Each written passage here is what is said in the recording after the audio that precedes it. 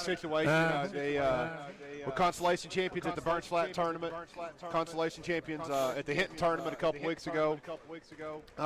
One of the things that Hinton's going to do, they're going to play full court man-to-man.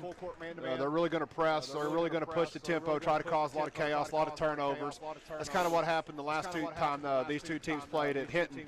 Gracemont comes into the game today with a record of 2-16. Head coach Patrick Finning. At the Hinton tournament on that Thursday, as I was kind of working around doing my different duties as AD and got to watch, Gracemont was the 8th seed. They were playing the number 1 seeded Christian Heritage Academy Crusaders. And all of a sudden look up second quarter, and it's a 4 or 5 point ball game. And it kind of stayed 4 or 5 points the whole game. Gracemont really showed a lot of potential, and really kind of one of the things Gracemont struggles a little bit with is handling the press. So I'm to anticipate Hinton really to get up and really run a full court man press, really try to cause some chaos, some havoc, some turnovers. So if you're Gracemont, you want to limit the turnovers. You want to, one of the things presses do, Don, is they don't always cause turnovers in the backcourt. You'll be amazed how many times turnovers happen in the front court after you've already broke the press. Why is that, you think? I think it's just your mind goes so fast, you just don't slow down. You don't realize you've done your job. You've broken the press. You just keep that mind going 1,000 miles an hour, and you just keep going too fast instead of just realizing you've done your job. You've broken the press. If you got an opportunity to attack, attack. If you don't, rock her back out, dribble back out, set it up, get a good possession. But far too often you see those teams just continue to press a little bit. It's a good point. I always wondered that, because I've noticed the same thing. It just happens. It happens an awful lot. It's not uncommon. For that to happen.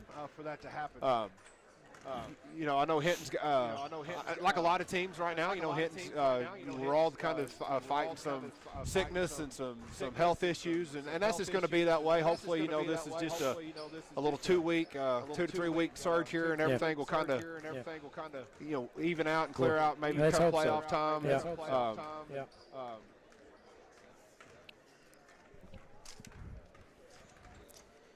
But third game of the day, third of eight.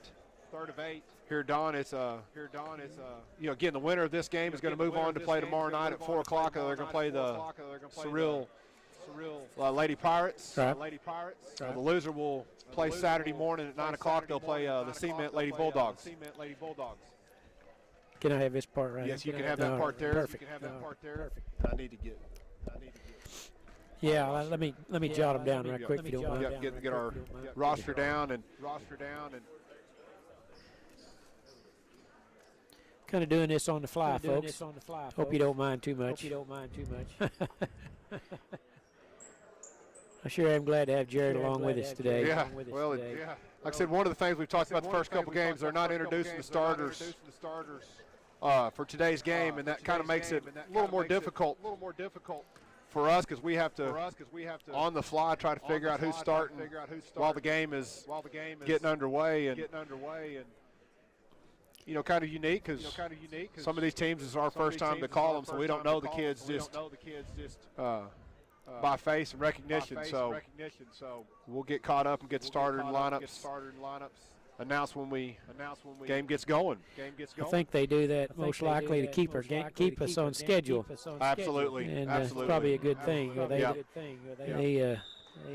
These old announcers will catch up eventually. We will. We'll get there. Starting lineup for the Hinton Lady Comets: number 3, freshman Jalen Wiedemann. Number 11, junior Haley Combs. Number 22, freshman Charlie Van Huss. Number 10, Alex Kimball. And number 24, junior Sierra Weathers. For Gracemont, number 12, Abby Burt. Number 24, Ursula Gonzalez. Ball's tipped, controlled by Gracemont. Hinton comes out in a 2-3 zone defense to start.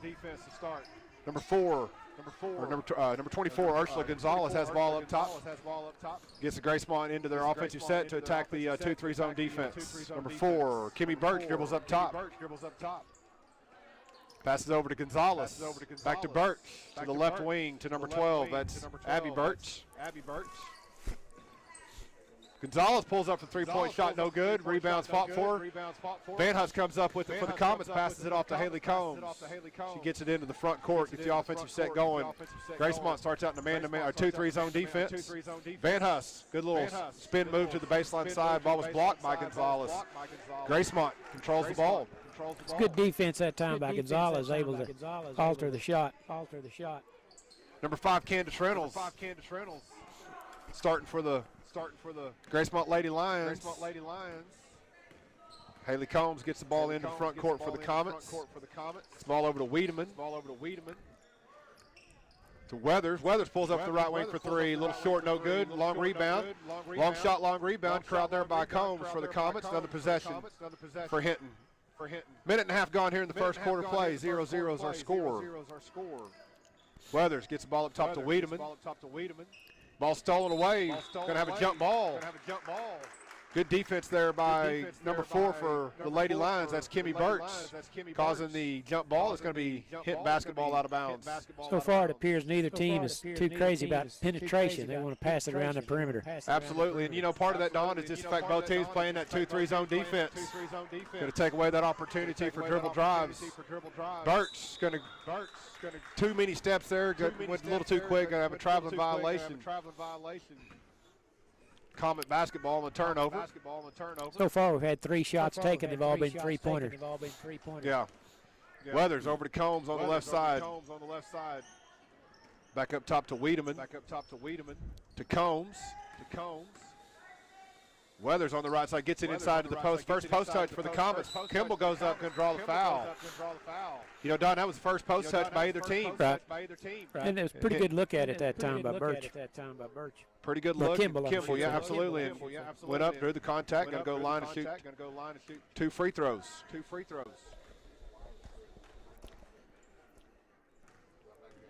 Trying to get somebody on the board here. First free throw hits front of the rim, it bounces over the top, and it's good. Hit Lady Comets. Get on the scoreboard first, 1-0. Early in the first quarter of play. Second free throw for Kimball is up. A little long, no good. Rebound fought for. Ball's tipped out of bounds off of Kimball. It's going to be Gracemont basketball. Good hustle by the shooter. Oftentimes you see the shooter knows where the miss is going to be, and they hustle after it a little quicker. Almost got it.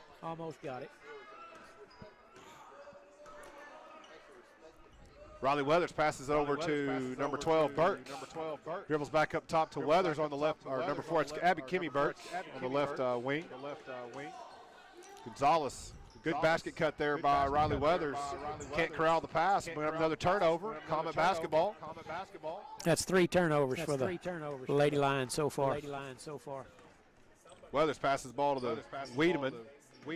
Back up top to Combs. It's ball inside to Van Hus. Good move to the base middle. Just kicks it over to Kimball. Combs pulls up the right wing for 3. A little short, no good. She hustles after, gets her own miss. Pulls it back out, gets another offensive set going here for Hinton. Good hustle that time by Combs. Keep the possession. Combs back up top to Weathers. Weathers, she steps through, a little crossover dribble, no good. Little long rebound by Gonzalez. Ursula Gonzalez with the big rebound for Gracemont. Passes it ahead to Birch. Kimmy Birch. Kicks it over to number 12. That's Abby Birch. Back to Kimmy Birch. He goes baseline. Lob pass into number 5, and it's up and in for Candace Reynolds. Draws the foul on Kimball. That gives Gracemont an early 2-1 lead with an opportunity here for a 3-point play. Good ball action that time by the Lady Comets. Able to kind of inside-out action that time. Going to have one free throw coming here. 2-1's our score. 4.5 minutes left to go in the first quarter of play. Riley Weathers, free throws, a little long, no good. Rebound by Van Hus for the Comets. Weathers has ball on the left wing. Gets Combs on the baseline, back up top to Wiedemann. Wiedemann, she drives into the lane. Good hands there by the Gracemont Lady Lions to tip that away, but Comets control it. Wiedemann, she pulls up from the right baseline for three. A little short. Backside rebound by Van Huss. Can't quite get it to go. Ball's fought for out of bounds off of Hinton. Last to touch it.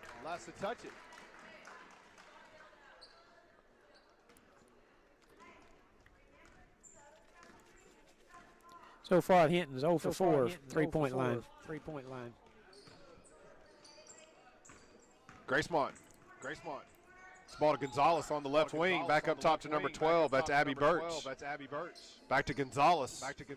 Back up top to right side. That's Kimmy Birch. He pulls up for three, and it's good. You know, Don, 0 for 4 for the Comets, 1 for 1 for the three-point line for the Lady Lions. It's 5-1. There you go. 3.5 minutes to go in the first quarter. Wiedemann with three-point shot, 0 for 5. Rebound on the backside by Kimball, but good hands there by Kimmy Birch going in and causing the tie-up. Going to get possession of the ball after the jump ball. Number 12, Abby Birch. It's Gonzalez on the right wing. Back up to Birch. To Weathers. To Kimmy Birch on the left wing. Kimmy Birch pulls up the three-point line. It's good. 2 in a row. We're going to have a quick timeout. Coach Lindenberg calls a timeout.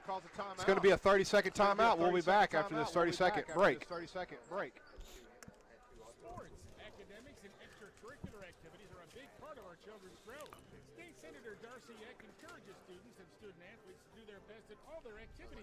Urges parents to take an active role in their children's education.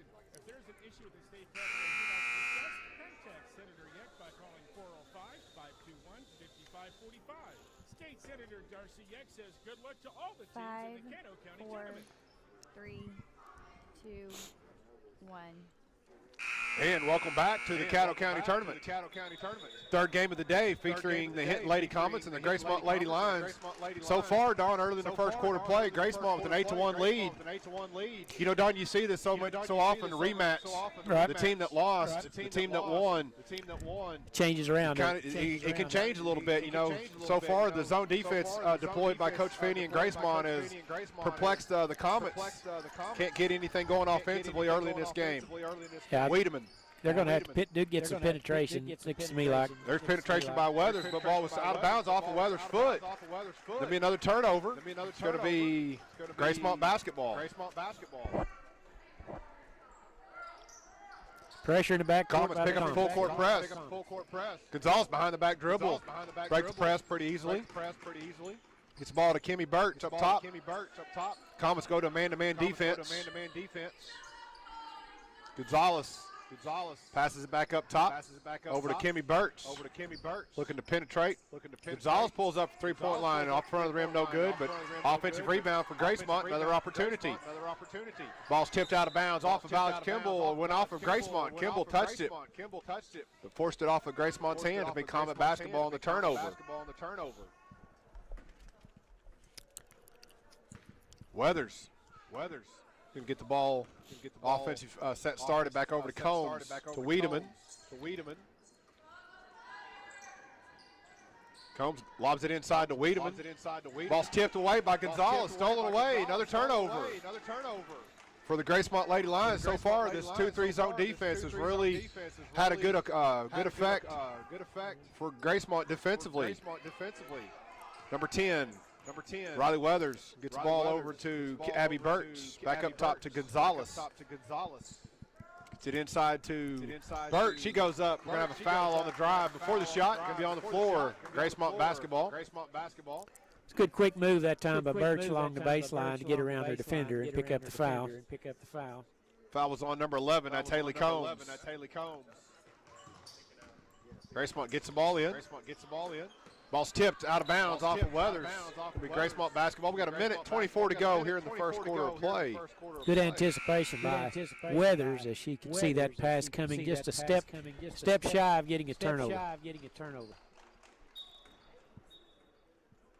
Birch gets the ball in. Back to Birch on the right wing. Can come off a screen. Good defense there by the Comets, not letting anything happen. Timmy Birch goes baseline, cut off there by Kimball. Good trap set, good pass out of the trap. Kicks it back out, number 10. That's Riley Weathers, shoots a three-pointer, no good. Backside, good tough rebound by Charlie Van Huss on the backside. Under a minute to go, 8-1's our score. Weathers gets the ball to Combs, over to Wiedemann, left-handed three-point shot short. Backside rebound fought for. Van Huss almost came up with it, but Gracemont can't control it. Weathers goes up for the shot and gets it to go, and she was fouled. Opportunity here for the old-fashioned three-point play for Sierra Weathers. 8-3 is our score. That's the first foul on Gracemont. Fouls on number 11, Carly Addington. Free throw short, no good, but Kimball gets another opportunity here for Hinton. Gets the offensive rebound, was fouled on the rebound. It's going to be Comet basketball. That's what's going to keep Hinton in the game here so far, is just good hustle on the glass.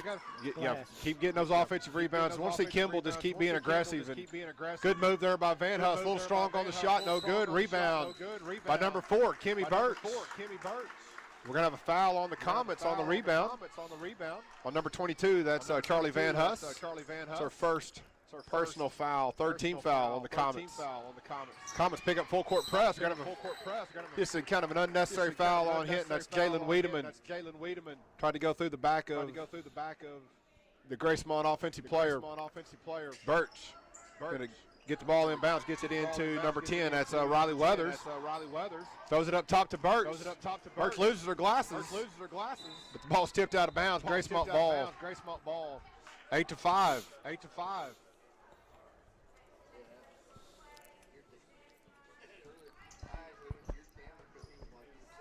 Birch gets the ball inbounds to number 12. That's Abby Birch. The high post area. Back to Birch up top to Weathers. Kimmy Birch on the left wing. 15 seconds to go here in the first quarter. Ball's tipped, stolen away there by Van Huss. She's got the run out. Goes up the right-hand layup. It's good. 8-7. 4 seconds to go. Gracemont is going to be content to hold it. Let the clock run out. After the first quarter of play, Gracemont has an 8-7 lead over the Hinton Lady Comets. We'll be back after this 1 minute timeout. For a three-pointer, when you choose Hillary Communications, your local solution for internet, telephone, and TV, now available in Anadarko. Go to their website, hillcom.net, and sign up for their 50-meg internet package starting at just $54.95. Need more speed? Speeds up to 1 gig are available. Hillary Communications, hillcom.net, a proud supporter of Anadarko High School basketball. Go Warriors!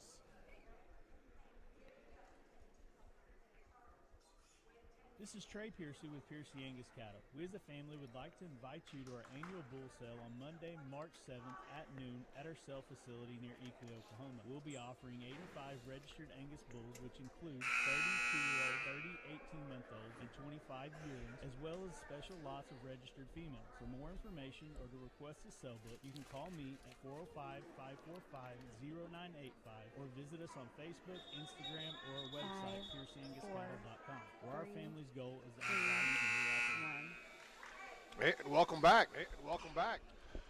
Third game of the Caddo County Tournament. First day of the tournament.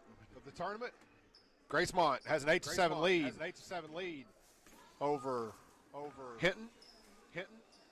Combs pulls up to the left wing for three. No good. Rebound fought for Combs. Hustles. Tips it. Out of bounds. It's going to be Gracemont basketball. Or correction, 8-5 is our score, Don. Yeah, I was sitting there trying to figure up the 5 and 7. I wasn't counting up to 7. Yeah, 8-5. They had 7 on the scoreboard, but they corrected it, so it's 8-5.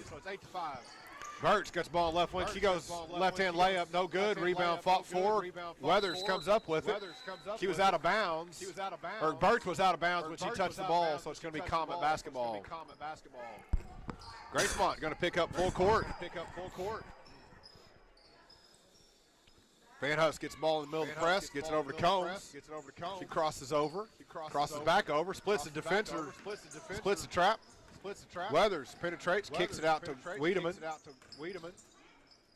It's ball inside to Combs, or to Kimball. Kimball goes up for the right-hand shot. It's blocked by Gonzalez. Gonzalez so far has had two or three blocks early in this game, Don. Yeah, doing a good job defending inside the post. Lady Comet's really having a difficult time getting any open looks down there. Number 4, Kimmy Birch, wide open. She pulls up a three-point shot off the backboard, no good. Rebound by Van Hus. Combs dribbles down, loses control of it, out of bounds. It's going to be Gracemont basketball on the turnover. Turnovers are pretty even right now. 6 for Gracemont, 5 for Hinton. Gonzalez gets it into Kimmy Birch. Kimmy Birch, everybody clears out one-on-one, handles the ball. Little crossover dribble. Just barely got it over the 10-second count. Birch kicks it over to Gonzalez. She pulls up a three-point shot. It's good. Number 24, Ursula Gonzalez. I think that's her second three-pointer, Don. I believe so. Here of the first half, and that gives Gracemont 11-5 lead. Combs. Hinton's got to find a way to get the ball into the paint. Pass inside, it's tipped away, stolen away by number 11. That's Carly Addington. Good defensive pressure on the post. That's right, by the ball's tipped, stolen away there by Wiedemann for the Comets. Combs gets it over to Weathers. Gets it inside there. It's Van Hus from about 5 feet. In and out, no good. Rebound fought for. Hinton. I think Hinton had the ball in there right of bounds. That's exactly was the call, so it's going to be Gracemont basketball. But that was really the first time all game, Don, where Hinton got the ball into the post and had a good look. Got to continue to do that. Yeah, that's their best offensive possession, I thought. You keep getting shots like that, you'll make them eventually. Number 11, Carly Addington, handles the ball one-on-one, brings up the court, gets it to Gonzalez. She thought about the three-pointer. She drops it off inside to number 3. Is that number 5? Number 5, Candace Reynolds, couldn't quite get it to go. It's going to be a backcourt violation. Van Hus wasn't quite, didn't have her feet set. You'll notice right there, Don, when she jumped, her feet, she was in from the back court. When she caught it, she hadn't landed in the front court. By definition, she's still in. That's a backcourt Violation. Good call by the official. 11-5, 5.5 minutes to go in the second quarter of play. Gracemont on top. Gonzalez behind the back dribble. Kicks it out to number 14. That's Patient Smith. Three-point shot, no good. Rebound by Wiedemann. Three-point shot there by Carly Addington. It was a little short. Comets bring the ball into the front court. Combs gets the ball at the high post to Van Hus. Kicks it out to Weathers. Three-point shot short. Rebound by Van Hus. Comets set it back up. Back over to Weathers. First it to Wiedemann to Kimball on the left baseline. She goes baseline. Cut off there by the defense of the Lady Lions. Wiedemann pulls up for 3. A little strong, no good. Another offensive rebound. Third chance this possession alone for the Comets to get a couple points. Again, kind of been saying it the whole first half, Don, but Hinton's going to have to find a way to get the ball into the post. There's too many three-point shots, and they're just not going right now. They are 0 for 7. Pulls up for three-point shot, a little off to the left, no good. Rebound by Wiedemann. Hands it off to Weathers. We're almost halfway through the second quarter of play, 11-5. Neither team really is offensively getting anything going. Combs. She pulls up for the three-point shot. A little long, no good. Rebound there by Kimball for the putback. 11-7. Gracemont's up by 4. Yeah, right now Gracemont's just daring Hinton to shoot those three-pointers. Gonzalez crosses back over to the middle. Hands the ball off to Candace Reynolds. Gets the ball to number 11. That's Carly Addison. She goes left side. She goes up for the shot. No good, but she withdraws. She was fouled. Going to shoot 2. Foul was on Wiedemann. That was a good, strong drive. Good, strong drive. Baseline side. Drew the foul. Going to have an opportunity to shoot 2 free throws, get a couple points. First free throw is up, off to the left, no good. You know, Don, these two teams again played a week and a half ago, and it was, you know, hitting 152 to 11. But you know, the big, difference that game was just the fact a lot of turnovers. Right. So far, Gracemont has really done a good job of handling the ball and not turning it over and giving easy points for hitting. Second free throw for Carly Addington was good. Sends the lead to 5 for Gracemont, 12-7. Ball's through the hands of Weathers. She saves it to Kimball. Wiedemann pulls up a three-point. It's good. That maybe might get the offensive that lid removed from that basket from the three-point line there as Wiedemann makes the first three-pointer of the game for Hinton. 1 out of 8 so far. 1 for 8. If they start making those, it'll change. Yep. 12-10. Addington crosses back over, gets the ball to Patient Smith, to Gonzalez on the right wing. Back up top. Reverses it. Hitting in a man-to-man defense. Gracemont's going to pull up a three-point little shot. It's no good. But Gonzalez comes up with the offensive rebound. Number 11, Addington. She goes left baseline again, and that one's good. That's 2 drives in a row where she's went strong to the left side, and Cobb's got to do a better job of keeping her in front or helping from the back side. Yeah, she's got a good quick first step there and able to get to the basket easily.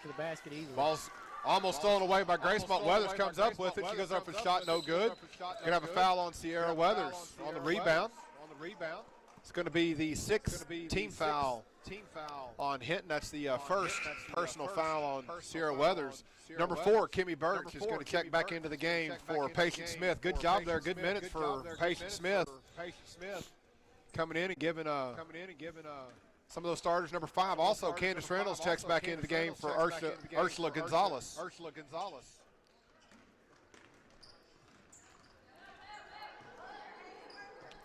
Gracemont, they broke the press. Number 11, Addington just kind of took her eye off the ball. Tried to take off before she caught it. Turnover, Lady Comet basketball down 4. Weathers reverses it over to Combs, gets it inside to Van Huss, kicks it out to Wiedemann. Gets it into Kimball. She goes back to the left side, going to draw the foul. That's going to be number 11, Carly Addington, with the foul. That's the 4th team foul on Gracemont. That's the first personal foul on Gracemont. Kimball's going to go to the line and shoot 2 free throws. You know, I've noticed, Jared, on some of these three-point attempts that Hinton is taking is the pass comes to their feet, or they have to bend over to catch the pass, and they can't catch it in rhythm and shoot it. Good point, Don. I've heard Kelvin Sampson, one of the best college coaches there is. He just said, always made that statement: good passers make good shooters. Absolutely, it's a big. Kimball gets the second one to go, so you're right. That's something to pay attention to. You're going to make better passes. You got to catch it in rhythm. Yep. It's hard to make it if you have to bend over to the ground and pick it up. Kimmy Birch breaks the press for Gracemont, 14-11. Under 2 to go here in the first half of play. Addington passes back up top to Birch. Back over to number 11. That's Carly Addington. Tries to get the ball inside to Kimmy Birch. Couldn't quite control the pass. Turnover. Comets have an opportunity here. 3-point shot. They could tie the game up. Turnovers starting to really mount up for Gracemont. They've really hurt him lately. They've got 9 so far. Weathers got the ball left baseline, gets it inside to Kimball. Good position there by Kimball. Goes up and good. And draws the foul. That was great position. Buried their defender down low, and good pass by Weathers. That's 6 points for Kimball so far, 5 in the quarter. Bucket's good. The foul was on number 11. That's the second foul on Carly Addington. 5th team foul. 14-13. Kimball. It's good. The old-fashioned three-point play ties the score, 14-14. Here with a minute and a half to go in the first half of play. Game number 3 of the Caddo County Tournament. Gracemont breaks the press. Number 5, that's Candace Reynolds, goes baseline. Good defense there by Van Huss. Gracemont comes up with it, gets it over to Carly Addington. Looks to go baseline again. Good job by Weathers, not letting her drive to that left side. She's had some success early here going to that baseline side. Addington pulls up for the three-point shot, and it's good. About 3 foot behind the line. 17 to 14. Under a minute to go. Weathers to Combs. Gracemont sticking in that 2-3 zone defense. Good cut there by Weathers. To Van Huss. She goes up. We're going to get a traveling violation. Turnover on the Comets. Gracemont ball. 10 turnovers for the Comets so far. Yeah, you know, a lot of those turnovers, Don, 10 turnovers. Gracemont isn't pressing. Nope. They're not really putting a lot of pressure on Hinton's. Just got to do a better job of taking care of the ball. Long rebound on the three-point shot. Crowd by Weathers. She kicks to Wiedemann. She goes up coast to coast. Little strong, no good. Rebound by Kimball. Good defense there by Gracemont. Gracemont comes up with it, but again, he's going a little too fast. Gets her feet going. Just one extra step. Going to be a traveling violation. Comet basketball. 19 seconds to go. 17 to 14. Gracemont's on top. Combs gets the ball into Weathers. See if Hinton tries to hold for the last shot of the first half. Combs over to Wiedemann. Gets it inside to Van Huss. Good job of good position there. Buried her defender under the basket. Good pass. Easy 2-point shot there for Van Huss. Birch, she pulls a little run, a three-pointer. Boy, from our vantage point, Don, that had a chance. Like it was good. After the first half of play, we got a good one here. The Caddo County Tournament. Gracemont 17, Hinton 16. We'll be back after this 2-minute timeout.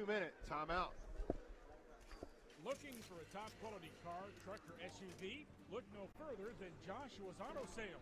They believe in treating customers right with fair prices and superior service. They'll help you find the vehicle you deserve and one that fits your budget. If you're a first-time car buyer, no problem. They work with several financial institutions to get you approved. You can even apply for credit on their secure website, joshuasautosales.com. Joshua's Auto Sales, 902 South Mission in Anadarko, where they buy, sell, and trade vehicles. Follow them on Facebook. My scores add up right, Jared. I can't believe it. Now available in Anadarko. Go to their website, hillcom.net, and sign up for their 50 meg internet package starting at just $54.95. Need more speed? Speeds up to 1 gig are available. Hillary Communications, hillcom.net, a proud supporter of Anadarko High School basketball. Go Warriors! The Jungle Ice Fun Zone is a great place to hold a get-together for your school or church group, or just a getaway for your employees. And now the Fun Zone has cornhole tournaments every Monday night. Entry is $10 per person, and there's a blind draw. Pre-register on the Score Holio app or on the link on the Jungle Ice Fun Zone social media accounts. The Jungle Ice Fun Zone, open every day, weather permitting, next to the Chick-fil-A Sports Complex. And you can follow them on Facebook. Don, is that First State Bank at Gracemont? Call 405 Yes. 222-2202. Your Caddo County elected officials say good luck to all the teams in the Caddo County Tournament. Commissioners Benny Bowling, Brent Kinder, and Jeff Boren. District Judge Corey Kirkland. District Attorney Jason Hicks, and Sheriff Spencer Davis. Also, County Clerk Rhonda Johnson, Court Clerk Patty Barger, Assessor LaDonna Phillips, and Treasurer Gina Mosier. They encourage all students to get involved in their schools and their communities, whether through athletics, academics, 4-H, FFA, fine arts, or other programs. A message from your Caddo County elected officials. And welcome back. 17 to 16. We got a good one here in the third game of the day. For this game's halftime report, sponsored by Legacy Bank of Hinton and First State Bank of Gracemont. Let's go to Don Tyson. All right, thank you very much, Jared. Yeah, we had a good ball game. Gracemont leads at 17-16 after halftime. After the first period, Gracemont led it 8-5. We'll look at the scoring first for the Hinton Lady Comets. I think the story of them for the first half has been their three-point shooting. They've taken 9 3-pointers first half, only made one of them. However, that was late here in the second half, so perhaps they'll heat up from that and change the scoring around a little bit. Scoring for Hinton, Sierra Weathers had 2 points. Jalen Wiedemann had 3. She was 1 out of 4 from the 3-point distance. Van Hoos, Chelsea Van Hoos had 4 points, and the leading scorer for the Lady Comets is Alex Kimball with 7. Lady Comets had 10 turnovers there in the first half. For the Gracemont Lady Lions, they also had 10 turnovers. Scoring for them, Candace Reynolds had 2 points. Ursula Gonzalez had 3. She was 1 out of 3 3-pointers. Excuse me. And Kimmy Birch had 6 points. She made 2 3-pointers there in the first quarter. 6 points. And Carly Addington, she had 6 points there in the second period for her 6 points. So at the half, we've got Gracemont leading 17-16 over the Lady Comets. It appeared to me late in the half, Hinton started defending quite a bit more aggressively against the Lady Lions and created some turnovers. I think Hinton is on to something there. A little more pressure on the ball. I think maybe they can loosen this echo is killing me. I don't know if you can hear that. It is a little. It's not easy. I don't know. I apologize, folks, but there's somebody talking in the back of my head every time. Anyway, maybe we can get that corrected after a while. What's that movie, The Sixth Sense? You know, something like that. We're not seeing dead people, but we're hearing echoes. I think so too. And what I have to say is not worth hearing twice, I'll tell you. But anyway, it's been a good half. I think both teams, they're making some adjustments at the half, and I think Hinton's defense. I noticed when I saw them play a game or two earlier in the season over there in your tournament, and they do move their feet pretty well on defense. And I think lately they started doing that in this ball game, and I think that's going to make a difference in the way they play in the second half. Meanwhile, I think Gracemont, they've got a pretty good knack of driving the ball down the baseline. If they can continue to do that, if they can get around the defender, they can have some success on that baseline drive. It's been a good half so far. I've enjoyed watching it, and Gracemont on top 17-16. Absolutely. We appreciate Legacy Bank of Hinton and Lookeba Sickles and First State Bank of Gracemont. That halftime report. While we have just a moment here, we want to thank our 2022 Caddo County Tournament sponsors. Of course, CK Energy, such a huge sponsor of this tournament, has been so for a long time, and just the support they give. Hillary Communications, Central Appliance Furniture and Bedding, Caddo County elected officials, Perry Angus Auction, Joshua's Auto Sales, Senator Darcy Yeck, the Jungle Ice Fun Zone, cornhole tournaments every Monday night.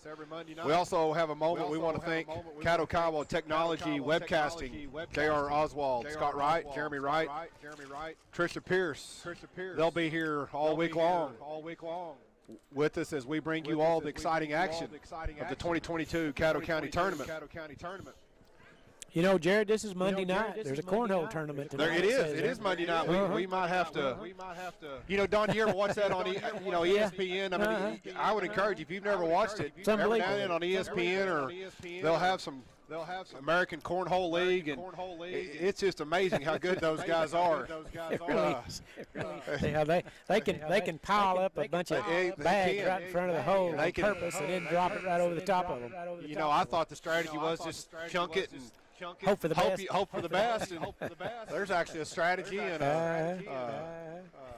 all that fun stuff. Well, you might be able to see that down there at the where's that place called? Yeah, that's at the Jungle Ice Fun Zone. There you go.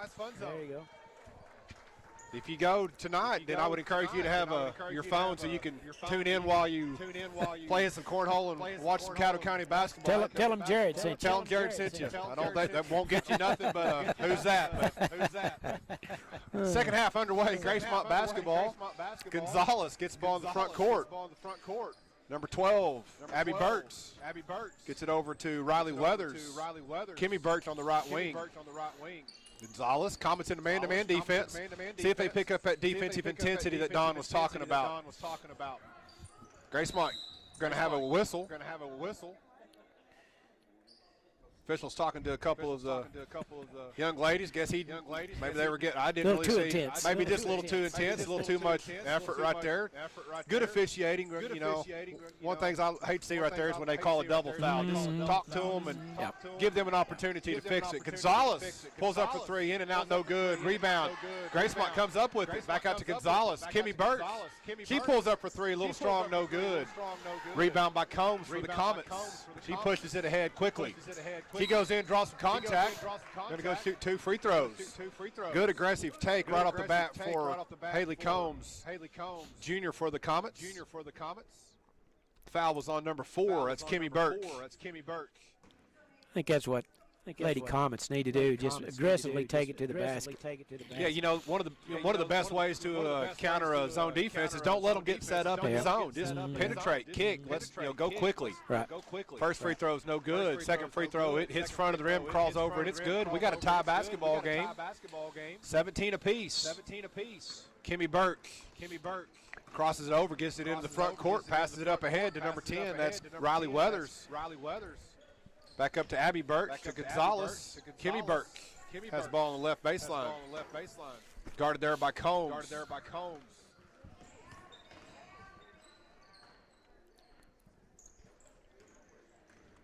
Almost a double dribble. Lady Comets doing a pretty good job till let the back door open.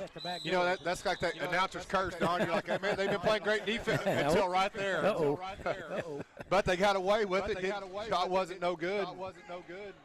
Jump ball, Comets basketball in the possession arrow. Gracemont kind of picking up a little token three-quarter pressure here, but going to cause a turnover. It's going to be Gracemont basketball. I think that caused the Comets by surprise. Yeah, it did. I don't think they were quite prepared for that pressure and turnover. Kimmy Birch gets the ball into the front court. Screen set there by Candace Reynolds. Gets the ball into Kimmy Birch in the post. She goes up. Good defense there by Wiedemann. Went straight up, blocked the shot, out of bounds. Gracemont basketball. Yeah, she didn't bring her arms down trying to swat it. She stayed vertical. You know, and defenders, you can go, as long as you're straight up, you can go all the way as high as you want. Birch pulls up a three-point shot, no good, but rebound by Gracemont. Gonzalez, he pulls up from the three-pointer, no good. You know, Don, she hit a couple of those in the first half. Right. Can't quite, those look good from here, just not quite going in. Comet basketball, 17-17. Weathers gets the ball into the front court, back up top to Combs. Wiedemann gets it inside to the post to Van Huss. Blocked by Gonzalez. That's at least her third or fourth block. A great save. Then a great effort to save it to Kimmy Birch. Good save by Kimmy Birch to get it to Gonzalez. Weathers throws it over the top to Gonzalez. Gets it to Kimmy Birch. He penetrates. Kicks it to number 10. A little long on the shot. That was Riley Weathers, a little long. Backside rebound, corralled by the Comets. Gets Kimball. Pushes it ahead to Weathers. Weathers gets it inside to Van Huss. Back out to Combs. Wiedemann pulls up for the three-point shot. No good. Neither team could just get it quite untracked offensively. Here in the second half, Gracemont pushes it ahead quickly. That's how they started the game, both teams. A lot of three-point shooters. A lot of three-point shots. Kimmy Birch has it on the right wing. Gets it to Abby Birch.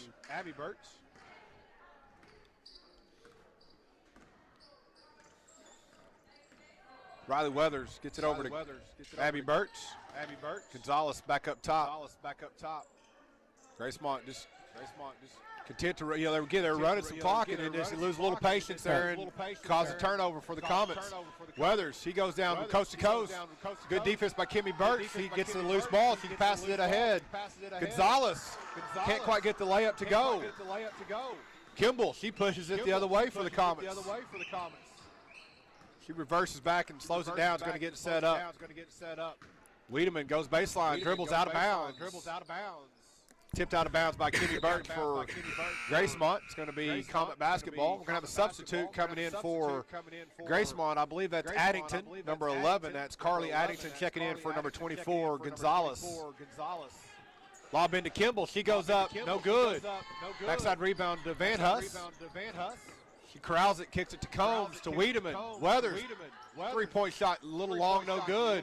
Backside rebound, corralled by good position there by Kimball in the post. And she goes up and in. That's a Comets. That's the first lead of the game, I believe, for the Hinton Comets, 19-17.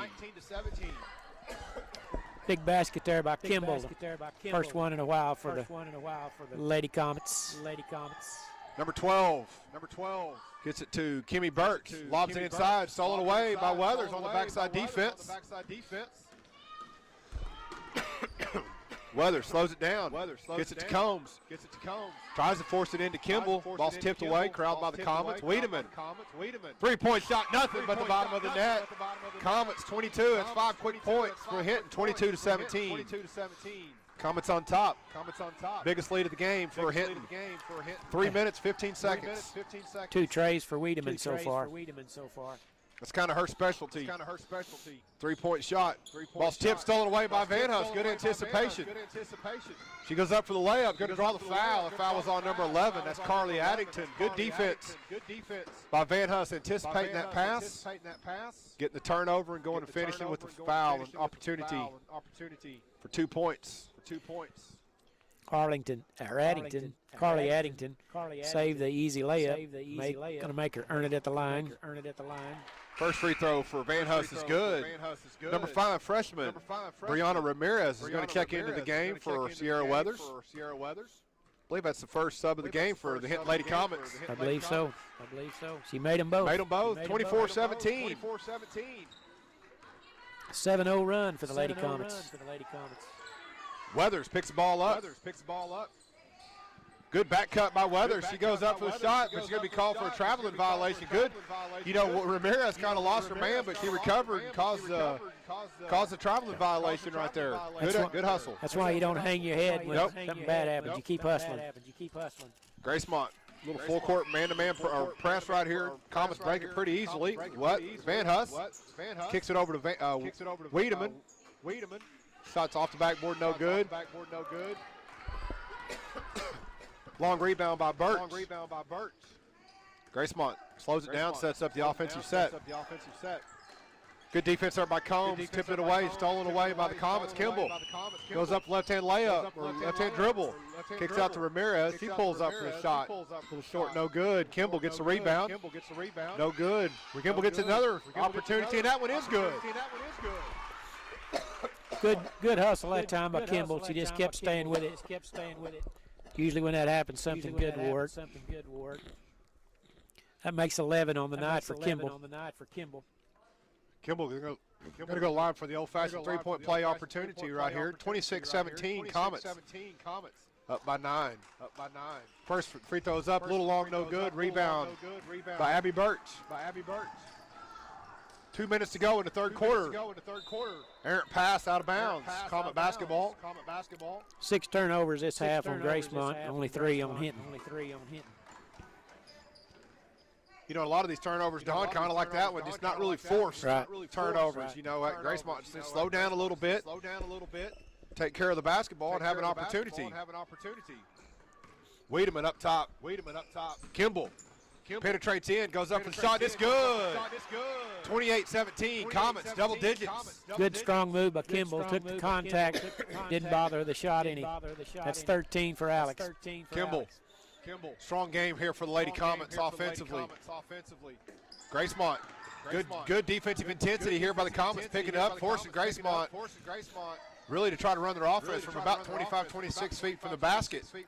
Birch penetrates middle, spins back. Good help there by Wiedemann, cutting off the drive. Going to have a traveling violation. Comet basketball. You know, Don, just like the boys' game, it's kind of funny. You make a few baskets, how that kind of creates a little more effort, a little more energy, a little more excitement. Absolutely. You know, and you can definitely see the Comets. Kimball's kind of got them going offensively. They've carried that over here the last couple possessions defensively. It's kind of like the coach. I've heard a bunch of times when the ball goes in the basket, everything looks better, and it just makes you play harder when you can score a little bit. That's the best play in basketball, isn't it? I'm telling you. Put the ball in the basket. Stolen away by Kimmy Burks. She goes up for layup, a little strong, no good. Combs gets a rebound. 1 minute to go. Passes it ahead to Ramirez. Van Huff, she pulls up for the three-point shot. In and out, no good. Rebound by Kimmy Burks. Number 10, that's Riley Weathers, gets the ball into the front court for Gracemont. Comet sticking to their man-to-man defense. She goes by Ramirez. Good help by Wiedemann, cutting off the drive. Pass back up top. Addington thought about the three-point shot, but good recovery by Van Huss to take away that opportunity. Under 30 seconds to go, Kimmy Burks. Looks to go baseline, cut off there by good defense there by Haley Combs. Abby Birch up top. Passes it over the top, not there. It's going to be a turnover. Good defensive intensity right here by the Comets the last 2 minutes. I believe that's about the third or fourth turnover in a row on Gracemont. Van Huss gets it to Combs. Combs penetrates, gets it backside to Ramirez. Shot fake goes up and under, no good. Rebound fought for. Kimball gets it, goes up off the glass and good. That's 8 in the quarter for Kimball. 8 points. Third quarter for junior Alex Kimball. We head to the fourth quarter, 30-17. We'll be back after this 1 minute timeout. Tell you what, Don, I got a tickle in my throat there for a second. I couldn't get rid of it. They'll help you find the vehicle you deserve and one that fits your budget. If you're a first-time car buyer, no problem. They work with several financial institutions to get you approved. You can even apply for credit on their secure website, joshuasautosales.com. Joshua's Auto Sales, 902 South Mission in Anadarko, where they buy, sell, and trade vehicles. Follow them on Facebook. Score a three-pointer when you choose Hillary Communications, your local solution for internet, telephone, and TV. Now available in Anadarko. Go to their website, hillcom.net, and sign up for their 50-meg internet package starting at just $54.95. Need more speed? Speeds up to 1 gig are available. Hillary Communications, hillcom.net, a proud supporter of Anadarko High School basketball. Go Warriors! 3, 2, 1. And welcome back. Good strong quarter there for the Lady Comets. It was 17-17 at half.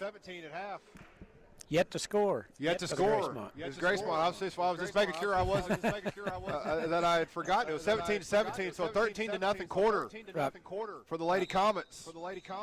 30-17. It's going to be Gracemont basketball. Birch gets the ball to Addington. He goes that left-hand baseline, no good. Long rebound on the backside by Gracemont. That was Patient Smith. Gets a jump ball. It's going to be Comet basketball. Hinton, Combs, Kimball, Van Huss, Wiedemann, and Holman will be the 5 on the court for Hinton. Van Huss. Comets break the press.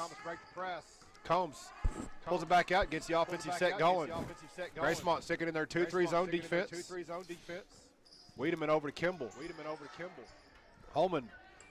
Pass it to the baseline to Wiedemann. Gets it to Kimball inside.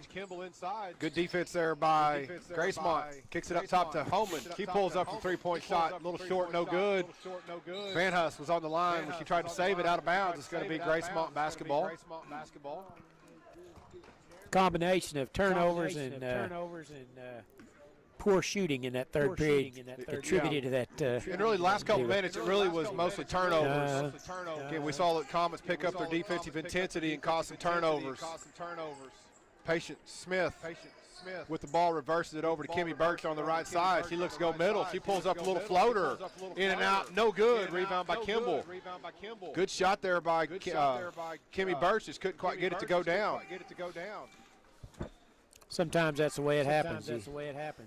When it's cold, it just nothing happens. You just won't go in. Kimball looks to split the defense. Ball's tipped away by Gracemont, but Kimball controls it. Wiedemann pulls up for the three-point shot. A little long, no good, out of bounds. It's going to be Gracemont basketball. Don, the winner of this game, moves on to play tomorrow at 4 o'clock against the 2 seed, the Seral Lady Pirates. Loser will play 9 o'clock Saturday morning against the Cement Lady Bulldogs. Kimmy Burch gets it over to Addington. She pulls up for the three-point shot. It's good. That's good.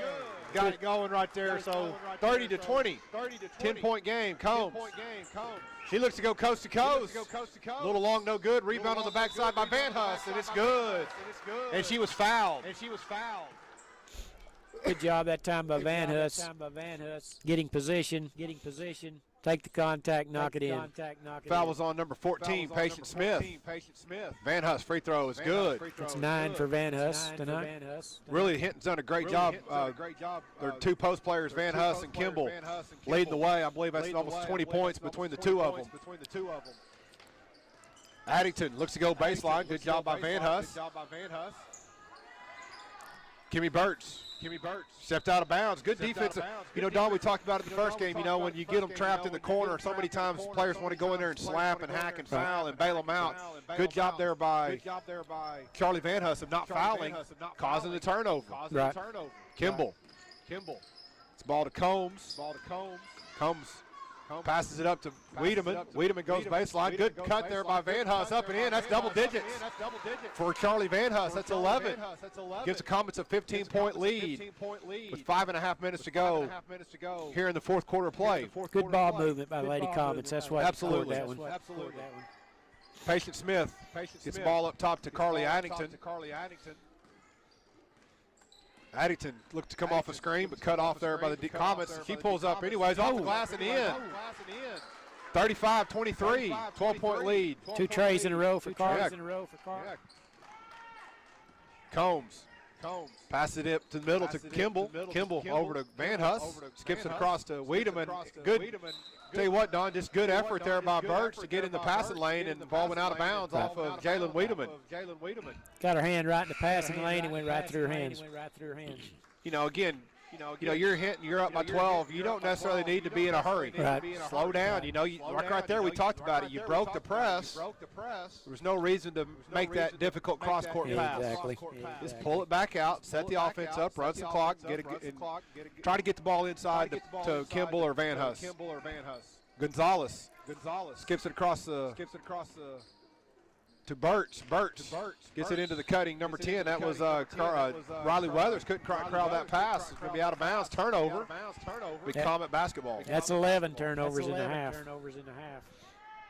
For the Lady Lions. Gets it in the middle to Van Huss. Van Huss getting just a little too fast. Kind of threw it away. Turnover. Be Gracemont basketball. Gonzalez gets it to Kimmy Burch. Good defense there. Tipped away by April Smith. Combs gets it to Kimball. Again, that's 3 straight possessions. Needs to slow down. They're too big of a hurry. Gonzalez gets it inside. That's easy 2-point basket for Candace Reynolds. And that's a 10-point game. We're going to have Coach Betty Lindenberg is going to call a timeout. We'll see if it's a full or 30. It can be a 30-second timeout. We'll take it with them with a 30-second break. Your Caddo County elected officials say good luck to all the teams in the Caddo County Tournament. Commissioners Benny Bowling, Brent Kinder, and Jeff Boren. District Judge Corey Kirkland, District Attorney Jason Hicks, and Sheriff Spencer Davis. Also, County Clerk Rhonda Johnson, Court Clerk Patty Barber, Assessor LaDonna Phillips, and Treasurer Gina Mosier. They encourage all students to get involved in their schools and their communities, whether through athletics, academics, 4-H and FFA, fine arts, or other programs. A message from your Caddo County elected officials. This is Trey Piercy with Piercy Angus Cattle. We as a family would like to invite. And welcome back to the fourth quarter play. 4 minutes and 14 seconds to go. Gracemont's made a little push. It was a 15-point lead about a minute ago, and they've cut it down to a 10-point lead. You know, Don, one of the things Hinton kind of falling into that trap of getting in a hurry. Too many turnovers. Giving Gracemont an opportunity. Kimball breaks press. Tries to pass the ball to April Smith. Ball's out of bounds off of Gracemont. It's going to be Comet basketball. Sometimes I think when a team doesn't score in a whole quarter, the other team gets into some bad habits. It's going to continue. So you can't expect that to happen. And Gracemont's turned it around here. Tipped away by Gonzalez. Kimmy Burke, he pulls up a little up and under, off the glass, no good. Rebound by Van Huss. Gets it to home and back to Combs. Ball's thrown over the top. Turnover. Got 7 turnovers in the half for Comets. Weathers is going to kick back into the game. Could be Gracemont basketball, 35-25, could get it within double digits on this possession. Kimmy Burke. We're going to have a timeout called by Coach Patrick Finney. It's a full timeout. We'll be back in this 1 minute timeout. This is Trey Piercy with Piercy Angus Cattle. We as a family would like to invite you to our annual bull sale on Monday, March 7th at noon at our sale facility near Eakley, Oklahoma. We'll be offering 85 registered Angus bulls, which include 32-year-old, 30, 18-month-old, and 25 yearly, as well as special lots of registered females. For more information or to request a sale book, you can call me at 405-545-0985 or visit us on Facebook, Instagram, or our website, PiercyAngusCattle.com, where our family's goal is to add value to your operation. Sports, academics, and extracurricular activities are a big part of our children's growth. State Senator Darcy Eck encourages students and student athletes to do their best in all their activities and urges parents to take an active role in their children's education. If there's an issue with the state capitol you'd like to discuss, contact Senator by calling 405-521-5545. State Senator Darcy Eck says good luck. Oklahoma let one slip away the other day. Boy, they did. Man. Can't afford to lose. Just Big 12's brutal. It is brutal. And I mean, those are ones you got to win. Yep. Just too many bad possessions. Give up that wide open 3 in overtime.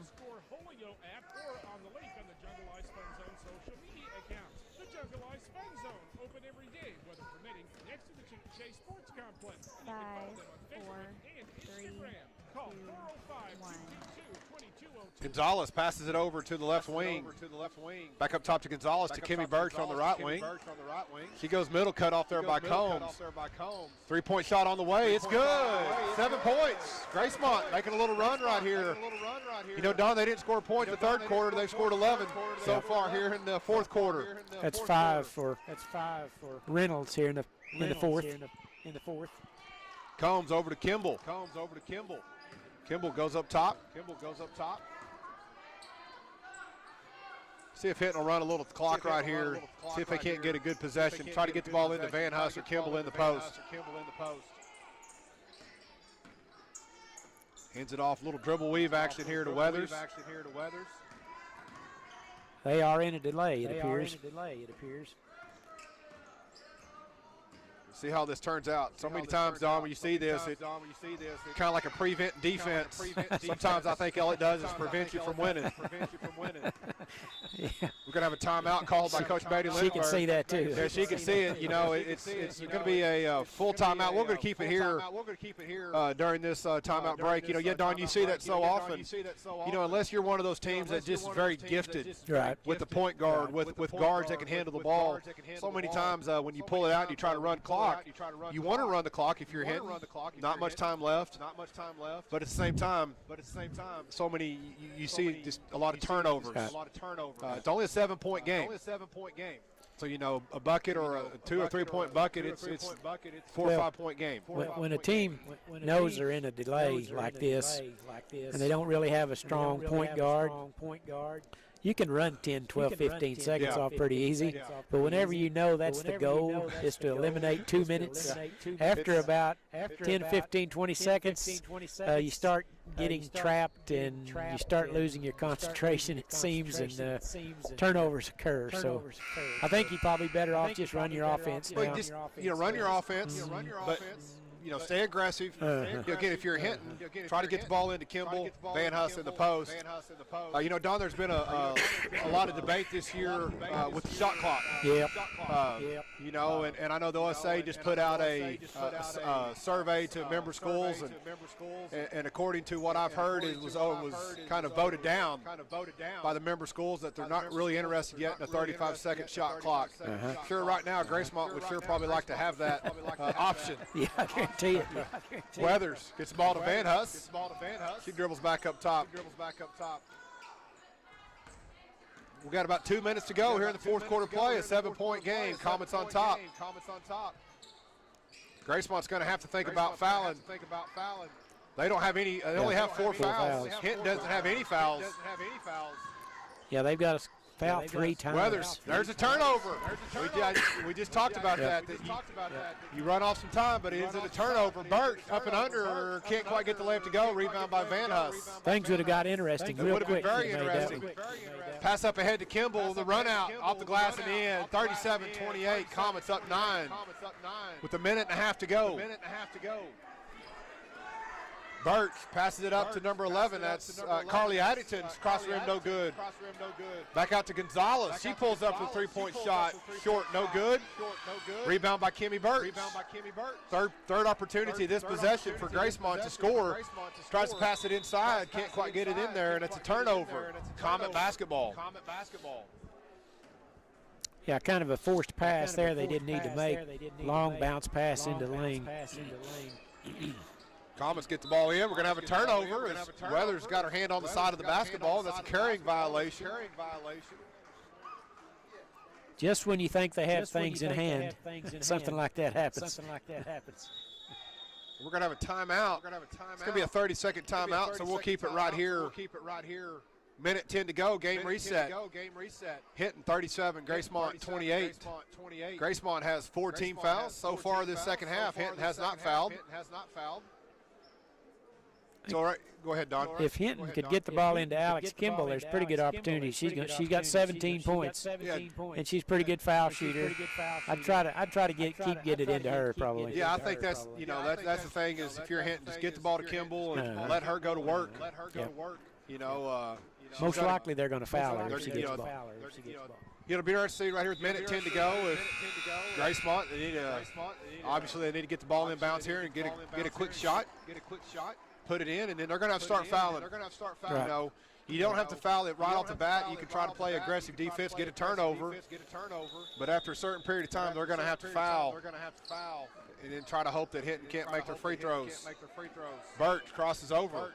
Gets it to Addington. She pulls up for 3-point shot. I think that was deflected. Was deflected by Kimball. Burt, ball stolen away by Weathers. She runs it ahead. Pass it over to Kimball. She goes up for the layup. No good. Good defense by Addington. Ball's tipped.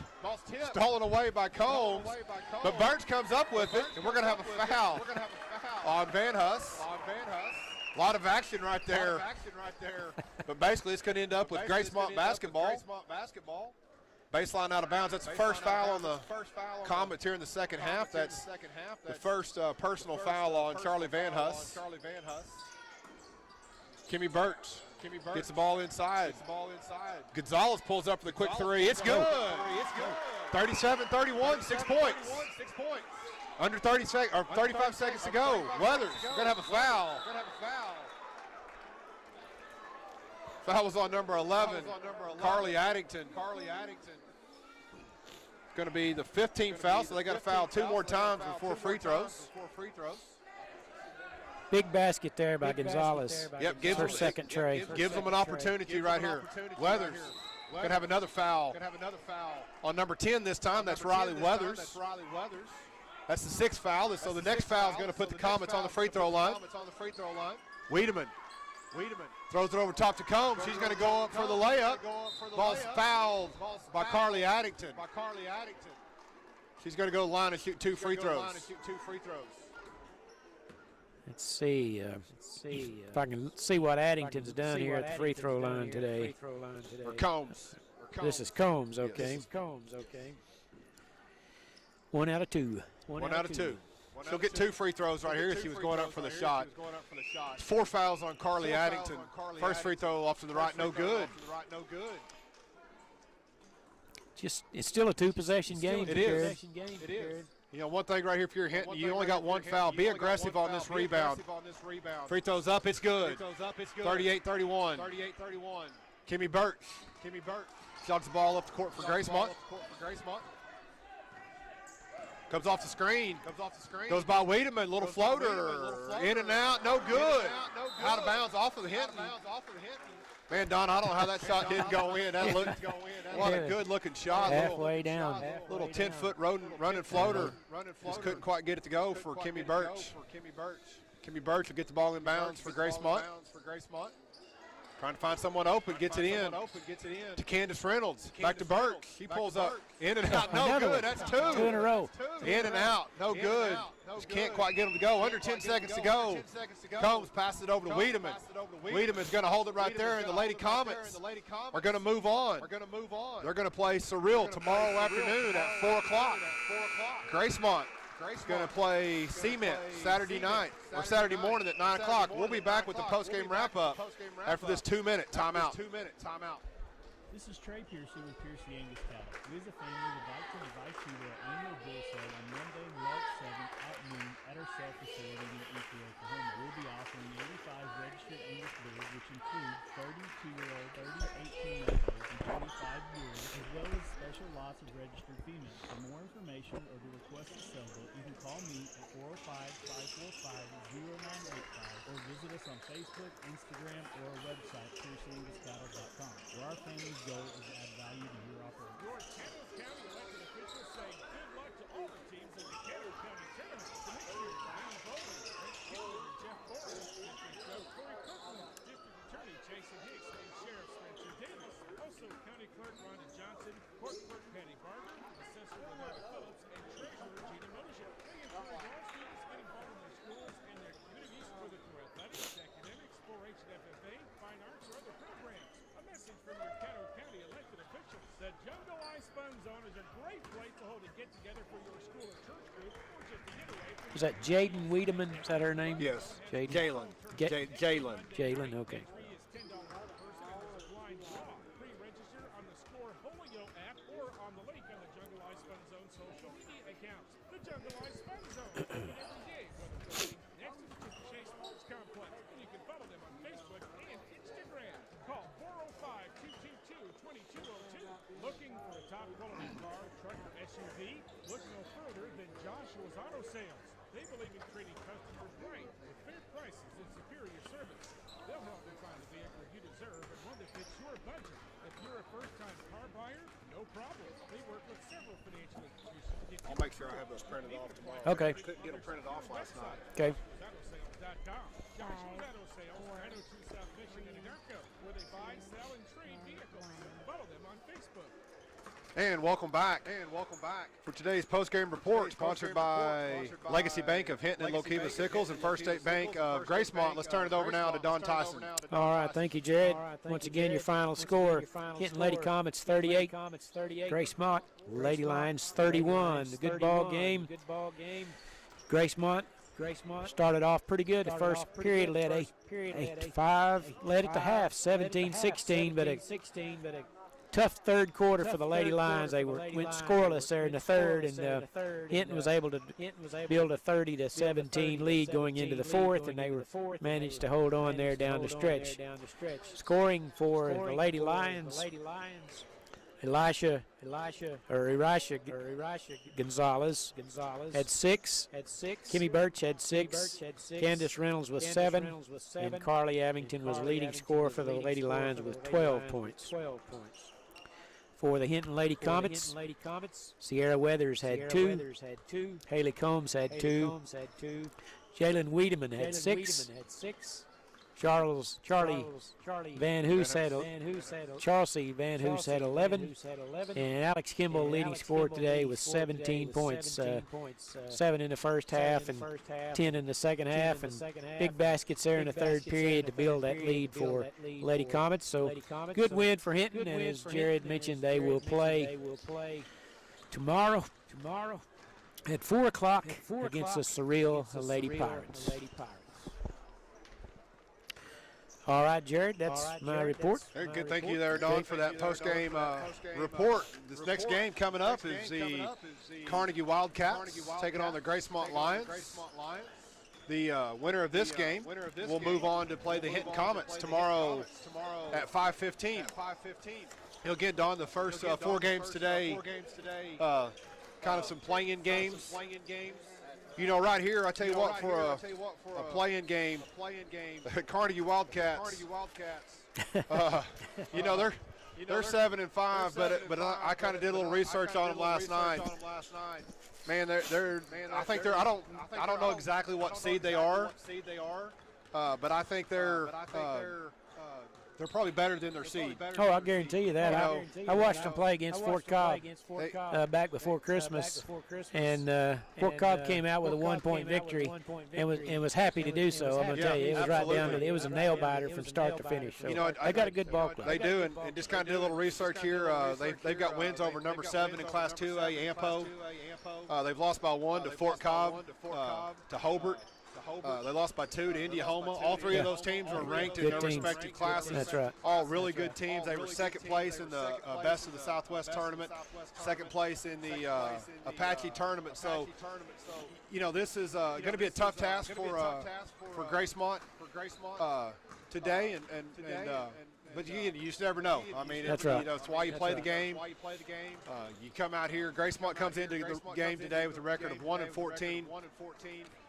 You know, a lot of these teams is you look at Gracemont, you know, they played they were in the Hinton tournament, so I had an opportunity to watch them all 3 days. And, you know, the first day they got to play Hinton.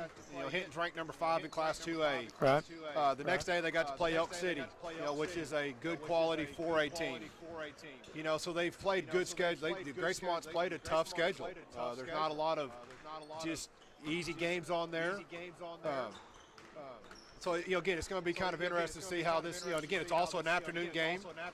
Sometimes these games crazy things can happen. You know, you see it all the time in the NCAA tournament. That first game on Thursday afternoon. Yeah, crazy things can happen, you know. So one of the issues I see with this game is Gracemont.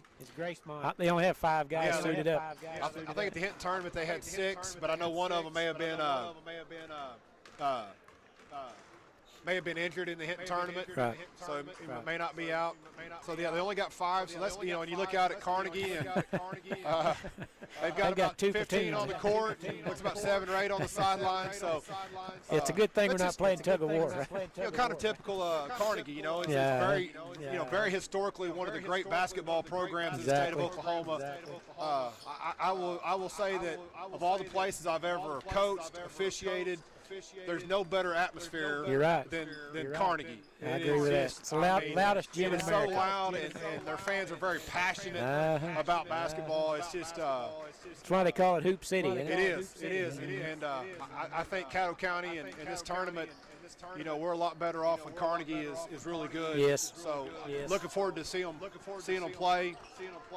While we got just a moment here, Don, want to thank our great sponsors. Yes, sir. CK Energy, Hillary Communications, Central Appliance Furniture and Bedding, Caddo County elected officials, Perry Angus Auction, Joshua's Auto Sales, State Senator Darcy Eck, and the Jungle Ice Fun Zone Cornhole Tournaments every Monday night. Yeah, that sounds interesting to me. That does. But I'm tied up tonight, I'm afraid. You know, unfortunately, we're going to be here calling some great basketball action. Remember, this is game number 4 of 8. Yep. Hopefully, we're still hanging strong. Still have a voice. I think we'll be there. I think we'll step up, and we appreciate Caddo County Technology Center for all their support in putting on this tournament. Tricia Pierce, she's down on the court right now taking pictures. Yeah, as always. She does a great job of really getting a lot of great game action photos. She puts all them out on Facebook. Appreciate J.R. Oswald, Scott Wright, Jeremy Wright for their support, manning the computer and the camera. Takes a lot of work to run that camera and to keep the score and the clock and all those things. They're more focused than I am, I can tell you. But they're probably 40 years younger, too. Yeah, that's true. That's true. I got a message from you here. You might check that while we're at it. And I'll send it back to her. I think I'm good. Okay, right now. all right. I'll tell her. Perfect. Everything's going good. All right. Right now. So we're fixing to get started. Again, probably, Don, the hardest thing about the game today is just the fact they're not introducing the starting lineups. Right. It's going to take us just but a it's going minute. to be easy for you can get Gracemont pretty easy. Carnegie's will be a little more complex.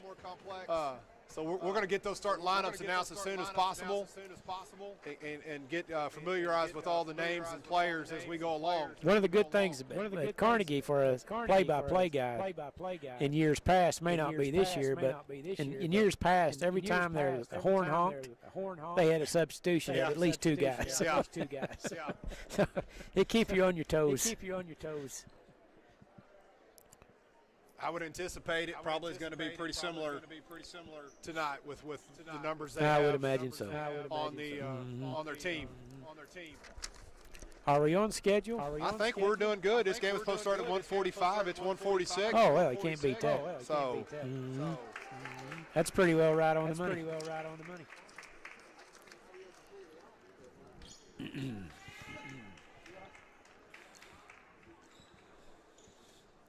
starters for Gracemont or for Carnegie is number 1, Elijah Valenzuela.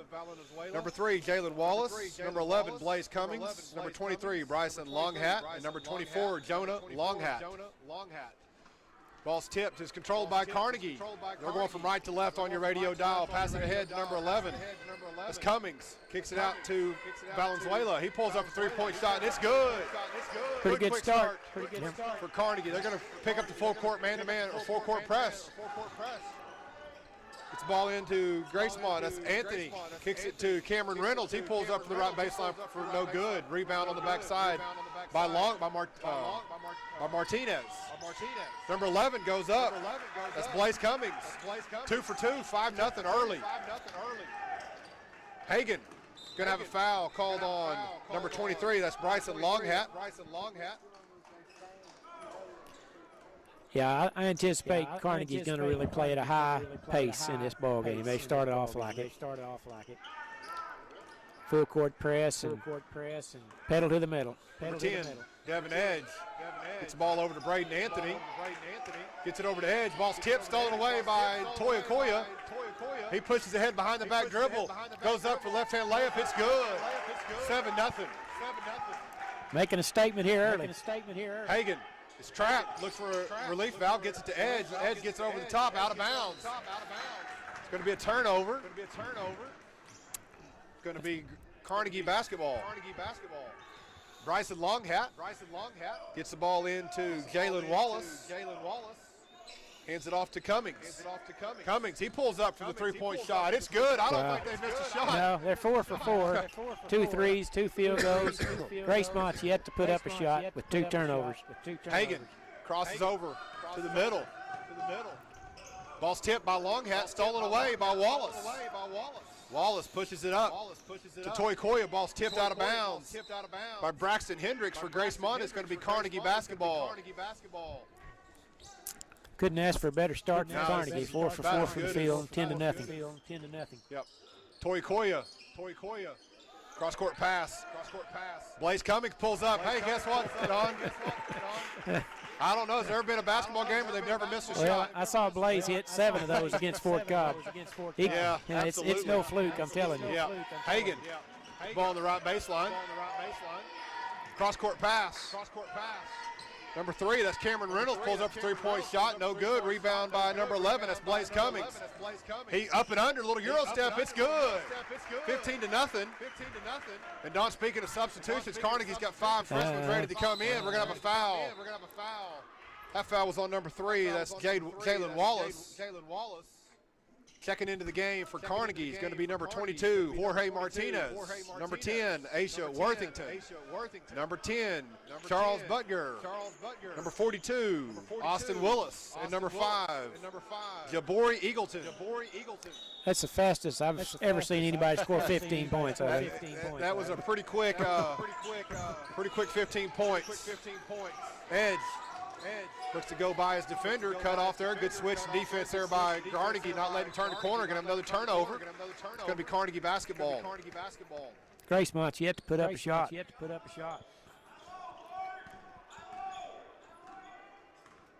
22, Martinez gets it inside to number 5. That's Eagleton. He goes up for the shot, but he was fouled. He's going to go to the line and shoot 2.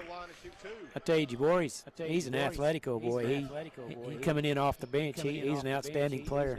Yep, right there, just good little athletic move to go up and draw the foul.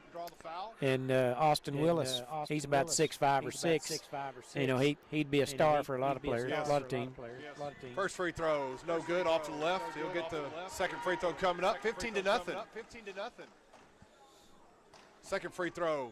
That was good for Eagleton. Gracemont gets the ball in.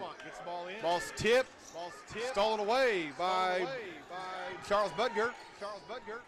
Gets the ball to Martinez. Worthington pulls up for a three-point shot. There's the first miss of the game. Stop the presses. Stop the presses. We got a miss, and we're going to have another turnover. Number 22, Braxton Hendricks, couldn't quite corral the loose ball. Going to be out of bounds off of Gracemont. Going to be Carnegie basketball.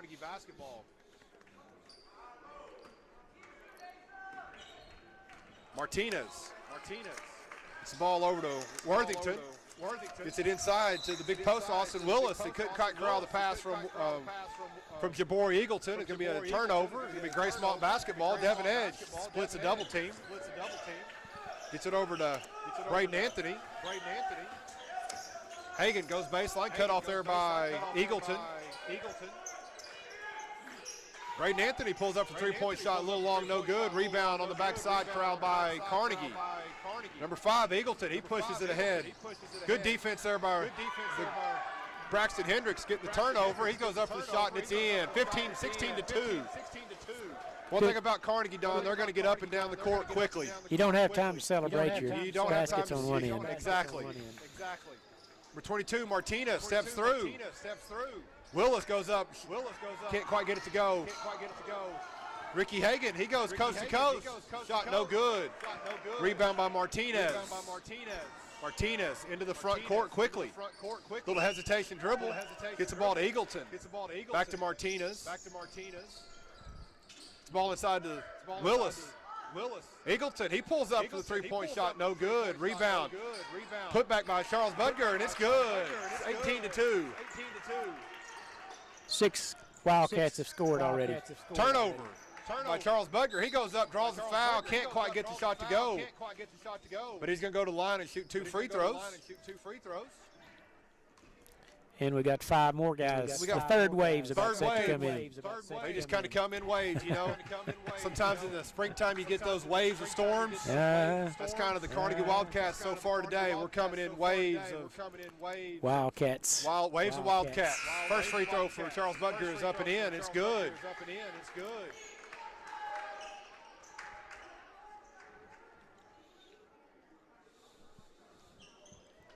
Number 1, Elijah Valenzuela comes into the game. Number 11, Blaze Cummings back into the game. Number 12, Uzziah Ahatai. You have to tap me out there, Don, on that Number one. 12. Yes. That is a Hayati. Uzziah Ahayati checks into the game. Gracemont gets the ball into Hagan. Ball up to Braden Anthony. Breaks the press pretty easily. Going to have a foul on the drive on number 11. That foul's on Blaze Cummings. 20-2.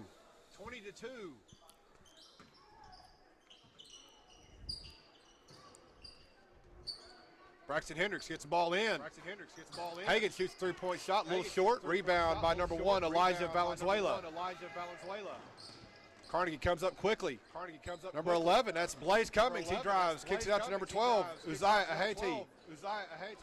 Nothing there for the Wildcats. Ball's good defense there by Ricky Hagan. Got to tip your hat to Gracemont. They're way behind right off the bat, and they're limited on the only players they have. They've got 6 available players, but yet they're still hustling. Playing hard, playing aggressive. That's right. Ball stolen away by Hagan. He spins around. He's looking to go coast to coast. Goes up. Ball's good. Hustle there by number 1, Elijah Valenzuela. He came from nowhere and swatted it. He came from behind and timed that up just perfectly. Nice block. Devin Edge gets the ball into Hagan. Hagan goes baseline. Cut off there by the Carnegie Wildcats. He's trapped. trying to find a Gracemont line, gets it out to Braxton Hendricks. Hagan, he pulls up for the three-point shot. A little short, no good. Rebound there by Blaze Cummings. He passes it up to Valenzuela. He goes up for the layup. It's good.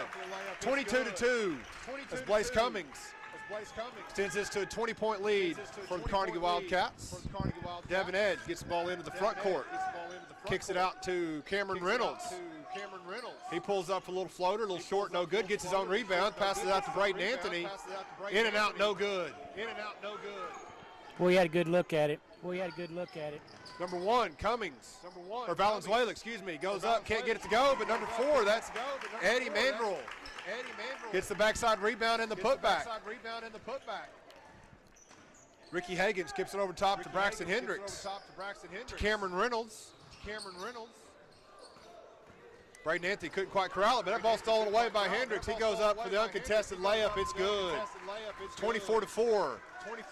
20-point lead here for Carnegie with a minute 45 to go in the first quarter. Carnegie gets it up to Marjoram, reverses it over to Valenzuela, gets it into the post to Mandrel, kicks it out to Marjoram. He pulls up from the baseline for 3, a little long, no good. Rebound on the backside by Cameron Reynolds. Braxton Hendricks, he goes coast to coast. Up and in, it's good. That's 6 for Braxton. He got them all for Gracemont. Carnegie back on the offensive attack, gets it inside, pass it back out. Number 11, he's going to pull up for the three-point shot. It's good. That's Blaze Cummings for the three-point basket. 27-6. That's 10 for Blaze here in the first period. Hagan goes up. Little contact. Good defense there by Carnegie. Straight up, vertical. Rebound by number 12. That's Uzziah. He passes it ahead to Marjoram. Valenzuela. He pulls up for the three-point shot. That's 8 for Elijah. Devin Edge over the top to Hagan. Hagan skips it over to Hendricks. Hendricks looks to come off the screen. Carnegie switches that ball screen. Gets it inside to Reynolds. Reynolds tries to kick it back out. Ball's tipped out of bounds. And we got another horn action, so we're going to have 5 more Carnegie Wildcats coming into the game. Back in their state title runs back in the 90s when Coach Shumpert played, that's how they'd run 5 in at a time. You couldn't tell the difference. From 1 to 10. Carnegie, number 2, that's Charles Butger. He goes in, kicks it out to the baseline. Worthington pulls up, skips off, no good. Butger with the offensive rebound, kicks it back out for the three-point shot again. Off the front of the rim, no good. Ball's out of bounds. It's going to be Gracemont basketball is off Carnegie with 2 seconds to go here in the first quarter of play. Gracemont gets it into Hendricks, and that's going to do it for the first quarter of action. Carnegie 30, Gracemont 6. We'll be back after this 1-minute timeout. This is Trey Pearson with Piercy Angus Cattle. We as a family would like to invite you to our annual bull sale on Monday, March 7th at noon at our sale facility near Eagle, Oklahoma. We'll be offering 85 registered Angus bulls, which include 32-year-old, 30, 18-month-olds, and 25-year-olds, as well as special lots of registered females. For more information or to request a sale date, you can call me at 405-545-0985 or visit us on Facebook, Instagram, or our website, PiercyAngusCattle.com. Where our family's goal is to add value to your operation. Looking for a top quality car, truck, or SUV? Look no further than Joshua's Auto Sales. They believe in treating customers right with fair prices and superior service. They'll help you find the vehicle you deserve and one that fits your budget. If you're a first-time car buyer, no problem. They work with several financial institutions to get you approved. You can even apply for credit on their secure website, joshuasautosales.com. Joshua's Auto Sales, 902 South Mission in Anadarko, where they buy, sell, and trade vehicles. Follow them on Facebook. And welcome back. Carnegie commanding 30-6 lead. It's going to be Gracemont basketball here to start the second quarter of play. You know, Don, right here again, it's just, Carnegie's just a better basketball team. Gracemont's a little bit outmatched. But one of the things you talked about, Gracemont, their effort, and they're playing hard. you still love to see the intensity and the effort of which they're playing with, despite the fact that they are kind of outmanned right here in this game. Right. Yeah, you got to tip your hat to their effort for sure. It get frustrating after a while because, for one thing, you get tired, and Carnegie sends in 5 new guys, and they don't get tired, and it's just hard to get up and down the floor. Number 5, Jabor Eagleton goes up, gets a 2-point basket, gets scoring started here in the second quarter for Carnegie. Gracemont gets the ball into the front court. Braden Anthony stolen away. It's number 25. He goes coast to coast. That's Dwayne Cavanis. 34-6, 28-point lead, almost stolen away again there by Jalen Wallace. But the ball went out of bounds. It's going to be Gracemont basketball. 8 of the Wildcats are in the scoring book, Jared. Yeah, it's just, you know. Yeah, hard to stop It's that. hard to stop that. Just except they come in waves, and, you know, I mean, I know their first 5 are probably, you know, better than their second 5, but, you know, in a game like this, that second 5, that third 5 they're bringing in, they're just tough to stop. And they're hungry and aggressive. And they're going to play hard defense. You know, they're not pressing anymore, but they're still going to play hard, aggressive defense. Absolutely. You wouldn't expect them not to. That's right. Carnegie gets the ball in the offensive set. Eagleton kicks it out to the left wing. That's number 10. That's Worthington. He goes up baseline, kicks it out to Eagleton. Can't quite get that 15-foot jump shot to go down. Rebound by the Gracemont Lions. That's Braxton Hendricks. Gets it up to Braden Anthony. To Hendricks. Back to Anthony. To Cameron Reynolds in the right baseline. Back to Anthony. Devin Edge. He pulls a fake three-pointer. He pulls up from about 12 feet. A little short, no good. Ball couldn't quite come up with that rebound. Was Dwayne Cavanis. That's going to be out of bounds. It's going to be Gracemont basketball. And we got a substitution for Gracemont. Ricky Hagan's going to check back in for number 4. That's Jordan Heiser's going to take a break. Devin Edge gets the ball into Hendricks. He goes up for a shot, no good. Good contest there by the Carnegie Wildcats. That's Charles Budger with the rebound. Passes up to Jalen Wallace. Cross-court pass to Asia Worthington. Goes baseline. Ball's tipped away by Gracemont, stolen there by Braxton Hendricks. Little hesitation, sizes up the defense. Good hands by Jalen Wallace, tip it out of bounds. Gracemont basketball. You know, it was really a good move by Hendricks. You know, the hesitation dribble. He had the defender go by, and he had a clear path to the goal, but somebody was able to get a hand on it. Just good hands there by Wallace to get the ball and not foul. Ricky Hagan pulls up from just inside the free throw line and nothing but the bottom of the net. First late Gracemont line besides Hendricks to get on the scorebook today. 34-8 is our score. Wallace, no one's guarding. He pulls up for three-point shot, skips off the rim, no good. We're going to have a foul on the backside rebound on Carnegie. Foul's on number 5. That's Jabori Eagleton. And guess what, Don? New wave. Huh? New wave. You know, they're not all starters. They kind of mix and match them here as they come in. So, good way to do it. Carnegie showing a little 2-1-2 kind of half-court press defense right here. Devin Edge gets the ball across the half-court line over to Ricky Hagan. Cross-court pass corralled there by Hendricks. That zone really hasn't pushed out to the center line, I tell you. Ball's tipped, almost stolen away. It's going to be out of bounds off of Carnegie. Yeah, it's one thing, Don, that half-court press defense can do is it can really force you to run your offense from 30. You know, that's just not going to be very successful. That's right. And they do that to most teams they play. They have a lot of length, and they can really spread you out, get you a long way from the basket.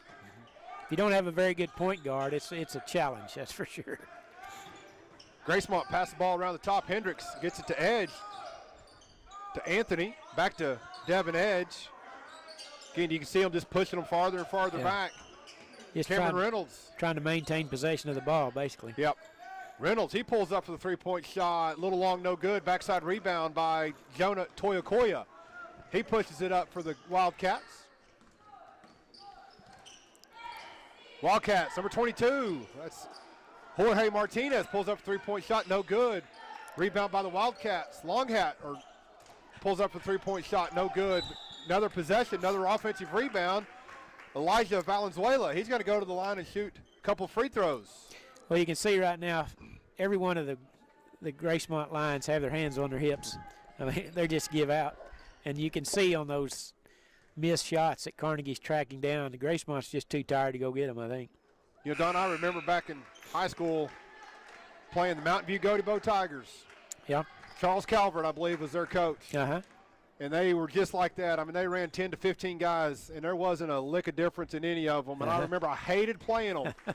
Because Old Lone Wolf, we had about 5 or 6 guys, and they were running 10 to 12 guys at us at a time. And my big old body, I was pretty tired. And they kept running wave after wave at us. Yeah.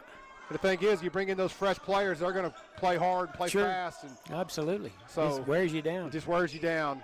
Gracemont, Ricky Hagan gets the ball up top to Devin Edge.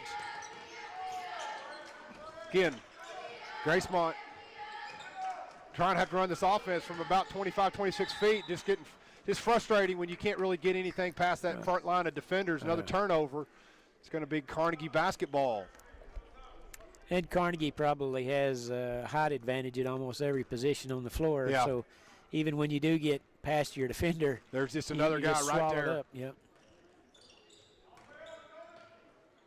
Carnegie, long hat, drives baseline, gets it out to Willis. Willis, backside pass to Toyakoya. He goes up. He's going to draw the foul. He's going to go shoot 2 free throws. You know, Don, I mean, tomorrow the winner of this game is going to play the Hinton Comets at 5:15. Sure looks like it's going to be Carnegie. Be a great ball game. I tell you what, for a first round matchup, that's going to be about as intense and as good a game as I think you're going to have in any tournament. I guarantee it. Hinton's ranked number 5 in Class 2A. You know, Carnegie just, come back in January, beat a really good quality 2A, number 7, Ampo. That's going to be a lot of fun. If you can't make it out to watch that game in person, tune in right here on 98.5 and the live stream for the Caddo County webcasting team and watch that action. It's going to be a great basketball game. I think you'll really enjoy it because it'll be a fun game to watch. Toyakoya with the steal on the cross-court pass. He goes up for the layup. It's up and in. It's good. 40-8, 32-point game. Carnegie's on top. Devin Edge walks the ball up the court for Gracemont. Gets it to Braxton Hendricks. Hendricks passes the ball up. Ball's tipped out of bounds by Willis for Carnegie. It's going to be Gracemont basketball. Another 5 coming into the game for Carnegie. Devin Edge is going to be the trigger man here on the inbounds. Gets it into Ricky Hagan. Carnegie switches now to just pretty much straight man-to-man defense. Hagan crosses back over. Little step-through move. Nice move there by number 24, Ricky Hagan. And that gets the Gracemont Lions into double figures, 40-10. That's 4 for Hagan so far. Great. Carnegie pulls up a 3-point shot. That was Charles Budger. A little short, no good. Rebound by Devin Edge. Crosses it over, hands it off to Ricky Hagan.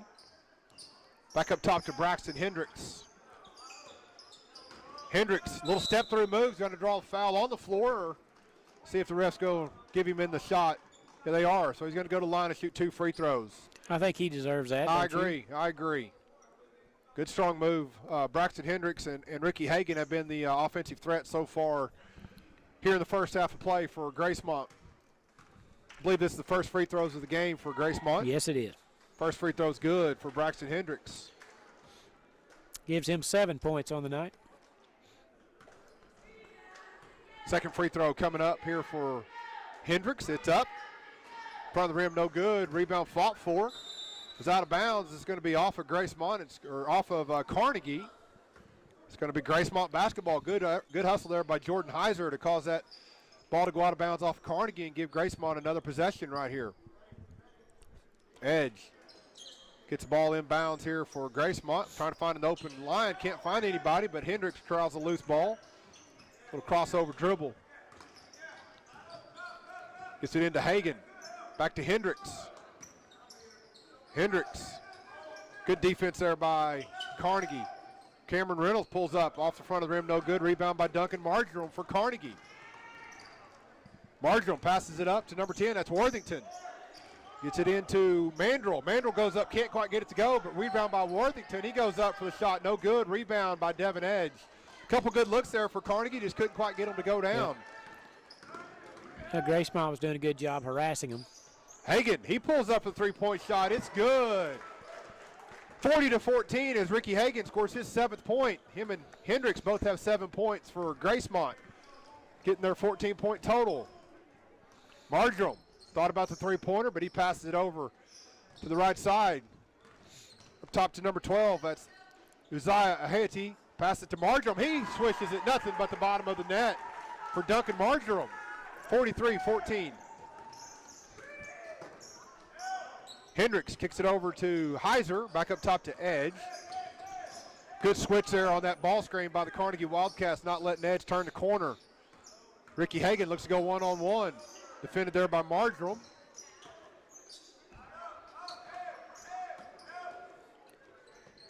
Beautiful play. Beautiful play by Devin Edge.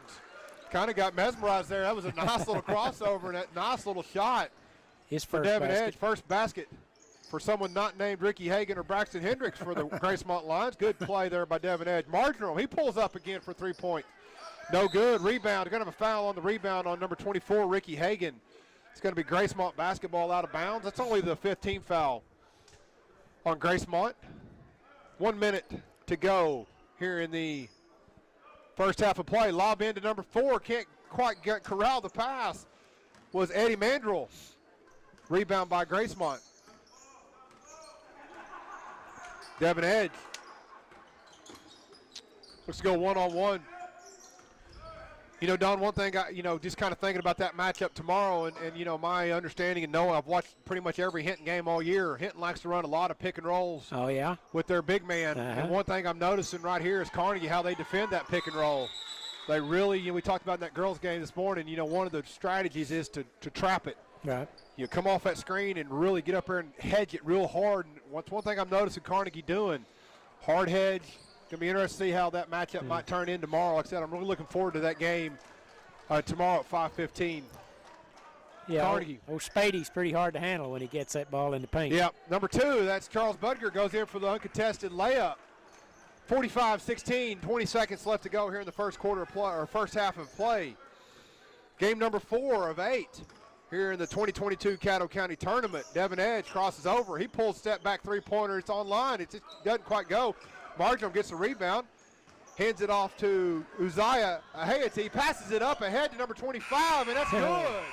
Dwayne Cavanis. Nice pass there from Marjoram to Ahayati, up ahead to Cavanis to get the ball to go in right before the buzzer, and that makes the score 47-16. We'll be back with the halftime report after this 2-minute timeout.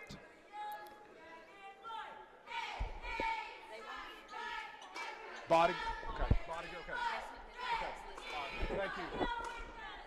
For a three-pointer when you choose Hillary Communications, your local solution for internet, telephone, and TV. Now available in Anadarko. Go to their website, hillcom.net, and sign up for their 50-month internet package starting at just $54.95. Need more speed? Speeds up to 1 gig are available. Hillary Communications, hillcom.net, a proud supporter of Anadarko High School basketball. Go Warriors! The Jungle Ice Fun Zone is a great place to hold a get-together for your school or church group, or just a getaway for your employees. And now the Fun Zone has cornhole tournaments every Monday night. Entry is $10 per person, and there's a blind draw. Pre-register on the Score Holio app or on the link on the Jungle Ice Fun Zone social media accounts. The Jungle Ice Fun Zone, open every day, weather permitting, next to the Chicken Chase Sports Complex. And you can follow them on Facebook and Instagram. Call 405-222-2202. Bring in the new year at Gold River Casino with new ways to win every weekday. On Mingle Mondays, win bonus play or win up to $250 playing Monday Night Yahtzee. It's hot seats on Tuesdays. Wednesday is for seniors with bonus play, Plinko, bingo, and half-price meals. Enjoy a new way to win every weekday. Come to where the winners play. Gold River Casino. Yeah. We probably ought to, whoever does the play-by-play could just take a halftime break. Here's a great expression for when someone have a little talks about break. the game and doesn't back it up. The other person could just kind of handle the halftime You're either show and all that. or you're not. Well, you're either in agriculture or you're not.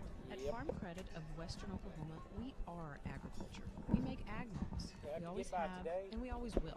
If you're in agriculture, it's time to let Farm Credit of Western Oklahoma make your best even better. Contact a loan officer today. Farm Credit of Western Oklahoma, the area's leader in agricultural lending.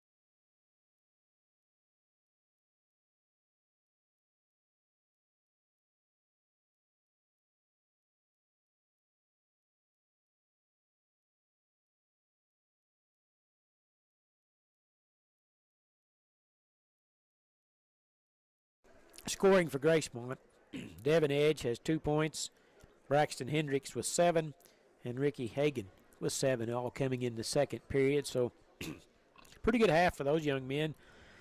Turnovers were a problem for Gracemont. I had them for 11. They just didn't get up a lot of shots in that first half, mainly because of the turnovers and the zone defense that Carnegie employed. With that, just kept pushing them farther and farther out to the center line and couldn't get much offense going. Scoring for Carnegie, this is going to take a little bit, Jared, so bear with me. I will. They have 1, 2, 3, 4, 5, 6, 7, 8, 9 guys in the scoring column. Eddie Mandrell had 2 points. Jalen Wallace had 3. Jabori Eagletown had 3. Duncan Marjoram had 3. Dwayne Cavanis with 4. Jonah Toyakoya with 6. Charles Bodiger with 6.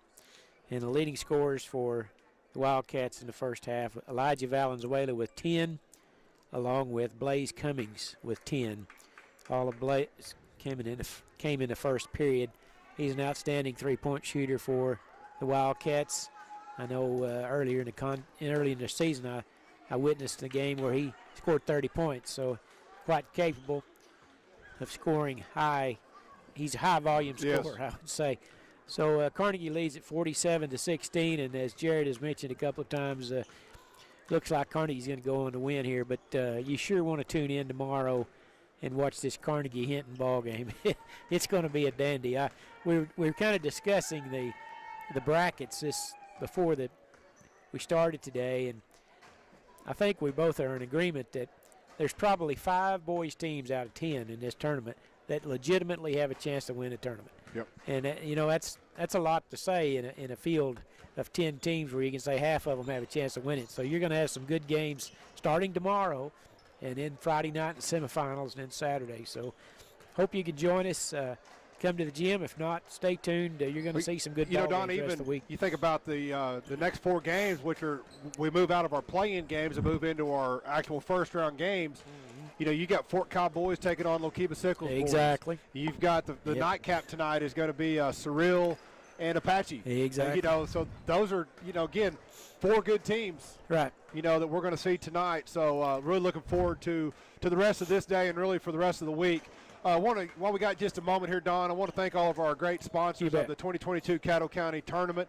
Of course, CK Energy, just longtime partners, longtime just supporters of this tournament, and just great that they support the student athletes and all the efforts of CK Energy. Also, Hillary Communications, Central Appliance Furniture and Bedding, Caddo County elected officials, Perry Angus Auction, Joshua's Auto Sales, State Senator Darcy Yeck, and the Jungle Eyes Fun Zone. It's Monday night, cornhole tournament every Monday night. Got some good basketball games but here. I would encourage you to go play cornhole next Monday night. Hey. Come out tonight and support the Caddo County Tournament. If you can't make it out live, then tune in on 98.5 or on the live stream sponsored by the Caddo County webcasting team. Absolutely. It's an exciting time of year, Jared. We haven't had really a chance, but the playoffs aren't that far away. They're really not, and the Class A and B pairings came out last week. They're coming up in just a few weeks of the 2A and up. Those pairings come off, I believe, the first weekend in February. Right. They're a little bit later, and for Class A and B, you kind of know your pairings are kind of set. Right. So it takes a little bit of stress off those coaches. I know for Coach Carnegie, for Coach Wallace from Carnegie, Coach Norton at Hinton, Coach Reed at Boone Apache, these 2A schools, they still want to play well. It's still important that they get as many wins as possible. Hinton right now ranked number 5 in Class 2A. If they can continue with that ranking, they're going to have the better pathway to make it to the state tournament. But likewise, you got Carnegie. If they can go on a run, win this tournament, hey, now all of a sudden they could find themselves maybe ranked up top 10 in Class 2A. How'd you like to have a district matchup against Carnegie? Ooh, let me look right quick. I can tell you that they're going to Navajo. Navajo. I saw that, yeah. So. And they are in the same area with Seral and Bingeroni. Okay. Seral's hosting And that area will be at cash, so you'll have Carnegie, Seral, and Bingaroni in the same area. Fun, just good, exciting times coming up when the playoffs get started here in a few weeks. Gracemont will have first possession here. Devin Edge, Carnegie, kind of in their 1-3-1 half-court trap defense. Hands it off to Hagan. Lost his shoe.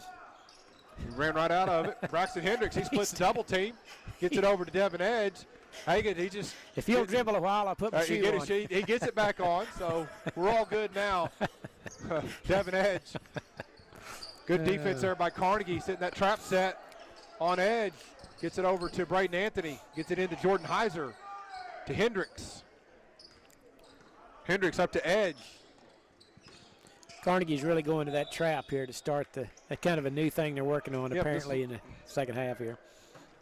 Let's see, for Carnegie Wildcats, we've got number 3, Jalen Wallace. Number 23, Bryson Longhat. Number 24, Jonah Toyokoya. Number 10, Aisha Worthington.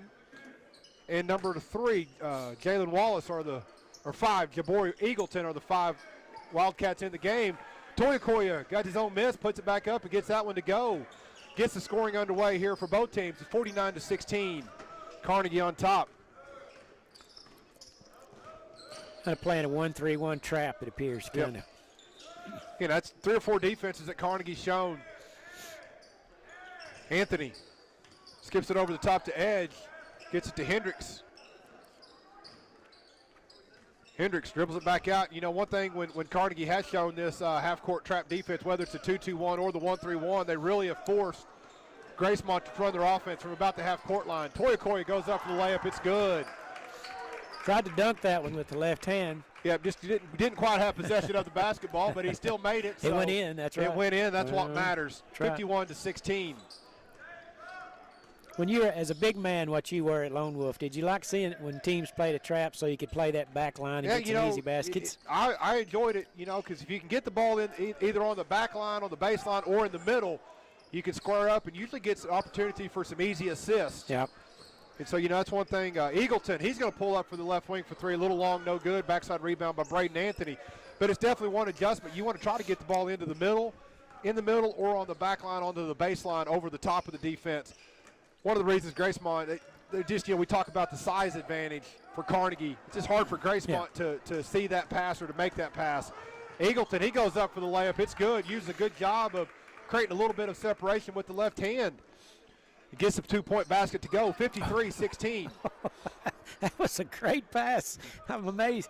He threw a half-court pass off the back of his own player. It stayed in bounds. Devin Edge gets the ball over to Braden Anthony. He pulls up the 3-point shot. Off the backboard, no good. Rebound corralled by Toyokoya. He passes it up to Aisha Worthington. He goes up for the right-hand layup, blocked there by Devin Edge, but good hustle there by Toyokoya to follow up and get the putback. 55-16.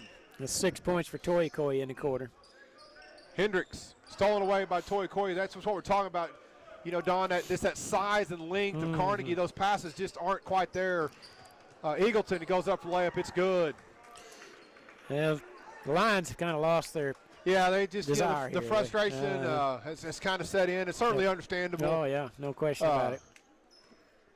And this trap wears you down. There's just no relief. There's no relief. I mean, it just keeps coming. They keep coming in waves, and this press is just like wave after wave after wave. Every time you turn a corner, there's a Wildcat defender right there waiting on you. Asia Worthington, he passes up the right-hand layup. It's good, and he's going to draw the foul. Nice, strong take by Worthington. Worthington's first points of the game.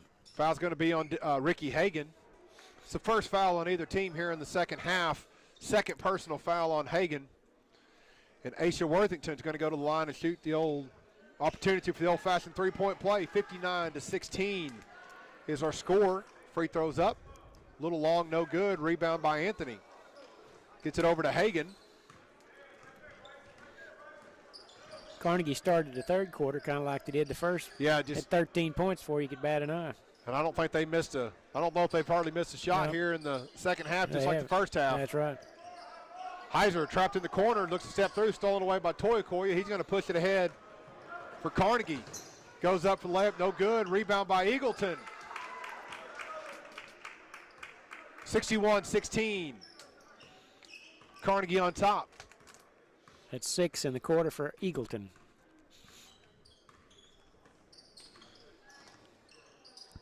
Edge picks up his dribble, trapped there by the Wildcat defenders. Hagan, he pulls up for the left wing for 3, off the rim, no good. Rebound on the backside by Bryson Longhat.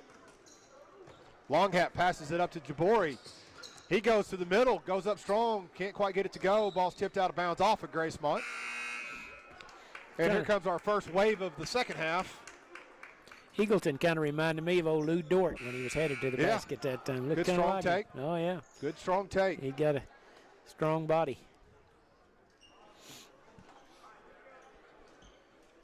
Well-built young man. Carnegie gets the ball into bounds. The little elevator screen up at the top for Blaze Cummings. Pulls up a little short on the 3. Willis with the rebound. Number 22, that's Jorge Martinez. Goes up, and he's going to draw the foul. Going to shoot 2 free throws. Jorge found him amongst the trees there. He got in amongst the trees, but going to make it pay off right got here. Open and got fouled. Going to have an opportunity to score a couple points from the free throw line. First free throw for Martinez hits the back of the rim, the side of the rim, doesn't fall in. He'll have 1 more to go.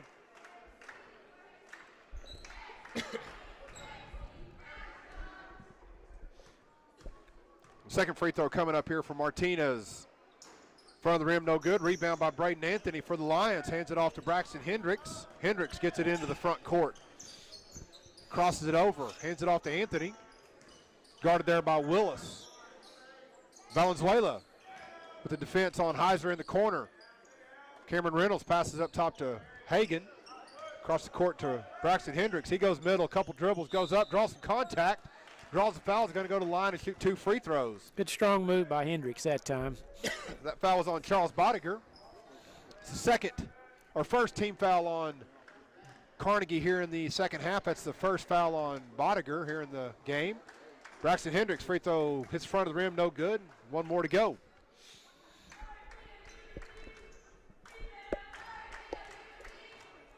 Second free throw coming up. That one's good. 61-17 is our score. Game number 4 of the 2022 Caddo County Tournament. Carnegie. Cummings gets it into Willis. Ball swung over to Valenzuela. Back out to Bodiger. Looks to go baseline. Cut off there by Cameron Reynolds for the Gracemont Lions. Martinez on a little dribble weave. Willis is going to get called for the moving screen. Went just a little bit fast on that handoff. Wasn't quite in good position to set that screen, and going to get called for the offensive foul. Turnover and a foul on Carnegie. Be Gracemont basketball. Ricky Hagan gets the ball into the front court. Little spin move, comes back between the leg dribble. Goes baseline, cut off there. Good defense by Carnegie. Hagan, he pulls up from the right baseline for 3 off the front of the rim, no good. Rebound by Willis. Carnegie, number 11, Blaze Cummings. Behind the back, a little step through, Euro move, and with the left hand, off the glass and in. That brought the fans to their feet. That did, nice, strong move. That was kind of all Blaze Cummings on that possession. Ball's passed up ahead, out of bounds. It's going to be Carnegie basketball. Blaze had 10 points first period, first basket since, but he had to work for that one. Jorge Martinez gets the ball into the front court, passes it over to Bodiger. Back up to Martinez. Over to Cummings. He pulls up to the right wing for 3. Skips across rim, no good. Rebound on the backside by Cameron Reynolds. Passes it up to Braxton Hendricks into the front court for Gracemont. Reverses it to Anthony, to Hagan. Open for the 3-point shot. Off the rim, no good. Rebound corralled there by Blaze Cummings. Long pass ahead to Bodiger. Pulls it back out. Cummings, shot fake, goes up, draws some contact. Foul's going to be on the floor. It's going to be Carnegie basketball out of bounds.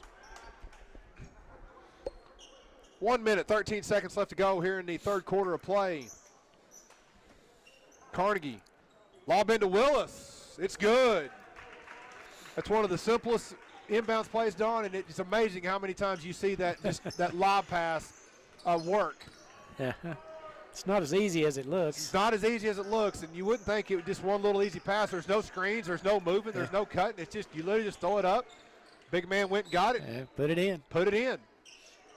You know, it takes a lot of good hands and good eye coordination to catch the ball and shoot it before you come back down. You know, so good job there by Austin Willis.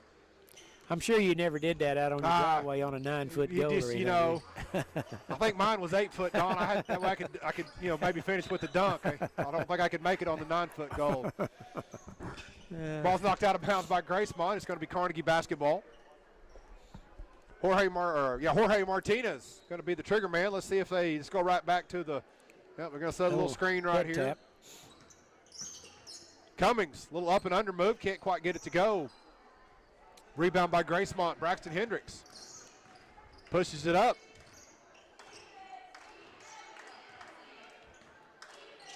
Guarded there by Bodiger. Hendricks pulls up from the free throw line. It's good. Boy, that was easy looking. Nice shot there by Braxton Hendricks.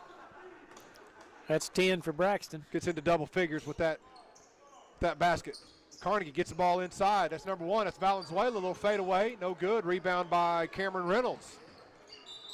Ball's out of bounds. Tipped out of bounds by Jorge Martinez for Carnegie. It's going to be Gracemont basketball with 5 seconds to go here in the first quarter of play, or third quarter of play. 1 more to go. Braxton Hendricks gets it into Braden Anthony. He pulls up from blocked by the big man Willis. Cummings pulls up from just past half court line, can't quite get it to go. So after 3 quarters of play, Carnegie 65, Gracemont 19. We'll be back after this 1-minute timeout.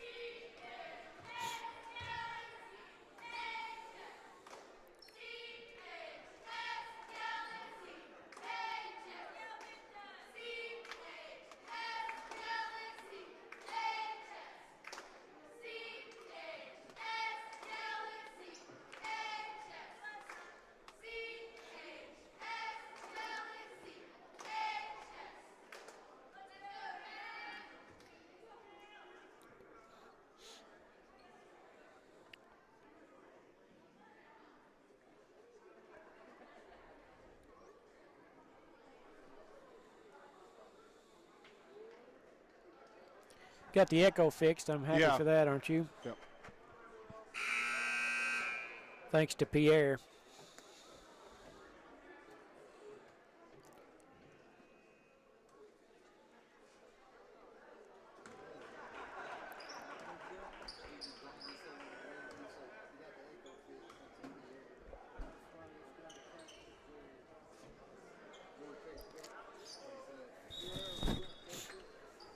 And starts fourth quarter play. Carnegie basketball. Gets the ball inside to number 25. That's Dwayne Cavanis up and in for 2 points. 67-19. Carnegie's on top. Braxton Hendricks pushes the ball ahead. Ball's tipped. Corralled there by Gracemont. Hendricks pulls up for the 3-point shot. Skips across the rim, no good. Rebound by Cavanis. Gets the ball to Longhat. Longhat crosses over, going to draw a foul on number 22. That's Braxton Hendricks. It's going to be the 4th team foul on Gracemont. That's the 3rd personal foul on Hendricks. Carnegie basketball. Jalen Wallace is going to get the ball into Bryson Longhat. Gets the ball into Duncan Marjoram. The left baseline, passes back up to Longhat. Number 12, Uzziah Hayati pulls up a 3-point shot off the front of the rim, no good. Rebound by Braden Anthony. Devin Edge pushes it across the front court. Looks to cross over, cut off there by Longhat. Hendricks. Good pass to the baseline to Cameron Reynolds. Pulls up from about 10 feet from the baseline. It's good. I believe that's Cameron Reynolds' first basket of the game. That's his first basket, you're right. Longhat pushes the ball up for Carnegie. Hands it off to Marjoram back up top. That's number 3. That's Jalen Wallace. 3 points. It's good for Carnegie. Makes the lead 70-21. Just over a minute played here in the fourth quarter. Hendricks comes off the screen set by Heiser. Pass back to Heiser. Back up to Hendricks up top. Braden Anthony guarded there. Man-to-man defense here for the Wildcats. Heiser guarded there by Marjoram. Goes up for a little baseline runner. No good. Rebound by Jalen Wallace for Carnegie. Passes it across to Uzziah Hayati. Goes up for layup. Can't quite get it to go. Rebound by Devin Edge. Nice pass there by Carnegie. Just Uzziah Hayati couldn't quite get the basket to go. Made a good attempt at it. Made a great attempt at it. Devin Edge, little step back three, off the rim, no good. Backside rebound there by Jalen Wallace for the Wildcats. Pushes it up to Long Hat. Goes baseline, cut off there by Braxton Hendricks. Cross-court pass to Marjoram. He pulls up for the three-point shot. Off the backboard, no good. Long rebound by Edge. He runs it out for Gracemont. Goes up on Marjoram. No good. Rebound there by Dwayne Cavanis. Good defense by Marjoram. Harassed the shot and didn't foul. Haiti pulls up for the three-point shot. No good. Rebound by Devin Edge. A lot of lost his feet, but regains control and possession of the basketball for Gracemont. Devin Edge goes one-on-one on Marjoram, turns corner, goes up. Good move there. Good strong move by Devin Edge. Little hesitation dribble, got the defender flat-footed, went by him, drew the foul. It's going to be Gracemont basketball out of bounds. The shame of it is he took a lot of contact on the shot after and he made it. Back in the driveway, you'd say, we'll take the bucket. No harm, no foul. We'll take the bucket. We'll We're take good. the two, yeah. Gracemont basketball out of bounds. It's going to be Devin Edge being the inbound man. Lobs it up top to Braden Anthony, hands it off to Hendricks. Carnegie pretty much, the fourth quarter went strictly man-to-man defense. Yeah, they've got out of that trap here. Haiti goes in there, gets the steal. We're going to have a foul on Braden Anthony for Gracemont. Good defense there by Uzziah. It's going to be Carnegie basketball out of bounds.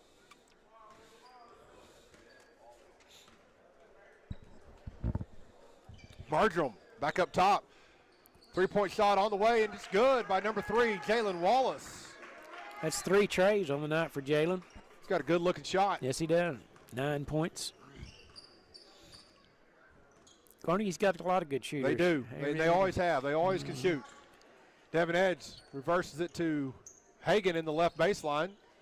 Hagan looks to go one-on-one. Cut off there by Marjoram.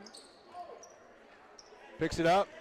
Trying to find a Gracemont line to throw to. Nobody's open. Stolen away by Long Hat. Passes it up to Haiti.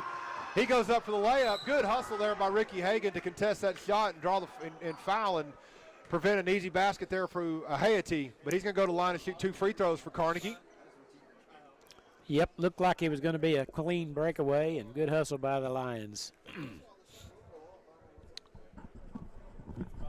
2 free throws coming up here for Uzziah.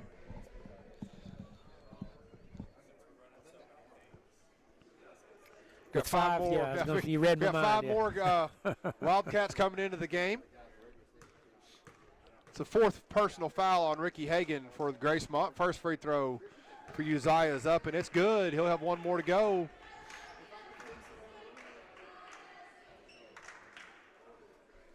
That's his first point of the day. Second free throw coming up. Free throws up. A little long, no good, but rebound by Elijah Valenzuela. Eagleton, he steps up and under. Ball's tipped away there by Anthony for Gracemont. Haiti pulls up for the three-point shot. Little long, no good. Rebound corralled there by Ricky Hagan. Hands the ball off to Devin Edge to bring it into the front court to get the offensive set going here for Gracemont. Little crossover dribble. Hands it off to Hendricks. Anthony gets the ball to Edge. Edge penetrates, step through. Good strong move there by Devin Edge for the 2-point basket. 74-23. Haiti gets the ball in the right baseline. Passes it back up to Valenzuela. Back to Haiti in the corner. I don't really get anything different. It's the ball to Valenzuela up top. At number 10, that's Aisha Worthington. Pulls up for the three-point shot, and it's good. That's 5 for Worthington. 74-23. Carnegie. 3.5 minutes to go here in the fourth quarter. Devin Edge gets the ball into the front court. Crosses back over, kicks it out to Cameron Reynolds. Back to Edge in the corner. He pulls up for 3 off the front of the rim, no good. Ball's kind of tipped around, but good defense there by Braxton Hendricks. Almost got an easy turnover there and an easy basket, but the ball went out of bounds. It's going to be Carnegie basketball. A couple more subs coming into the game for Carnegie.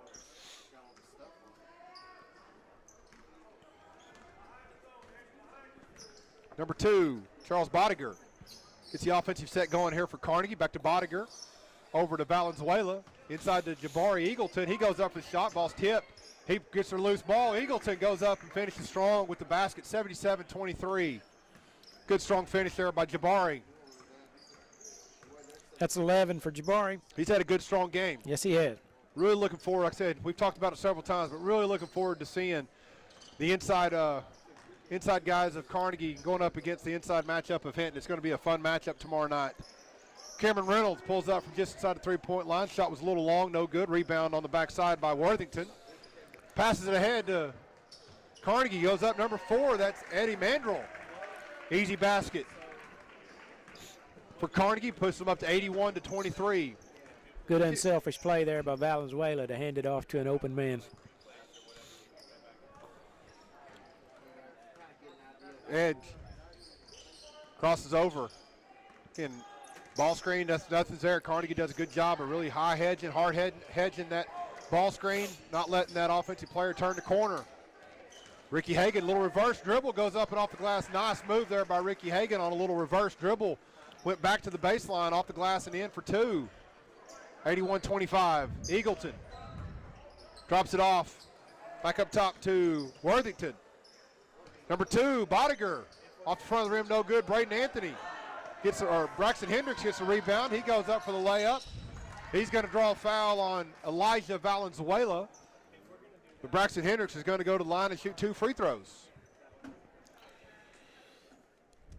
Braxton was ahead of the pack there for a while, but boy, they were chasing him down. Good effort there. Just, again, you like to see an effort. It's 81-25. Carnegie just easily could have just let him go down there and shoot a layup uncontested. Yeah.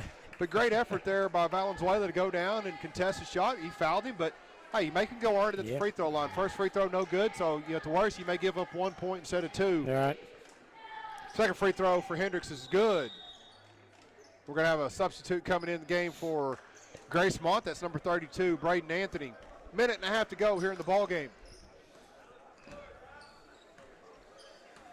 Jorge Martinez gets it inside to Cavanis. Over to Marjoram in the left wing. Back up top to Ahayati. Cavanis, he goes in, splits a double team, goes up for the shot. Ball is blocked out of bounds. Went off of Carnegie. So it's going to be Gracemont basketball. Cameron Reynolds with a great block that time. And he was giving up several inches, like on the height advantage. Good job. Just get his hands on the ball, knock it out of bounds, and in the process went off of Carnegie. Gracemont basketball. Edge walks the ball into the front court for Gracemont. Dribbling between the legs. Can you do that? Maybe in an 81-26 game with a minute to go, I think you can. I'll allow it. Carnegie. Number 22. That's Jorge Martinez pulls up for the right baseline for 3. No good. Rebound on the backside by Cameron Reynolds. Ricky Hagan. 38 seconds to go. Loses his footing there, but regains control of the basketball. Still going to go one-on-one right here, but again, Carnegie just not letting them turn the corner. Little step through. Good hands there by Martinez, getting the turnover. Corralled there, loose ball corralled there by Marjoram. 20 seconds, passes it up. Martinez drops it off to Cavanis. Goes up for the shot, no good. Rebound fought for. Marjoram comes up with it. And Carnegie's going to pull it out. They're going to dribble out the last 10 seconds. So tomorrow, Don, 5:15. The Carnegie Wildcats are going to face off against the number 5 ranked Class 2A Hinton Comets in what will probably maybe be one of the better games, better matchups of the first round of the Caddo County Tournament. We'll be back after 2 minutes with the postgame report. You're listening to the Caddo County Basketball Tournament. It's 98.5, right? Midday Ron Radio Oklahoma Network. Checking agricultural news after this. Too many Oklahomans do not have access to affordable, high-speed internet. That's why AARP fought for the Emergency Broadband Benefit, a federal program to help lower the cost of high-speed internet. Those who may have experienced financial setbacks during the pandemic or are struggling to get by may be eligible for a discount of up to $50 a month for high-speed internet or up to $75 a month for households on tribal lands. Info at aarp.org/EBB. Hey, are we going to want to take a little longer break? I think it'd be a good idea. Looks like we're going to be a good time for it. Hey, Pierre, are you there with us? Think about the things you can Hey, we've buy got with the like money 13 you'll minutes save. until the next 2, game, so you'll when we feel come more back, we'll do a little energized post-game as your report, heart and lungs heal. and then we'll probably do 3, another you can really enjoy few minute break your after that, favorite foods okay? when your taste and smell come back. Okay. 4, quitting means more time with loved ones. Shape your future by living tobacco-free. For free help to quit, call the Oklahoma Tobacco Helpline at 1-800-QUIT-NOW. Rounding the turn and heading for home. That's what's happening as far as the latest crop progress numbers are concerned. When it comes to harvesting our spring planted crops nationally, 74% of the U.S. corn crop now harvested. That is up 8 points compared to the 5-year average. We're at 79% of the U.S. soybean crop now harvested. 80% of the grain sorghum crop is now harvested, and we're at 45% harvested on the U.S. cotton crop. As far as the winter wheat crop is concerned, we're up to 87% of the 2022 crop now planted in the ground across the country, to 79% of the Texas crop planted, 85% of Oklahoma's winter wheat crop planted, 91% for the state of Kansas. U.S. winter wheat crop condition, 45% in good to excellent shape, 34% fair in the 18 major states. I'm Ron Hayes. And welcome back to the Caddo County Tournament, 2022 version of it. For today's postgame report, sponsored by Farmers Bank of Carnegie and First State Bank of Gracemont, let's turn it over to Don Tyson. All right, thank you very much, Jared. Quickly give you the scoring as Carnegie comes out on top 81 to 26 over Gracemont. Scoring for the Lions, Cameron Reynolds had 2, Devin Edge had 4, Ricky Hagan had 9, and Braxton Hendricks, leading scorer for the Lions today with 11 points. A good effort. For the Carnegie Wildcats, practically everybody in their scorebook scored today. Jorge Martinez with 1, Isaiah Haiti with 1, Austin Willis with 2 there late in the game, Duncan Marjoram with 3, Eddie Mandrell with 4, Asa Worthington with 5, Dwayne Cavanis with 6, Charles Bodiger with 6, Jalen Wallace with 9, Elijah Valenzuela with 10, Jabari Eagletown had 11, and leading scorer for the Wildcats today, tied with, Blaze Cummings had 12, along with Jonah Toyakoya, as both those guys had 12 points to lead the Wildcats today in an 81 to 26 victory. So outstanding effort for the Wildcats, and certainly look forward to watching them tomorrow evening against the Hinton Comets. So really a good ball club.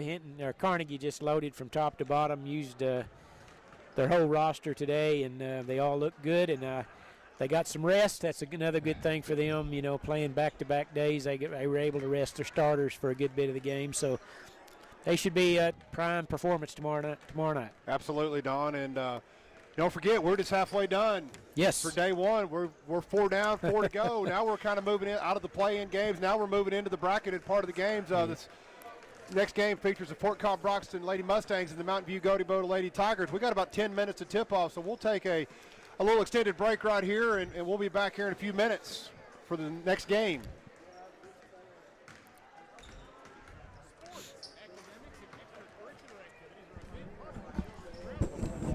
Okay. Hey, Pierre, how long are we going to go right here? We got 10 minutes till tip-off. All right, this will be a 4-minute break. 4 minutes? Okay, sounds good. Thanks.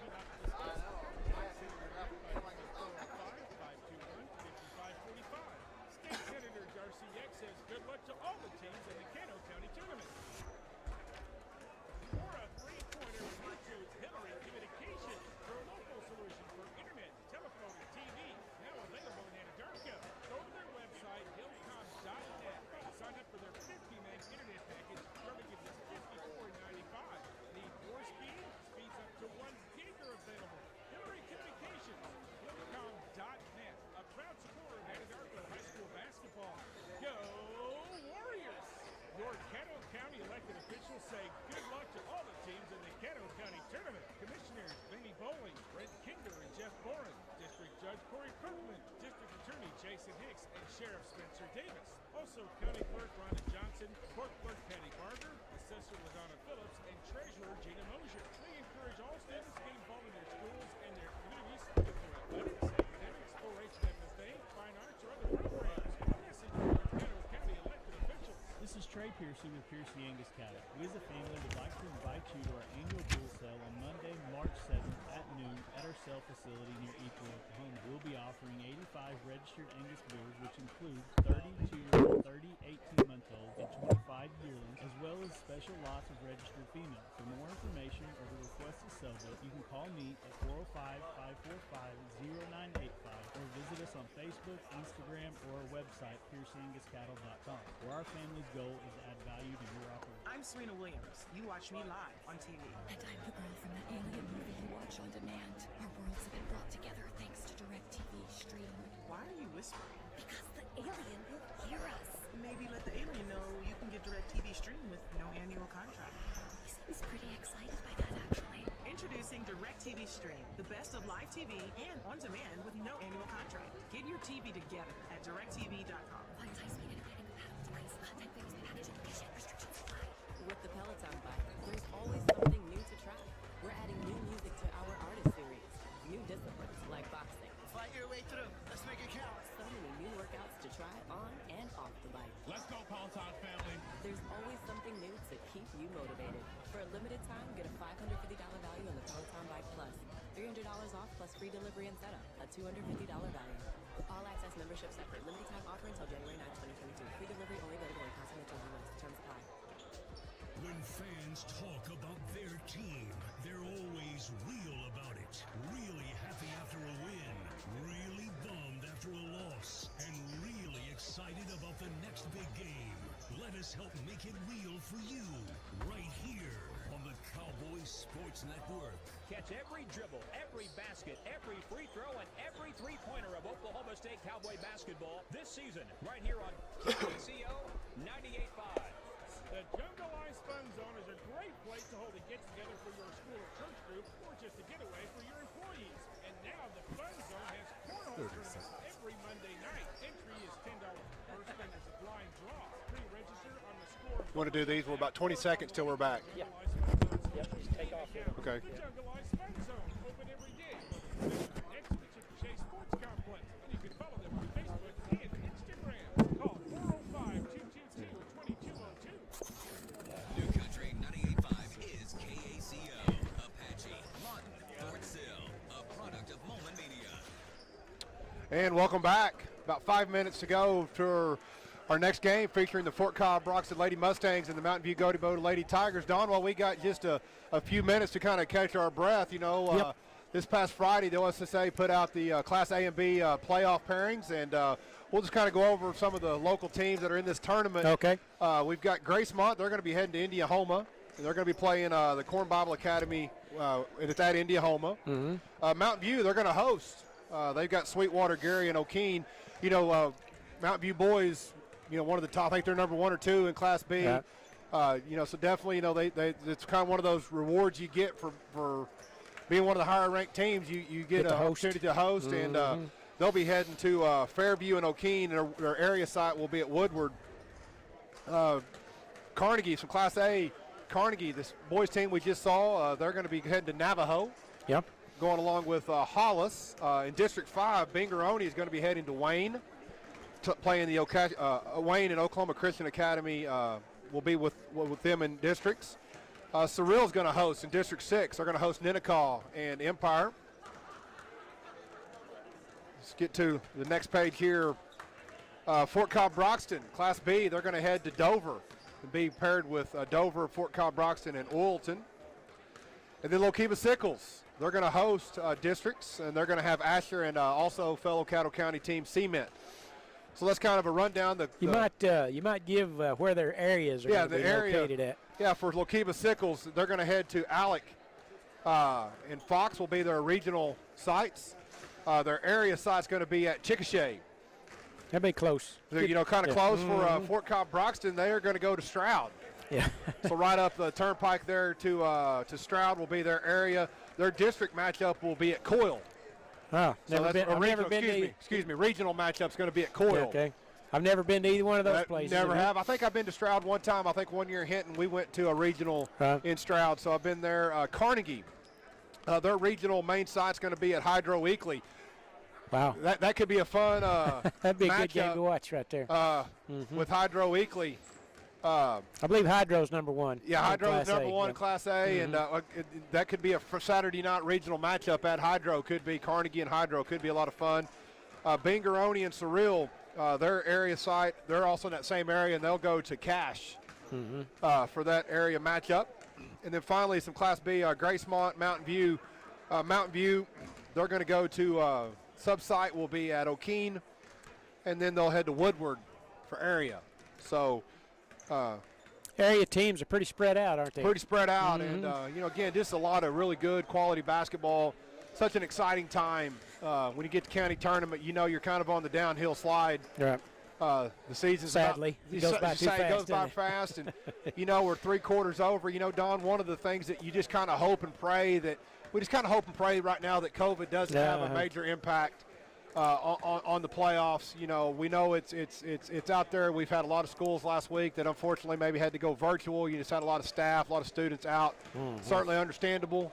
Tough decisions for administrators and schools to have to make. But these kids put out so much time and effort. So much work goes into a season. Right. We don't want to, we just hopefully everything will kind of get through this surge and get through this little push, and the playoffs will be able to go off without a hitch for all our local Caddo County teams. Let's certainly hope so. Absolutely. And again, Don, as we think about this next matchup featuring Fort Cobb and Mountain View, I've had a chance to see Fort Cobb, though. They were over in the Hinton tournament, finished runner-up to a tough community Christian team. Fort Cobb coached by Jana Rogers, in my opinion, one of the best girls coaches. Was at Cordell for a long time, and just consistently year in and year out had teams that a lot of times I think exceeded expectations. I think you're right. And I know Fort Cobb, early in the year, looking at some of their scores, you could probably attest this better than anybody. Looked like they struggled offensively, but you could see as the seasons progressed, they've gotten better and better and better and better. Their bread and butter is Ginger Bear. Yeah. Post player. If they can get her the ball consistently in the paint, she's got a good shooting touch. They're pretty hard to stop if they can get the ball to Ginger Bear on a one-on-one situation. Yeah, absolutely. Mountain View comes into the game today with a record of 8-4. With Coach Joseph Kimberlin, new coach. I just remember last year it didn't seem like Mountain View. I don't know how many wins they had. I know they were playing in the play-in game against Hinton last year. And here they're out of the play-in game and into the regular bracket. Doing it. So obviously Coach Kimberlin's kind of got them on the upward track this year. So really, again, looking forward to really our first bracket game of the day. All right, thank you very much, Jared. Excellent job setting this game up. Lady Mustangs of Fort Cobb will be the home team today. They're in their home white uniforms. Mountain View Godebo Lady Tigers in their road red uniforms. Starting lineups for Fort Cobb as they have taken the floor. We got a sophomore Zoe Brown, sophomore Kalia Silverhorn, Ginger Bear is Madison Savage is starting today. She is a junior. Ginger Bear is a junior. Savage is a freshman, and Silverhorn is not starting. Riley Rep starting for the Lady Mustangs, and they control the tap, and we're set to go. Zoe Brown into the front court for the Tigers. We have Morgan Winters, a senior, as the Mustangs pass it around. The ball's taken away by the Lady Tigers. Pass over to Morgan Winters, and she's going to be caught for traveling as the ball was a little out in front of her. Try to get their starters here as we go. The full court pressure in the backcourt by the Lady Tigers, trying to put some pressure on the ball handling of Fort Cobb. Silverhorn's normally one of their ball handlers, is not in the starting lineup today for whatever reason. Mustangs get it into the front court along the baseline to Savage. Over to Brown. Now there's Bear right in front of the basket. Turnaround shot's good. That's good job what there. we talked about. Good ball reversal by Fort Cobb. Brought the ball to the right side. The defenders was to all of that side. Reverse it back to Bear. Had good post position. Good strong move. First basket of the game. Tigers on the attack. That's Autumn Hawkins. Lady Tiger, she's a junior. Starting for the Lady Tigers, we got Morgan Winters. That is Grace Sovo Cook, a junior for the Lady Tigers, and Micaiah Quitone, a sophomore. And the other starter is number 4, I believe. No. Let's see. 10, 11, 12, 13, and 23. Oh, 11's the one I missed. Carissa Chris Albert. Albert, yes. Okay, she's a senior. All right. There's Hawkins. three-pointer no good by Hawkins, but Bear there for the rebound. Reagan into the front court. That's Reagan Rep. Left side to her sister Riley. Down along the baseline to Savage. Turnaround shot by Bear in front of the basket. No good this time. And there's going to be a foul on the rebound by Reagan Rep. You know, one thing, Don, here early in the game, just a minute and a half gone, but Ginger Bear so far, 2 possessions, has had great post position. You know, Mountain View's got to do a better job. May have to look to front that and not let such an easy post pass happen, because if that keeps happening, she's going to have a field day today. She's had a couple of occasions, 18 points, 19-point games. So when she gets it going, pretty hard to stop. Problem she has sometimes is picking up fouls. She a lot of times has to watch part of the game because of foul trouble. And with Silverhorn not out there, I'm not sure what the issue there is. So not a lot of depth for the Lady Mustangs here today. There's a three-pointer, no good. Bear high for the rebound for the Mustangs. Strong rebound by Bear on the backside on that long miss there. There's Rep. Left wing has the ball tapped away. Good hustle by Morgan Winters. Don, that's the third Turnover. pass that Mountain View has tipped here in the first 2 minutes. Good active hands early for Mountain View, causing a couple turnovers. You can't lob it over their heads, and that's what they keep trying to do. And there's going to be a foul on the Lady Mustangs. And the foul is going to be charged to is that Reagan? I think that was number. Yeah, Reagan Rep picked up That's her second. Mm-hmm. Yep, second foul on Rep. And at the line will be Morgan Winters, a senior. Guard has played pretty good on the defensive end so far. She makes her first free throw. Gets the Tigers on the board. Mustangs on top 2-1. Played a couple of minutes here in the first period.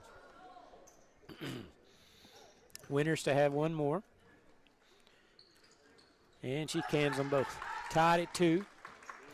Once again, 1-2-2 press by the Lady Tigers. Brown to Bear at the center line, and they kind of had a 3-on-2 break growing. Don again right there, great job by Fort Cobb. You know, got the ball to Bear in the middle, wide open. You pass it back, across the court there. She was open, just a little too fast. Yep. Just slow your mind down. Yep. That press again, it's designed so many times just to speed your mind up. Got to slow your mind down and take care of the ball. That's a great example of that, because the Lady Mustangs probably would have had an easy layup. It would have been a 1-on-0 layup on the backside. There's a lob pass underneath the basket. They kind of had they were trying to get a little fort set up over there. Yeah, they kind of shoot a little. You see that a lot of times on a zone defense. They like screen the backside, look to lob it in, and just pass a little too high. Couldn't quite come up with it. Inbound to Brown, triple team, ball chopped away, but Reagan Rep tracks it down into the front court. Over to Zoe Brown holding. Cross court pass to Riley Rep. One dribble, picks it up. Out front to Brown. Now to Reagan. The freshman's three-pointer's no good. Ball tapped out and out of bounds, and it will go off of the Tigers, they say. Fort Cobb will have another opportunity. We're tied at 2. 4:47 to play, first period.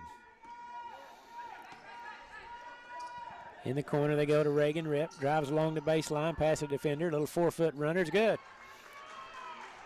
Reagan Rep puts the Mustangs on top, 4-2.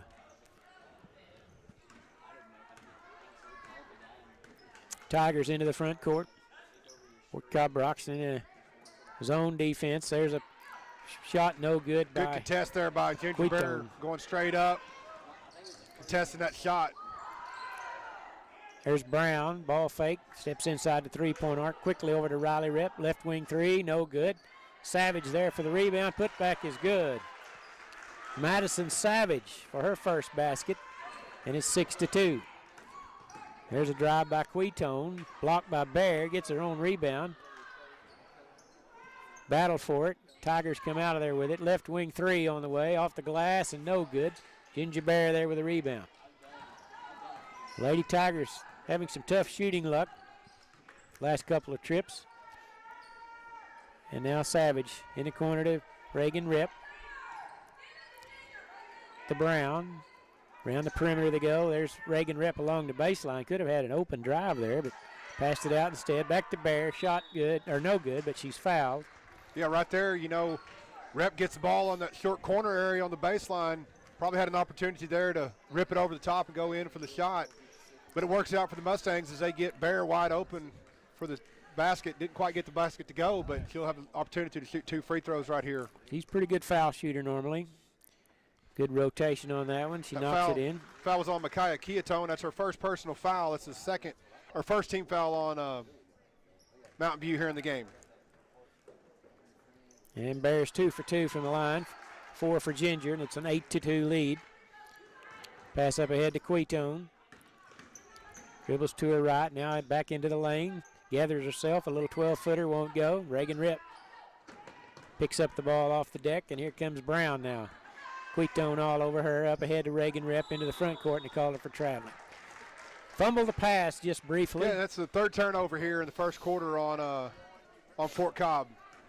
You know, 2 of those turnovers really just going a little too fast right there. Just her body's going a little too fast and shuffled the feet before she got that dribble and controlled the basketball and got the dribble down. Yeah, it's definitely a good point you made earlier today about that press. A lot of times the press doesn't. Oh, good play by Quetone, a step-through move. Yeah, I really almost was just adamant she was going to walk right there, but she didn't. Kept her pivot foot down, a little step through. And it allows them to set up the press. That's the thing about the press. Yep. If you can score, you can get into it a little easier. There's Bear in the paint. Shot is off the back iron this time. It's Savage there. Put back is good by Madison Savage. That's 2 baskets for Madison. And it's 10-4.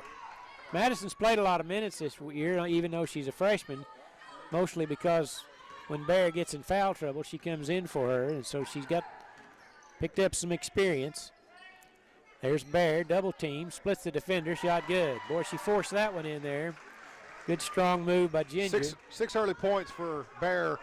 Again, Don, you know, if she gets the position right there that deep, she's either going to make the shot or you're going to have to foul her. That's exactly right. So, you know, one adjustment could simply be Mountain View may have to front her, front the post, and not give up that. That's too easy of a post catch right here in the first quarter for Bear and for Savage. Both really doing some good work inside the post for Fort Cobb. You know, in my observation, a lot of girls' teams, there's a three-pointer, no good. They don't like to front the post. I've seen that. You know, they don't. You know, a lot of places don't do it. And you know, it's the only way to do it, really. It's you know, part of it is, of course, a lot of it depends on how you practice and how you approach it as a coach. Because if you front the post, you got to have someone on the backside. You got to rotate. And, it's not just. It's easy for me to sit up here and say you need to front the post, but again, right there, you know, too good a position. Your only option is she's going to make that or foul her. That's exactly right. As big as she is, you're going to hit her on the forearm every time. She does a really good job of using her body, and she gets in great position. Yep. She's ready to make her move when she catches it. Really doing a good job of working that post. She has really progressed with Coach Rogers from start to now.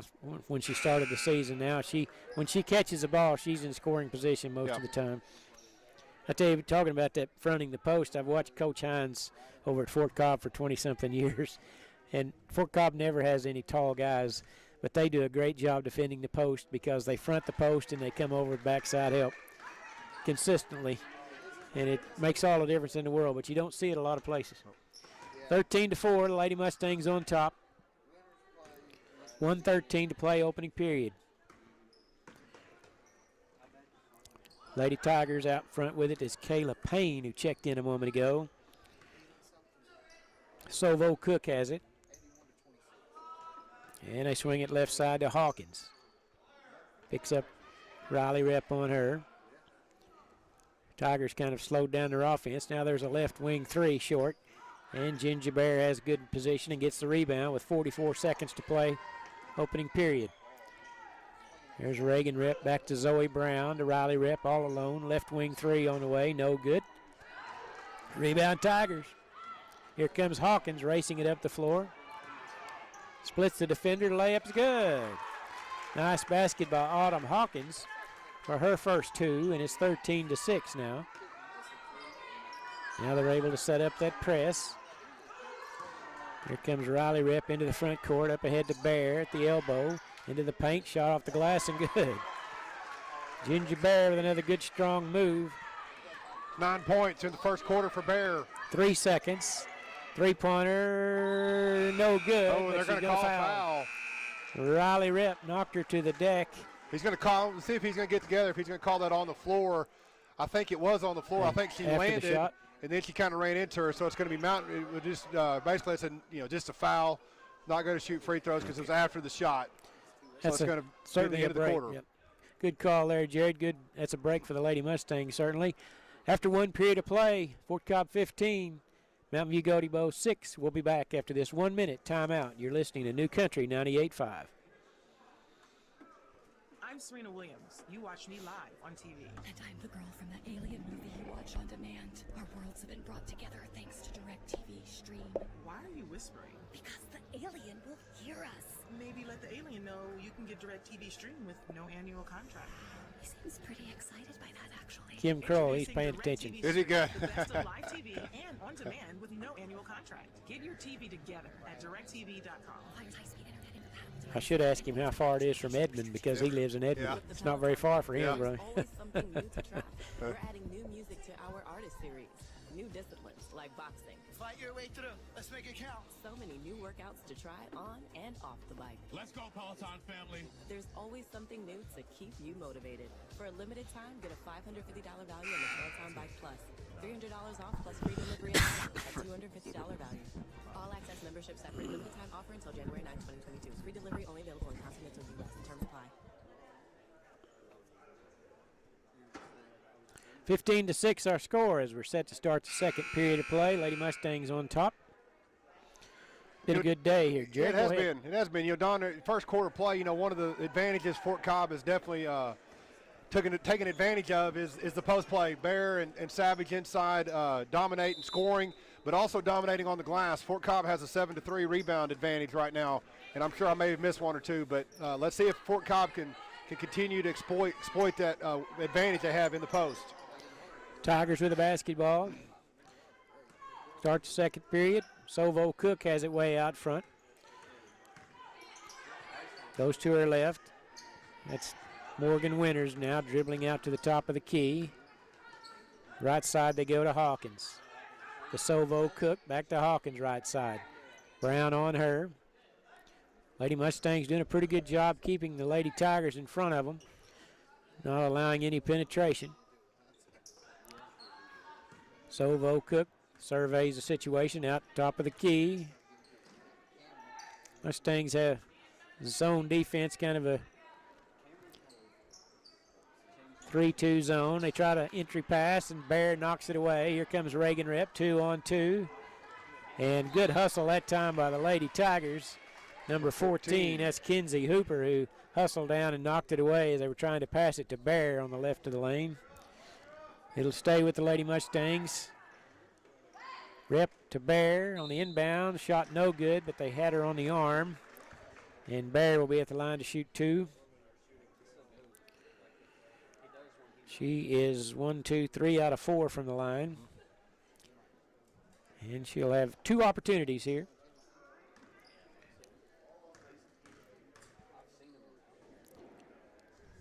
Really good rotation on her free throws.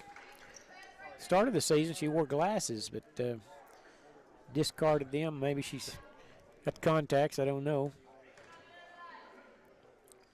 Made them both. And it's a 17-6 lead. Winters now out top of the key, over to Hawkins. Baseline 3 on the way by the Tigers, goes across the rim. Reagan Rip takes the rebound away and hands it off to Brown. Into the front court she comes. In the corner to Reagan Rip. Boy, she had a wide open path to the goal. Picked up her dribble and handed off to her sister Riley Rip in heavy traffic. To Bear along the baseline, a little 6-footer. Goes across the rim. Reagan Rip with a rebound. To Brown, top of the key. Riley Rip over to Reagan. Baseline tray, good. Reagan Rip. That's 5 for Reagan. And it's 20-6 ball game. 6:08 to play second period. Fort Cobb will be awful tough if they can get that outside shot to go along with that inside presence with Bear and Savage. They've yet to really do that, and had both of them working at the same time. Hawkins drives, shot no good. Good contest by Bear, but good backside rebound. Who was that? Was that Hooper? I think that was Hooper. Kinsey Hooper with a nice rebound and put back. That's 2 for Kinsey. Now they can set up the press. Lady Mustangs have no trouble. Riley Rip to Savage along the baseline. Good shot by Madison Savage. That's 3 baskets for her. 6 early points for Savage. That's a tough shot along that baseline. Savage and Bear have 17 of the 22 so far for the Mustangs. That double low post they have, doing a good job so far. There's Sovo Cook, 3-pointer good. Grace Sovo Cook. It's the first 3-pointer of the game for Mountain View. Cuts the lead in half, 22-11. 5 minutes to play, second half. Or second period, there's a steal by the Tigers. Layup won't go. Battle for the rebound. It's loose on the sideline, out of bounds. Bodies hitting the deck everywhere. And it's going to stay with. Going to have a timeout taken by the Lady Mustangs. 30-second timeout. We will do the same. We'll be back in 30 seconds.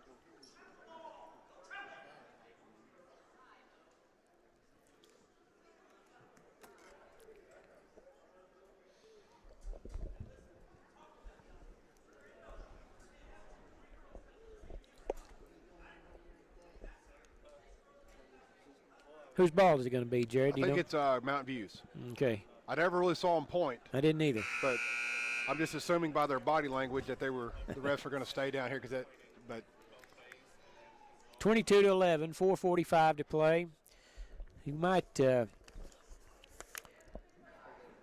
a little after the break, halftime, we'll try to give us scores from the first four ball games we've had today. I think I've got some of them jotted down. I'm not sure I have all the scores, though. I'll work on that. All right. The Tigers break the huddle, and it will be their basketball. Morgan Winters set to inbound. Out front to Kayla Payne, and now Autumn Hawkins has it. Goes by her defender, shot blocked by Bear. Savage rips it away. And the Lady Mustangs come into the front court. Reagan Rep gets her defender off the air and up off the ground, gets it down to Bear, double teamed along the baseline. That's Savage, double teamed over to Riley Rep, to Reagan Rep, right wing 3 on the way. Good, Reagan Rep. It's a couple 3-pointers here for Reagan Rep in the second quarter. Gives her 6 points. There's the Tigers now on the attack. It's Winters out front to Grace Sovo Cook. Halfway through the second period. Lob it down low to Sovo Cook. Ball's loose, picked up by one of the Tigers. That was Hooper, I think. Her shot's no good. And the Lady Mustangs come into the front court with it. Out front, Riley Rep. Over to Brown. To Reagan Rep. Baseline 3 on the way, no good.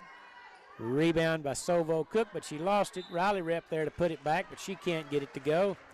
But she's fouled. And Riley Rep, the senior, only senior on the ball club for the Lady Mustangs, will be at the line shooting 2. The foul was on Kinsey Hooper. That's her second personal foul. 14th foul on Mountain View here in the first half of play. First free throw by Rep is good for her first point. 2 young ball clubs here. The Lady Mustangs have 1 senior on the roster. Lady Tigers have 2. These girls will be here for a few years. Second free throw, no good. With 3:32 to play, second period, Mustangs on top, 26-11. Winters holding out front. Now she'll dribble over to the top of the key.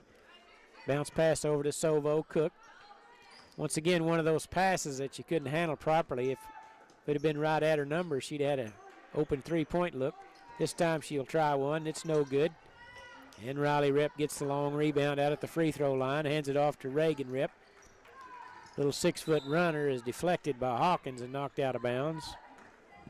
Yeah, right there, Rep just needs to keep on going. She picked her dribble up one, two steps too quick. As she keeps going, there wasn't really anybody to go.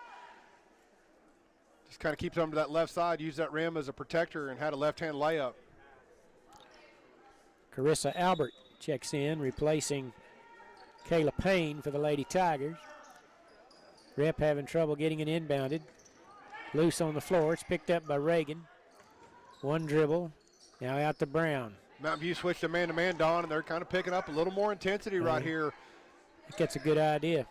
There's the pick and roll to Bear. Shot good. That's why you don't want to do that. They worked that one to perfection, didn't that they? was, again, that's just a good adjustment there by Coach Rogers. They're going to be aggressive. They'll just, run the pick and roll, and when you do, it's just wide open. Right. Well, the neat thing about that was the coaching that obviously has transpired. When they went to that man-to-man, it was immediate. That's what they went to the pick and roll. Yeah. And it's fun through the course of a game to see the little nuances that coaches, Mountain View's had trouble. Obviously, Mountain View's going to trouble to guard Bear and Savage in the post. Mm-hmm. Well, so one of the adjustments, if you can't really guard them, well, then you pick up the defensive intensity. Really make it hard on the guards to get comfortable and to make that post-entry pass. Mm-hmm. So then the adjustment Coach Rogers makes is, okay, well, if you're going to get up on us, I'm going to go run a pick to relieve that pressure on my guard. Clear it out the right side. There's nobody else over there. Mm-hmm. So if you don't rotate on the backside into the help line, you get a wide-open layup on the pick and roll with the roll girl. So just kind of fun sometimes to see them little things that happen through the course of a game that coaches do. That's why they get paid the big bucks, Don, to make those decisions. It's fun to watch them, that's for sure. And it's fun to have a coach sitting up here in the booth to tell us all what's going on, because a lot of the average guy like me doesn't see all that. 2:29 to play in the second period. And the Lady Mustangs have their largest lead at 17. Sovo Cook out front. Hands it off to Morgan Winters. And that ball is, I'm not sure if she was passing it or shooting it, but it went out of bounds. And it's turned over to the Lady Mustangs. And it's knocked out of bounds by Winters.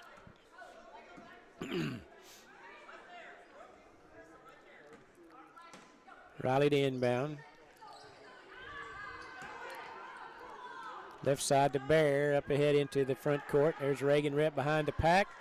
Shot off the glass, no good. Got her own rebound. Putback is good. I tell you what, Don, that play was all made by number 1, Zoe Brown, when she got that ball. Instead of being in a hurry, being in a rush, she caught the ball, she collected herself, analyzed who was open, and got the ball to that backside to Rep for the easy layup.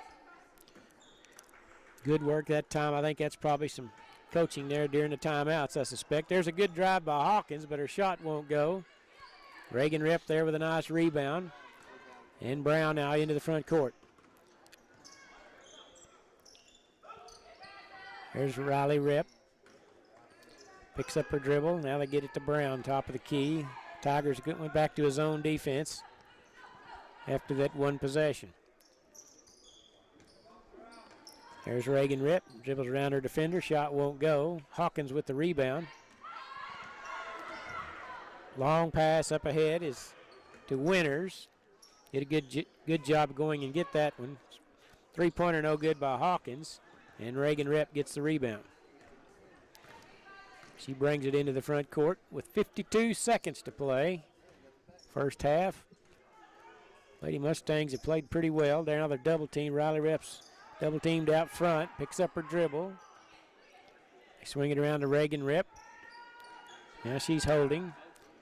And there's a pass intercepted by Winters.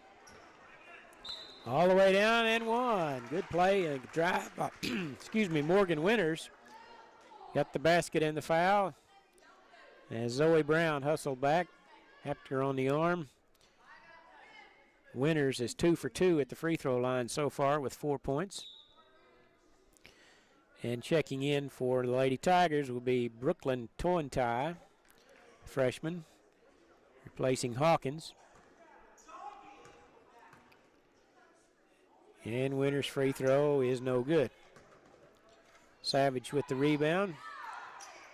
Bounce pass over to Bear. Lady Tigers putting on the pressure here in the backcourt. Up ahead to Bear in the paint. All alone, Reagan Rep, three-pointer, no good, off the heel of the basket. Ball picked up by Brooke Clark along the baseline. It was a good pass that last time by Barry. You know, the defenders all kind of collapsed in the lane, kicked it out to Rep for the wide open shot. Good offense, good set. Just didn't get the bucket to go. Sometimes they just don't Just go how in. it goes sometimes. 9 seconds to play and a half. Riley Rep's trying to inbound it. Gets it to Brown. To Bear in the paint. 2 dribbles, shot off the glass and good. Ginger Bear makes it 32-13, and that'll be your halftime score. Fort Cobb Roxton 32, Mountain View Gotebo Tigers 13. 32-13, I should say. We'll be back after a 2-minute break. You're listening to Caddo County Basketball on New Country 98.5. Hey, Don, what was the score of the Hinton Gracemont girls game? Yeah, that's why let's see. I got those other ones. I just didn't get that one. That's the one. Hinton and. Is it 38-31? I didn't write it down on your score pad. Flip back over the other way. I think it's 38-31. That'd be right. All right. Let's see. I got the other ones. Okay. Which one you want? Well, let's see. If you'll give me the boys, Carnegie and Hinton. Or Carnegie and Gracemont. 81-26. 81-26. Binger Cement 58-21. Okay. And then Apache girls 59, Cement girls 45. Right there. Or 61-45. 61, okay, I got that one. All right, so I think we got them all in. Okay. Your Caddo County elected officials say good luck to all the teams in the Caddo County Tournament. Commissioners Benny Bowling, Brett Kingler, and Jeff Boren, District Judge Corey Kirkland, District Attorney Jason Hicks, and Sheriff Spencer Davis. Also, We're on the downhill slide. We are. Clerk Patty Barber, Assessor LaDonna Phillips, and Treasurer Gina Mosier. They encourage all students to get involved in their schools and their communities. Reckon your wife will have supper ready for you when you get home tonight? I'm sure she will. This is Trey Piercy with Piercy Angus Cattle. We as a family would like to invite you to our annual bull sale on Monday, March 7th. Be a football game on when you get home tonight. Should be Cardinals and Rams, right? Should be a good one. Yeah. Which include 32-year-old Dallas Cowboys didn't really impress me yesterday. What a surprise. Huh? No, they. Boy, sad. You can call me at 405-545-0985 or visit us on Facebook, Instagram, or our website, PiercyAngusCattle.com, where our family's goal is to add value to your operation. Halftime score. Caddo County Tournament. Fort Cobb Roxton Lady Mustangs 32. Mountain View Gotebo Lady Tigers 13. We're now going to have a halftime report sponsored by the Ouachita Valley Bank at Fort Cobb and the Shamrock Bank of Mountain View, and it's going to be brought to you by Mr. Jared. Hey, Don, you know, really so far for the first half of play, it's really just been pretty simple. It's just the post presence of Fort Cobb. Ginger Bear leading the way of all scorers. She's got 15 points. Madison Savage has 6. Riley Rep has 3 points. And Reagan Rep has 8 points with a couple three-pointers in the second half, which, you know, again, you know, you start kind of sinking into the post area, trying to take away the Bear and the Savage inside. You know, if you can hit a few threes, you don't got to hit a lot, but if you can be a weapon, you can be a threat where the defense can't just all collapse in. You know, that's definitely can make it tough. And you know, another big advantage of Fort Cobb in the first half. You know, I may not have kept up with every rebound, but you know, they had about 16 rebounds the first half, and that's about to like 8 or 9 for Mountain View. Again, they've got a size advantage. You know, Mountain View did a few things. You know, they got in their zone defense. You know, when Mountain View makes a basket and they can get set up in their press, they're having a lot of success defensively. Just unfortunately, they're not finishing with made baskets that's allowing them to get in their press. When Fort Cobb is able to kind of initiate some early offense, get the ball moving, not let Mountain View get set up in their press defense, Bears just getting way too easy a post position, way too deep a position. About the only thing you can do to stop her is either you just let her score or you foul her. Right.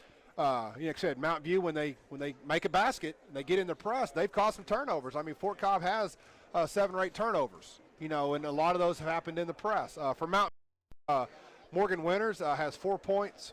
Grace Sovo Cook has 3 points. Autumn Hawkins has 2 points.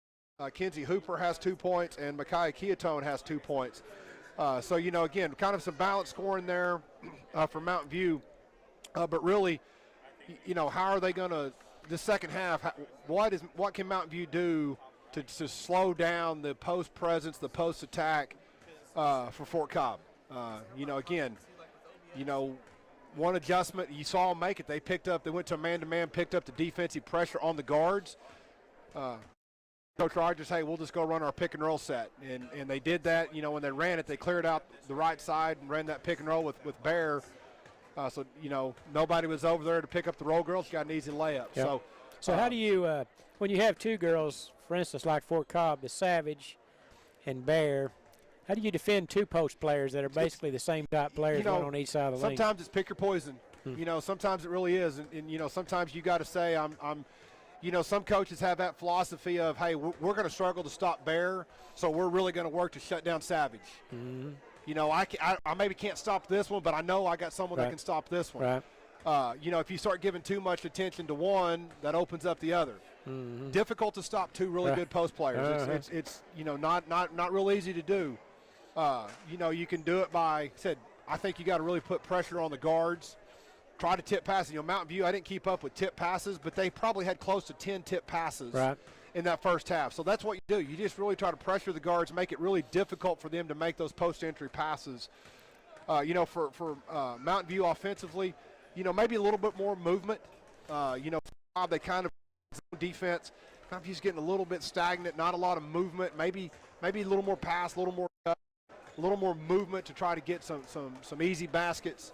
But really, that if Mountain View can finish with some makes, they're having a lot of success defensively. Right. Fort Cobb has struggled some with the press. They just got to find a way to put the ball in the hole. Yep. That generally cures lots of eels. Oh, it's like you said, it's the best play in basketball. Just put the biscuit in the basket. There you go. It really is the best offense. So we'll see. It's 19-point game.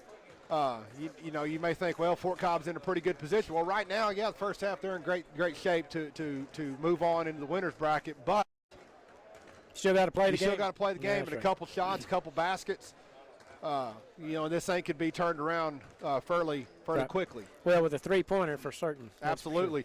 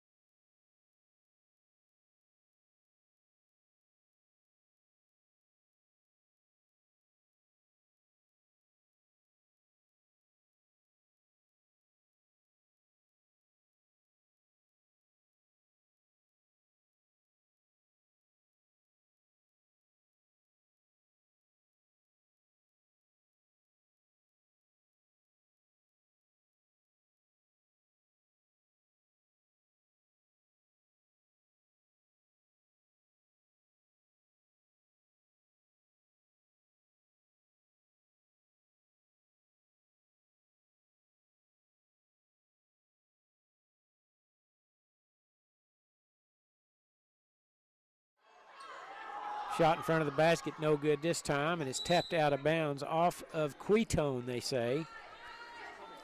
Much better job there by Fort Cobb. You know, last time Bear had the post position, didn't get her the pass in time. That time got it to her and made a good move, just didn't get the shot to fall.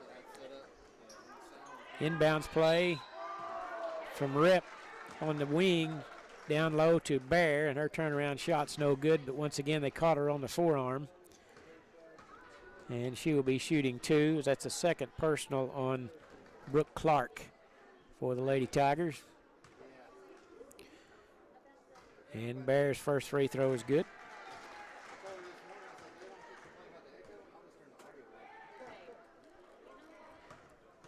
Seven out of 9 I have her for.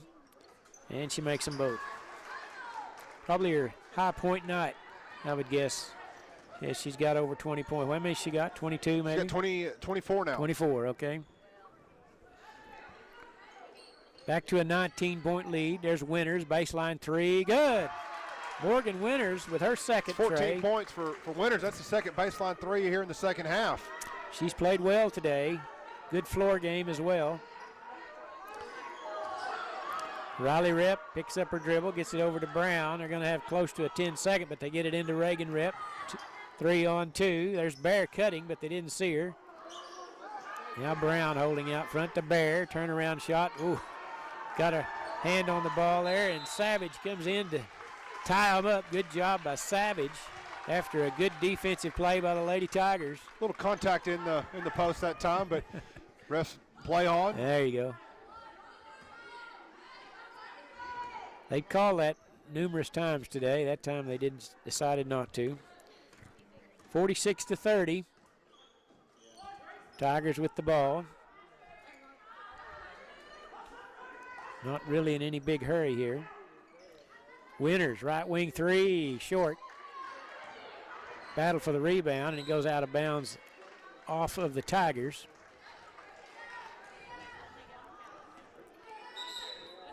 And we're going to have a timeout taken by the Tigers. It'll be a 1-minute timeout. We'll be back after this 1-minute break. You're listening to New Country 98.5.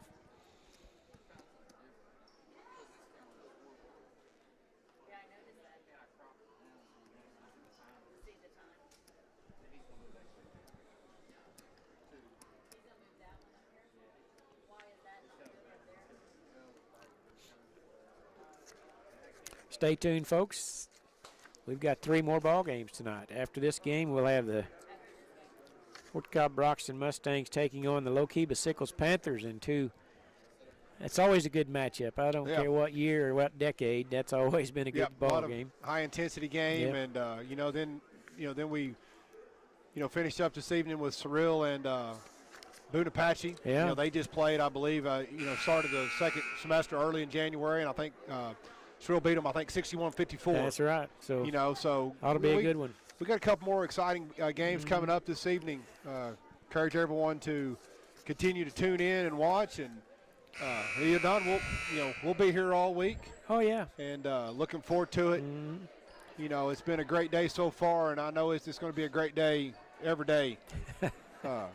Yeah, there's always a good day at the Caddo County Tournament. We used to talk about, you come to these games and you don't know what you'll see. Generally, every time we come to one of these games, we watch all the games. There'll be something you've never seen before. It seems like every time.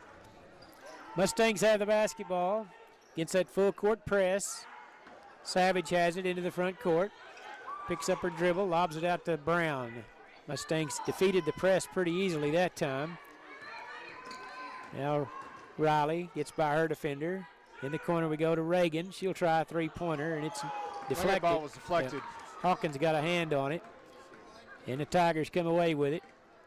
With 5 minutes to play, lobs it down underneath the basket. Shot good is Brooke Clark for her first basket. As she caught behind the defense, and they found a little soft spot back in the backside of that zone, and good find to get Clark that wide open 2-point basket. It's a 14-point game. And Brown into the front court quickly. Over to Reagan Rep. And good she'll decision. pull it out. Yeah. Right there by Rep. Time and score. I've heard Porter Moser talking about that the other day watching an OU game. Know the time, know the score. Good step through. Well, they had them trapped there, but Brown was able to get away, and then Riley Rep has it taken away by Winters. All the way down, layup, no good. Hawkins with the rebound, put back, no good. Got her own rebound, and we're going to have a whistle and a foul on the Lady Mustangs. Turnovers have really gotten the Tigers back in the ball game here. You know, that's almost 10 turnovers here just in the second half against Fort Cobb. And some of them aren't really forced; they're just kind of careless. Yep. The last one was especially. There's Hawkins on a drive, steps around her defender, shot no good. Reagan Rep with a nice rebound, and she's going to pick up the foul. And that will be the 6th team foul on the Lady Tigers, so not in the bonus yet. It's the first personal foul on Autumn Hawkins for Mountain View. And here comes Riley over to Ginger Bear. Into the front court come the Lady Mustangs. Reagan has it. Now to Brown. Dribbling out front. We're halfway through the 4th period. Riley Rep, now they've got doing a good job defending Savage, but Bear was wide open on the other side of the lane. And they're double teamed once again. Bear has it. Cross court they go to, well, they're pretty much in a delay, it seems. They're really content on I really think they're that just clock. what we talked about. I think they're content to work the clock, pass the ball. If they can find a way to get the ball to Bear in the post, they're going to. But other than that, I think that's the only shots they're going to get. Free throws, layups, and get the ball to Bear in the post. Well, they burned off about 40 seconds here on this possession. There's Brown.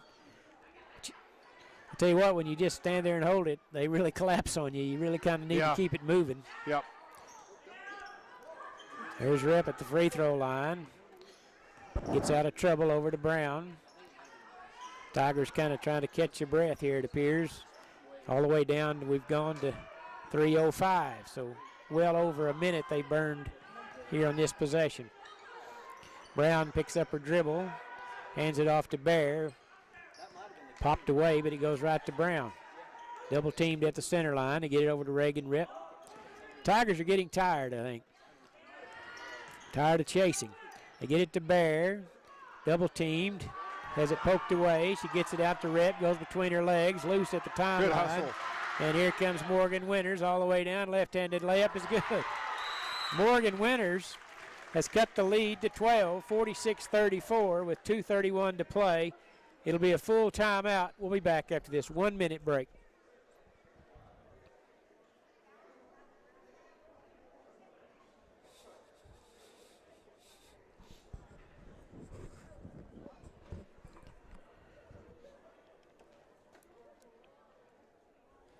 Well, the Lady Tigers are battling. They are. They're scrambling. Are not going They're away. scrambling and just, you know, like I said, they're getting just enough turnovers to stay in this thing. Well, Cobb had they burned off over a minute. And it's probably a good thing they did because the Tigers went down and made an easy 2. But you know, it never fails. I mean, we've talked about it. Unless you've got a great point guard and with some good guards, when you go into that delay game. The good thing there, they did run a minute off, but it was almost inevitable that it was going to end up in a turnover. It just seems like it always does. And then whenever you try to do that for a minute or so, then when you do get a shot, it's hard to make it because you're so jittery. Yeah. Generally the way it works. But when you can run a minute off the clock, it's almost worth it. But the problem now is they've got to inbound the ball against full court pressure, and that's where they've had most of their trouble is right down here on this end. And there's still 2:31 to play in the ball game. And if they make a couple of three-pointers, boy, it could get really interesting. Or even that, just a couple steals and some layups. That's right. You know, they can get it within double digits. Inbound to Bear, lobs it up to Brown, into the front court easily this time to Reagan Rep. They double-team her, and they take it away. Morgan Winters just took it away from her, and there's going to be a foul on Reagan Rep. Boy, it just seems like the worst thing you can do is pick up your dribble. Yeah, especially right in that specific area. You're right by the sideline. You've already just got past the half-court line. You know, in essence, those are 2 more defenders that are guarding you. 2:17 to play. The game's getting interesting. Mustangs led this thing by 19 at the half. It's down to 12 with 2:09 to play. Hawkins trying to drive baseline. Good job there by Bear to cut her off. They go back out front. There's a drive by Quitone. Shot good. Mariah Quitone with her 6-point, and it's a 10-point ball game. Mustangs now getting it into the front court. Quitone riding Brown all the way down. And that'll be the 7th team foul on the Lady Tigers. So it's going to come down to foul shooting now, I think. It was the first foul on Grace Sovo Cook. Like Okay, I said, Sovo, okay. So Sovo Cook in now. But like I said, Don, now it's 1-1 bonus. You know, Fort Cobb, if they make their free throws, you know, they're probably going to win this game by double digits. So Right. you got to step up here and knock these down if you want to keep this thing in comfortable territory. Brown has yet to shoot a free throw today, hasn't scored yet. She makes the first. That looked good. 11-point lead now for the Lady Mustangs with 1:48 to play. The Tigers have shown they can score quickly. She makes them both. 2 big foul shots for Zoe Brown. And it's a 12-point lead. Tigers quickly into the front court. Quitone handling. Over to Winters, who's played awfully well. Back to Quitone. Dribbles in the paint. Little 6-foot runner. Good. Off the glass. That's 8 for Quitone. 2 strong moves there for Quitone to kind of keep this thing at a 10-point game. And the ball is knocked away by Quitone, but she was on the sideline. It'll stay with Fort Cobb with 1:28 to play. Honestly, you'd think this was a 2-point ball game. 10. It doesn't seem like it's a 10-point lead, that's for sure. Ginger Bear they're so casual with the ball. It's unbelievable. But the Lady Tigers are doing a great job defending. There's 1:17 to play. Coach Rogers imploring them to keep moving it. And there's a near steal by Winters, and they're going to call her for a foul. That's kind of a tough break on Morgan Winters. Good. Just good. And she almost had her hand in there to get a steal or maybe a tip out of bounds or something, but just too much contact for the official to not call that foul. Brown will be at the line shooting 1-1. She just made 2 in a row a moment ago with 1:10 to play. And the first free throw is good. It's 3 in a row for Brown. Yeah. Huge free throws here. And she'll have one more. Trying to get it back to a 12-point lead. And she does. 50-38. 1:09 to play. Winters dribbling way out front. Not really in too big of a hurry, it appears. They lob it down to Hawkins in the left of the lane, trying to create some space. Her shot's no good. And we're going to have a tie-up. And it'll go to Fort Cobb on the alternating possession with 51.8 seconds to play in the ball game. Bear has it. A couple of dribbles up ahead to Brown into the front court. Quick pass over to Reagan Rep. And has it chopped away by Sovo Cook. Another turnover. Here come the Lady Tigers. Long pass up ahead to Winters. Baseline. Thought about the 3. Now Hawkins right wing 3. Good. Bang. Autumn Hawkins with her second tray. And it cuts the lead to 9, 50-41. This is the closest they've been since probably the first quarter. Yeah, and, you know, really, Don, second half, I'm pretty sure Mountain View has outscored them a significant amount. Right. You know, really right now the difference in the game was just Fort Cobb's post offense that first half. You know, we kind of forget how good that was the first half. But, you know, the big difference is Mountain View, how many times the second half have they got set up in their press? Much more time. Much more. Yeah, you know, more, they're making shots, they're finishing with makes, and that's letting them get that press set up. Mm-hmm. You know, this game could have been, a totally different ball game had they, had a little bit more offensive success the first half. Exactly. Well, they had earlier in the third period, Fort Cobb had a 20-point lead. Did. It looked like they were just going to win going away. But the Lady Tigers, you got to hand it to Coach Kimberly. They kept calling timeouts, kept trying to correct the mistakes, and next thing you know, we've got a ball game, 50-41. And I tell you what, if it wasn't for those 4 free throws Zoe Brown has made in a row, this game would really be interesting. Yeah, and I tell you what, how impressive that is. You know, that's the first points I've got for Brown this entire game. Exactly. To come in a crucial situation and to hit 4 straight is it's impressive to see. Yeah, she had not taken a shot the whole game. Going to have a timeout taken by the Lady Mustangs. I think they were trying to decide what they wanted to do. I think they wanted to throw a long pass. I think they were looking to, had someone running deep and wasn't really open. So the inbounder just said, "Hey, I'm going to call timeout. Let's, that possession is important right now. Don't want to turn it over." Did you ever have? I know you used to coach softball and basketball both. Did you have plenty of girls that you could find that could throw a baseball pass and over half court? Yeah, and be effective at it? It's obviously not maybe quite as easy, but it's just something you practice. I mean, you do, as a coach, you hopefully know which one is your best. But it's not easy, is it? You may have someone who maybe can throw that pass, but they may not be one of your better inbounders. Right. So right here, you've got to have a really good passer to get the ball in right here, because a lot of pressure, a lot of hands, a lot of action. Right. So you don't worry as much about having someone who can throw that long pass. If you do, great. But right now, your most important thing you worry about as a coach is you got to have your best passer as your inbounder. Got to have make good decisions. Good decisions. It can make those tough passes. All right, get it inbounded easily to Brown into the front court, and the ball bounced high over her shoulder, and that's a turnover with 25 seconds to play. Yeah, I kind of think he was expecting to get fouled there, and when the foul didn't come, it's got a little bit out of control and turnover. And she saw that open grass, open court, got a little excited, I think. Now the clock is really working against the Lady Tigers now. It's under 20 seconds. Hawkins has it over to Winters, left wing with 13 seconds. Quitone drives, shot over Bears, good with 8 seconds. Ball rolling around, rep being wise and not being in any hurry to pick it up. 2 seconds. They get it inbounded to Bear, and that will do it. The final score, Fort Cobb Broxton 50, Mountain View Goatee Bowl Lady Tigers 43. We'll take a 2-minute timeout. When we come up, we'll have our post-game report. You're listening to 98.5, or New Country 98.5. Here's a market update from our Ron Studios at Oklahoma National Stockyards, serving cattle producers for 100 years. Well, our futures markets closed today because of Martin Luther King holiday, but we'll recap the closing on Friday. In February, live cattle up 97, 137.97 Friday. April up 115, 142.12. Not going to give us much time here, Jared. Down 162.70. March down 35 at 166.37. Range in a moment.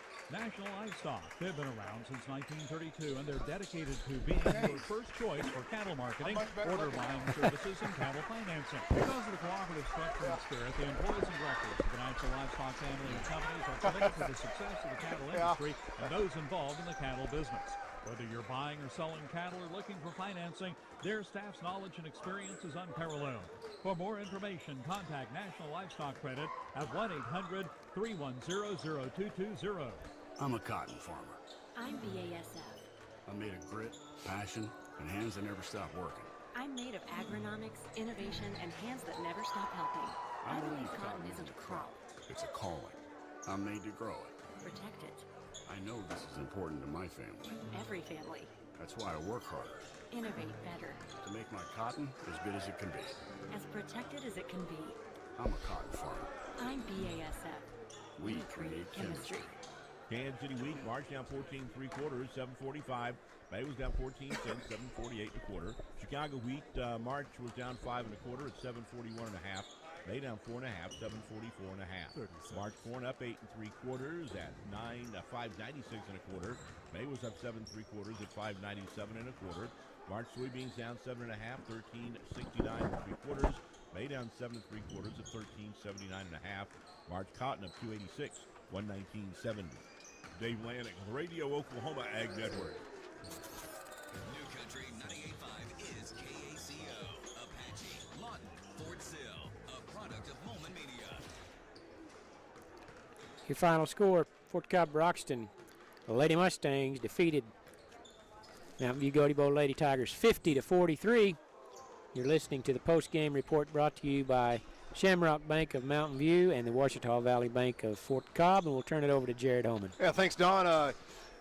Fort Cobb, got Mountain View. Give them young ladies and Coach Kimberlin a lot of credit. They were down 20 early in the second half of play, and they just kept fighting and clawing and scratching and got within 7. And I tell you what, had it not been for number 1 Zoe Brown hitting 4 huge free throws, exactly. You don't think that's a big deal because it was a 10-point game at the time, but in a 7-point game, that ended up being huge. Zoe, that was only 4 points of the game were those 4 free throws, but huge games. Huge game for Ginger Bear, 23 points, really dominant, made her free throws, really did a good job, especially in the first half of getting good position in the post. really that was the difference in the game. This Mountain View really didn't have an answer to stop that early in the first half. Her ability to work in the post that kind of extended that lead out to 10, 15, 20 points. Right. 5 points for Madison, or 6 points, for Madison Savage. Riley Rep had 3 points. Reagan Rep had a good game of 14 points. Yep. For Fort Cobb, hit a couple big threes, that really kind of helped extend that lead. Mountain View, Godibo, Morgan Winters had 15 points. She played well. She did play well. Tell you what, Makai Keatone had 10 points, but she had some huge buckets there in that late push, that late surge. Really did a good job of getting to the basket, finishing strong. She had 10 points. Brooke Clark had 2 points. Kenzie Hooper had 2. Autumn Hawkins had 8, and Grace Sovo Cook finished with 3. That's the scoring for the Mountain View Godibo Lady Tigers. Really, the difference in the game was the post presence for Fort Cobb. They had way too many turnovers, but they also had a lot of rebounds and a lot of good effort in the post, and then that's kind of why I think they came out victorious.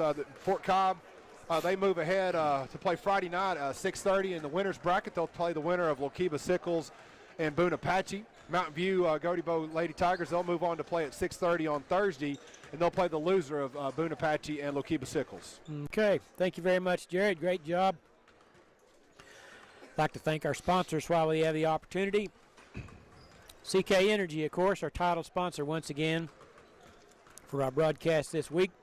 Hillary Communications, Central Appliance Furniture and Bedding, Caddo County elected officials, Perry Angus Auction, Joshua's Auto Sales, State Senator Darcy Yeck, and the Jungle Ice Fun Zone with cornhole tournaments every Monday night. Hope you'll stay along with us, as Jared mentioned last week. Maybe you can go play cornhole next week. We've got some good ball games coming up.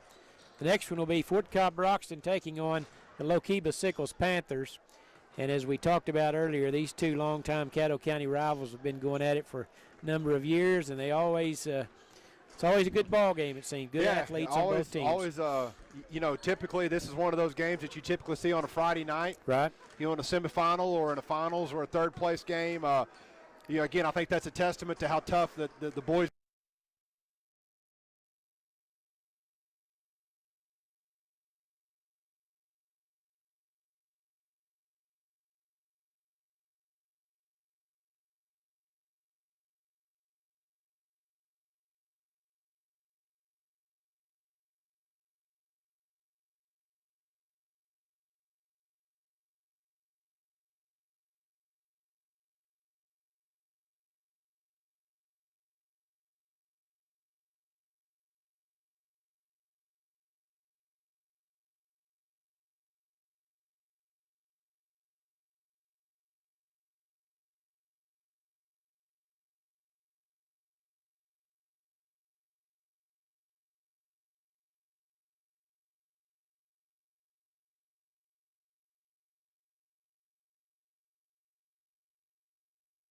I would say the best coach around in any class or whatever, and it's always hate to see Coach Hines not feeling well, and he's not here with us today.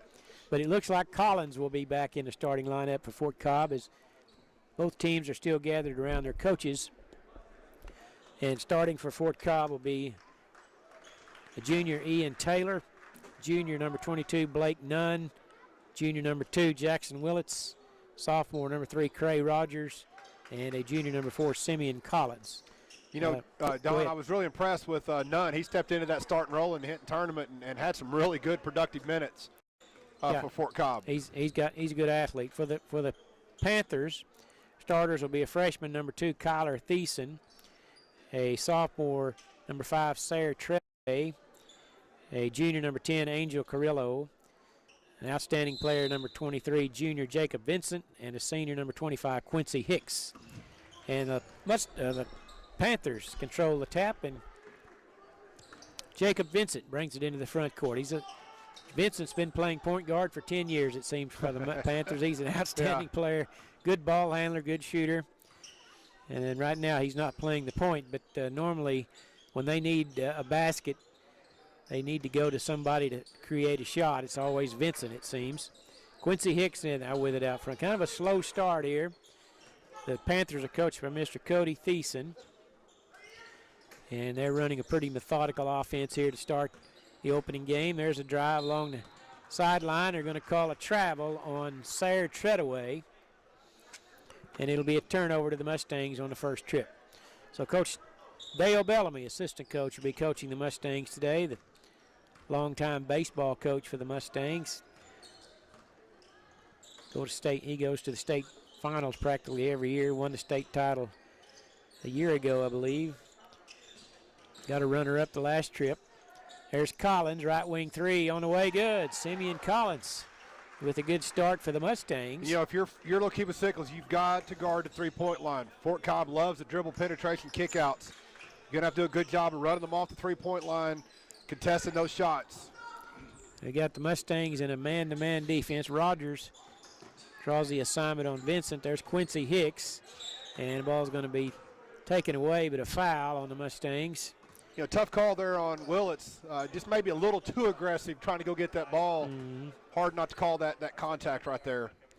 You mentioned Aiden Lewis. He's not in the starting lineup today. He sprained his ankle really bad at the finals of that Hinton tournament. I think it was in the first minute of the game. It was really quick. It was. And really a bad. He broke his nose on Tuesday night and sprained his ankle on Saturday night. So it was a rough week for him. There's a drive by Vincent. There you go, Don. That's what he can do. How good of a player he is. That was a nice finish right there at the rim. That's what he's known for. He's a good ball player. There's Willits going against Vincent in the paint. Left-handed shot, no good. Quincy Hicks there for the rebound.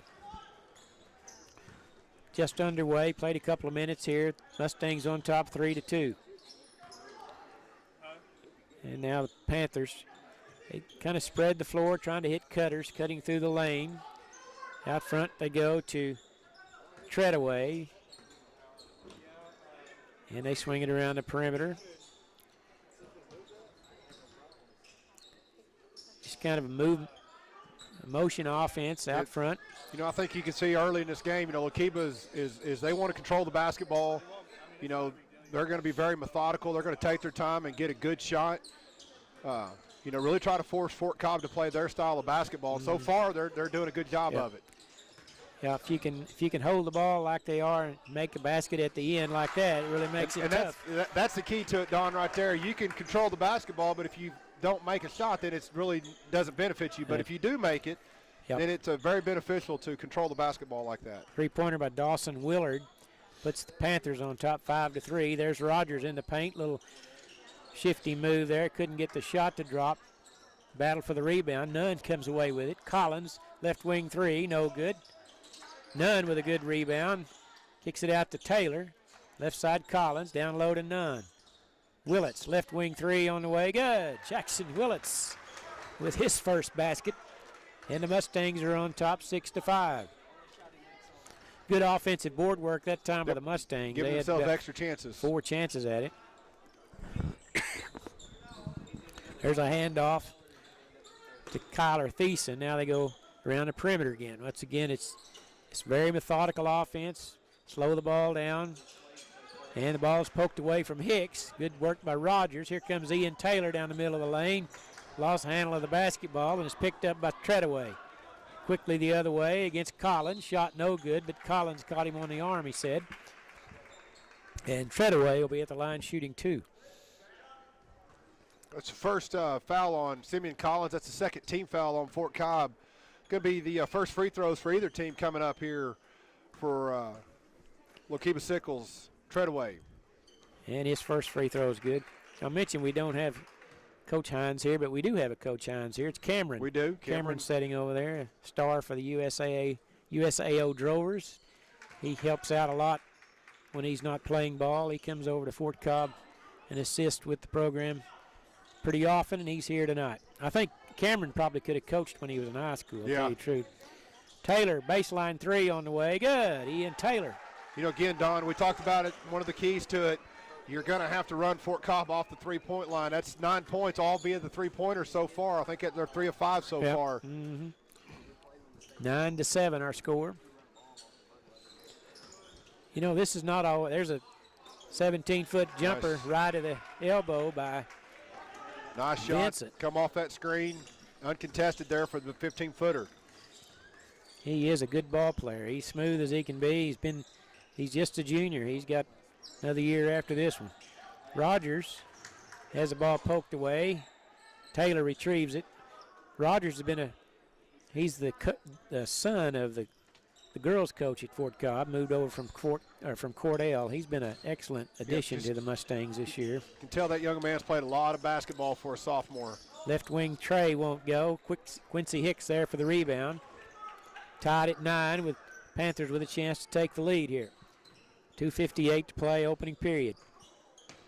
Once again, one of those contests you look at on the bracket and you think, well, that could be a good first-round matchup. Quincy Hicks with a turnaround jumper. And that's 4 Panthers in the scoring book so far as they take a 2-point lead, 11-9. A really good first quarter by both teams here. Both teams kind of doing what they want to do. That's kind of what I was thinking, yeah. Fort Cobb's penetrating, hitting their three-point shots, and Lokeba's controlling the basketball. Rogers with a drive. That was a good idea. Great idea. Just bounce pass right there, If he could get a bounce pass, it was open. Good idea. Yeah. Just good defense there to cause it out of bounds. Rogers over to Willits. Round to Collins. There's Willits open. Baseline 3 on the way. Good. That's his second three-pointer, and a good job by Jackson Willits there. He just continued to keep moving. Went from the right side of the court, cut underneath the baseline to the left baseline for the wide-open three-point shot. All the Mustang points have been via the three-point. They've hit four trays, and they lead at 12-11. That's not that uncommon for them. No, that's I said it's one of the things anytime you play a Fort Cobb coach team, the three-point shot is something you got to find a way to defend. 1:40 to play. Panthers have done a pretty good job of slowing down the tempo, that's for sure. And a lot of times, as you talked about, you can slow the tempo, but if you don't score, it doesn't really help you. There's a three-pointer by Dawson Willard. That's his second tray. And Panthers back on top, 14-12. Drive by Rogers. Shot is no good, but he's fouled. Good assertive move that time by Rogers. He has got a good, quick first step. And he's taller than it seems. He is. He's taller than he looks. Yeah, I stood up next to him at that Hinton tournament. He has. I'm 6'4", and he's not much. He's not much shorter than I am. And his first free throw rims out. Rogers yet to score. With 1:17 to play, opening period. He'll have one more. Swish that one. And it's a 1-point ball game. Panthers on top with a basketball. Vincent into the front court. Over to Willard. Holding out front. They just kind of mesmerize you, actually. Yeah. I mean, it's like no one's moving, and the clock keeps ticking away, and next thing you know, they've scored another basket. Yeah, I tell you what, the shooting percentages so far in this first quarter are tremendous for both teams. Not a lot of missed shots. Haven't been a lot of shots, but both teams are shooting at a high percentage so far. Let's see if Lokeba, 45 seconds, or they may try to hold for the last shot here in the first quarter. Wouldn't surprise me. There's Vincent, the Willard.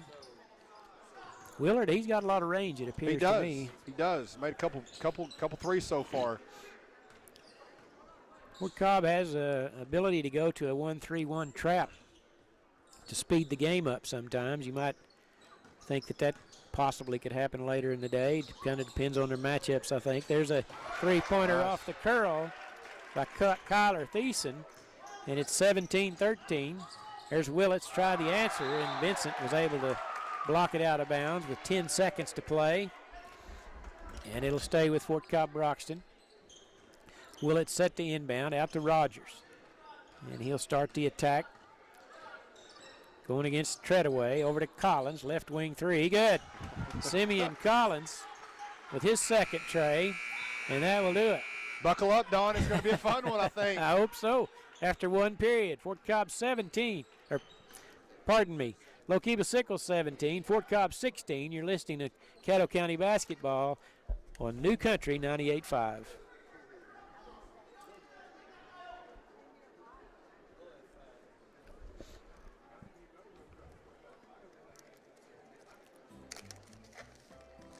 Energy Electric Cooperative would like to congratulate all the players and all the schools in this year's Caddo County Basketball Tournament.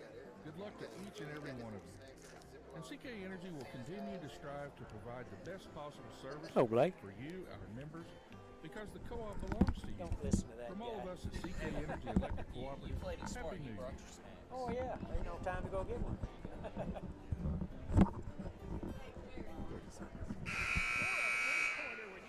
Am I in there? Oh, I hadn't seen it yet. A long time ago. Back when he had hair, is that what you said?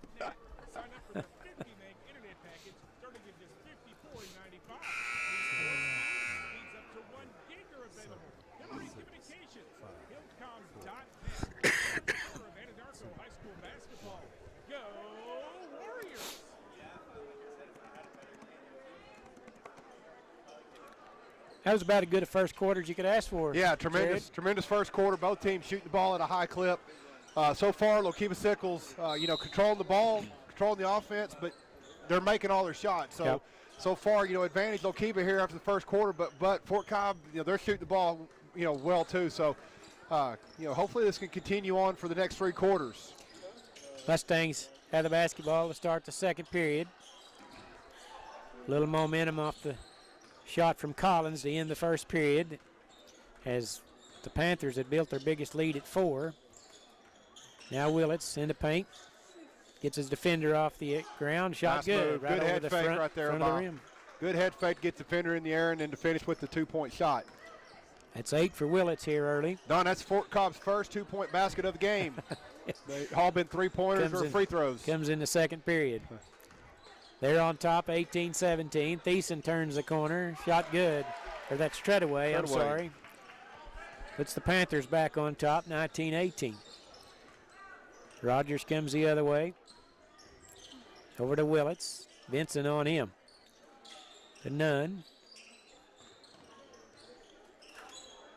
And Rogers holding out front. Panthers in a man-to-man defense. Gets a screen from Taylor. Little pull-up 17-footer won't go. Quincy Hicks there for the rebound. One of the few missed shots we've had today. There hadn't been very many misses, not very many rebounds. Now Vincent will bring it into the front court. And they are in no hurry. No, they're content on their plan, which is to make Fort Cobb come out and guard them, and use that to their advantage by dribbling and going by them and creating driving lanes, force that defender to step in and help, and kick it to shooters. There's a drive by Treadaway. Collins got a hand on it, but they say he fouled him. And at the line will be Sarah Treadaway. It's going to be the second personal foul on Simeon Collins. Third team foul on Fort Cobb here in the first half. Treadaway 2 for 2 from the line so far. Missed the first. Got 4 points. And he'll have one more. Second free throw, also short, and Nunn tried to get the rebound. It goes out of bounds off of him, so it'll stay with the Panthers. Yeah, he just kind of mistimed his jump right there. Mm-hmm. Wasn't able to go corral that thing with 2 hands. Had to go try to get it with 1 hand and knocked it out of bounds. Kind of came off hard. It was kind of short. Kind of went a little farther away from him than he was expecting. Panthers have the basketball. That's Willard. Way out front they go to Thiessen, dribbling to his right. Once again, this very methodical offense by the Panthers worked pretty well so far. They lead at 19-18. And there's a ball poked away. Willits now racing it up the floor. Off to Rogers, layup good. Beautiful fast break. Willits to Rogers. And Fort Cobb back on top, 20-19. I believe that's like our 4th or 5th lead change so far in this game. Just kind of tells you how competitive and well played this game's been so far. Well, it wasn't unexpected. I anticipated this would be a pretty good ball game. There's a long three-pointer by Willard straight away. Missed that one. Hicks was able to tap it back out. Now Thiessen long three. Good. That was like Steph Curry range right there, Don. That was, it was from way downtown off the loose ball. Yeah. But he stepped into it in rhythm. Yeah, it was deep, but he had good rhythm on it. He did. Good shot by Thiessen. Panthers back on top by 2, 22-20. Whipped the pass under to Rogers. Beautiful pass from Taylor on a cutting. Tell you what, good job there by Rogers. He kind of cut to the middle, set his defender up, and then he just curled right back to the ball, to the block, got that easy 2-point basket tied up. It was a good find by Taylor for sure. Good quick pass right on the money. This team, Fort Cobb's a good passing team. There's a good hesitation dribble by Sarah Treadaway, who's played well today. That's 6 points in the first half for Treadway. Nice little hesitation dribble. Got his defender kind of caught him flat-footed and got the easy basket. They do have some creators on their team. Yeah. No question about it. There's none on a drive. Reverse layup won't go. Tapped up by Rogers. No good. And Treadaway there for the rebound. Panthers with a 2-point lead in the ball halfway through the second period. There's Vincent going against Rogers. Kicks it left side to Thiessen. Penetrates in the paint. Shot over Willits won't go. Taylor there with a rebound. Good contest there by Willits. Kind of forced him to go from his right hand to his left hand and got the miss and to finish with the defensive rebound. There's none. It's a Collins. Oh, right idea, but the pass is right at his feet. Great idea, but you know, it's kind of one of them passes we've seen so far today. I mean, it was kind of in no man's land. It was right in between a bounce pass and a chest pass, and those passes are so difficult to corral. Yep. Would have been much better off just slowing down just a little baby bounce pass would have been perfect for that situation. Yeah, Taylor had broken free. It was going to be an easy 2 if he could handle the pass. You know, it's only the second turnover here in the first half from Fort Cobb. Lakiba only has 3. Really well played, clean ball game so far. Yes, for a first-round game, it's been a good one so far for sure. Hicks can't get the shot in. Here come the Mustangs. Rogers spinning. Shot off the glass. Taps it out to Nunn. Baseline 3 on the way. No good. Willits there chases down a long rebound. Over to Taylor, right side. To Nunn straight away. Over to Willits. Hesitation dribble at the free throw line. Hands it off to Taylor. And we're going to have a travel.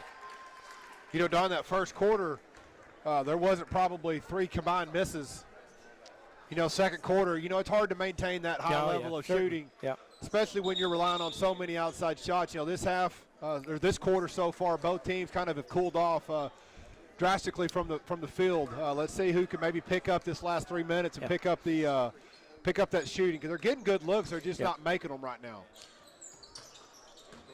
Brody Devon checked in for Simeon Collins for the Mustangs. And the Mustangs trying to put a little pressure on the ball out front. That's Thiessen with it. Holding over to Willard left side. Get it down to Vincent. Poked away by Nunn. Up ahead to Willits. Ahead of the pack. Left-handed layup is good, and we're tied at 24. Willits has 10 points.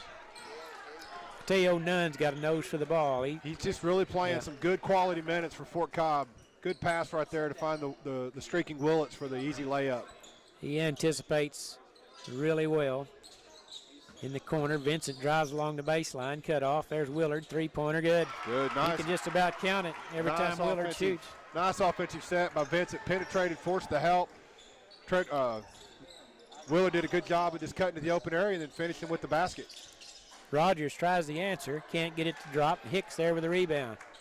Willard, I believe, is 3 out of 4. I think that's right, Don. He's got 9 points. Makes it look pretty easy. Bounce pass to Vincent. Out to Quincy Hicks, way away from the basket. 1:27 to play.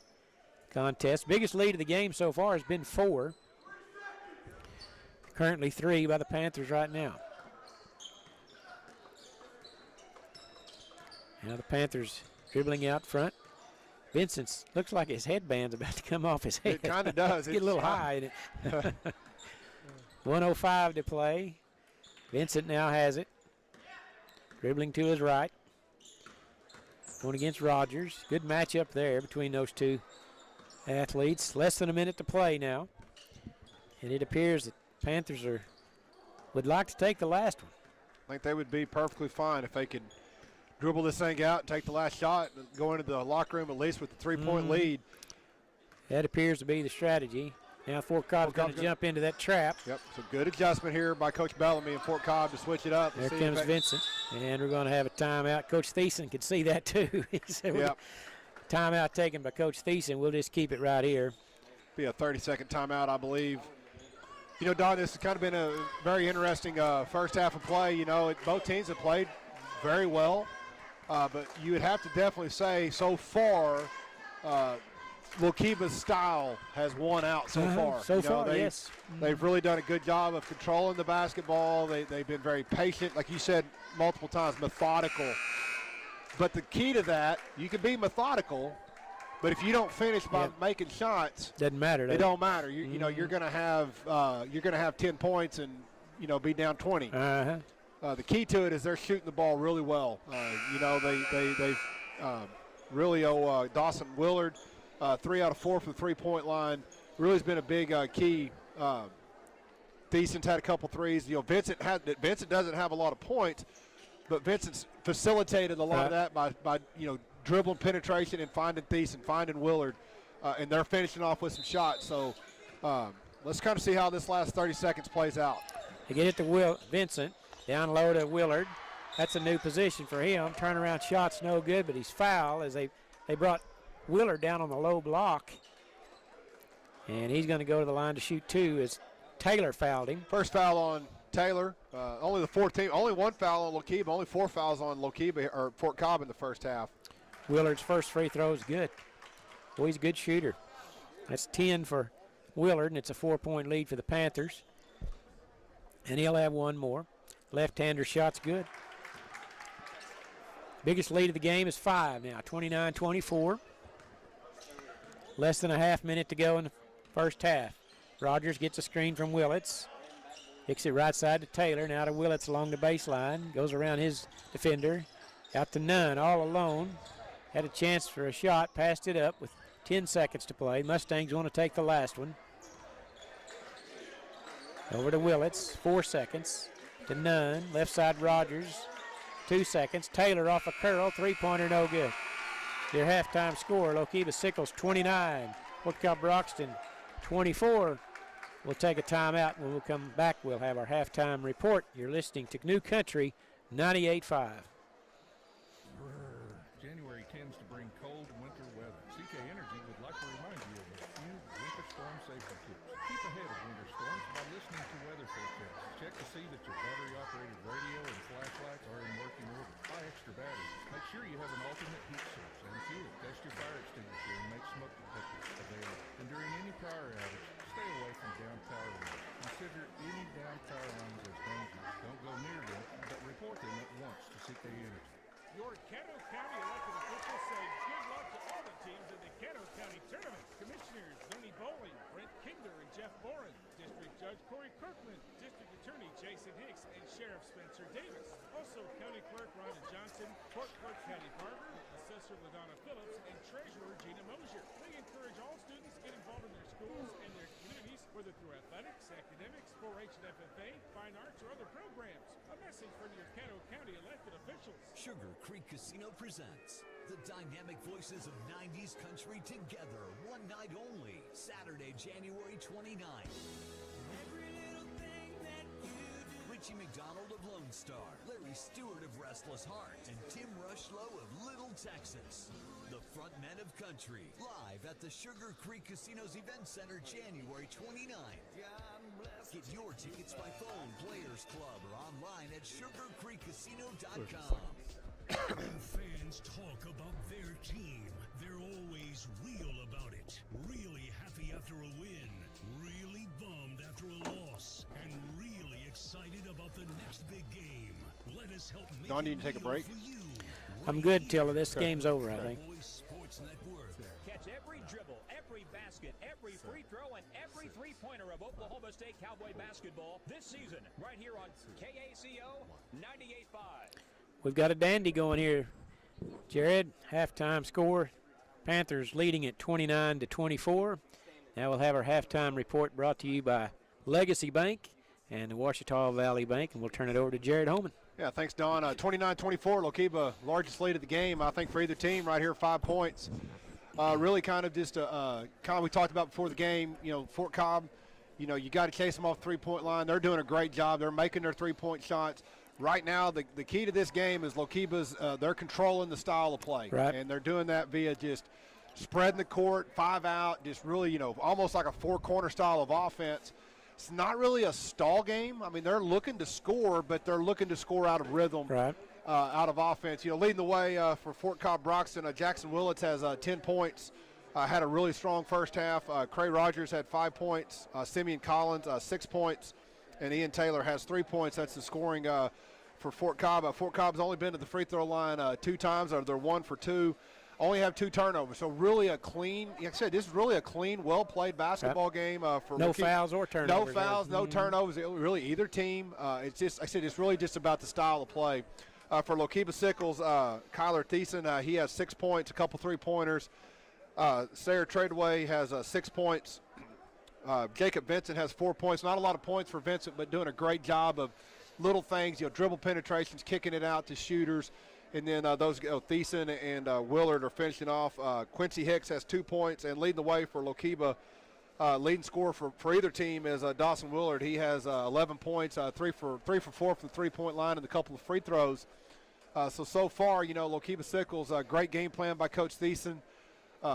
We'll see if you're Fort Cobb, what you'd love to do is you'd love to maybe make a little push, make a little run, try to get this lead up to about 6 to 8 points and kind of force them to get out of their comfort zone. But right now, as long as it's working, Lokeba's going to continue to do what they're doing. Right.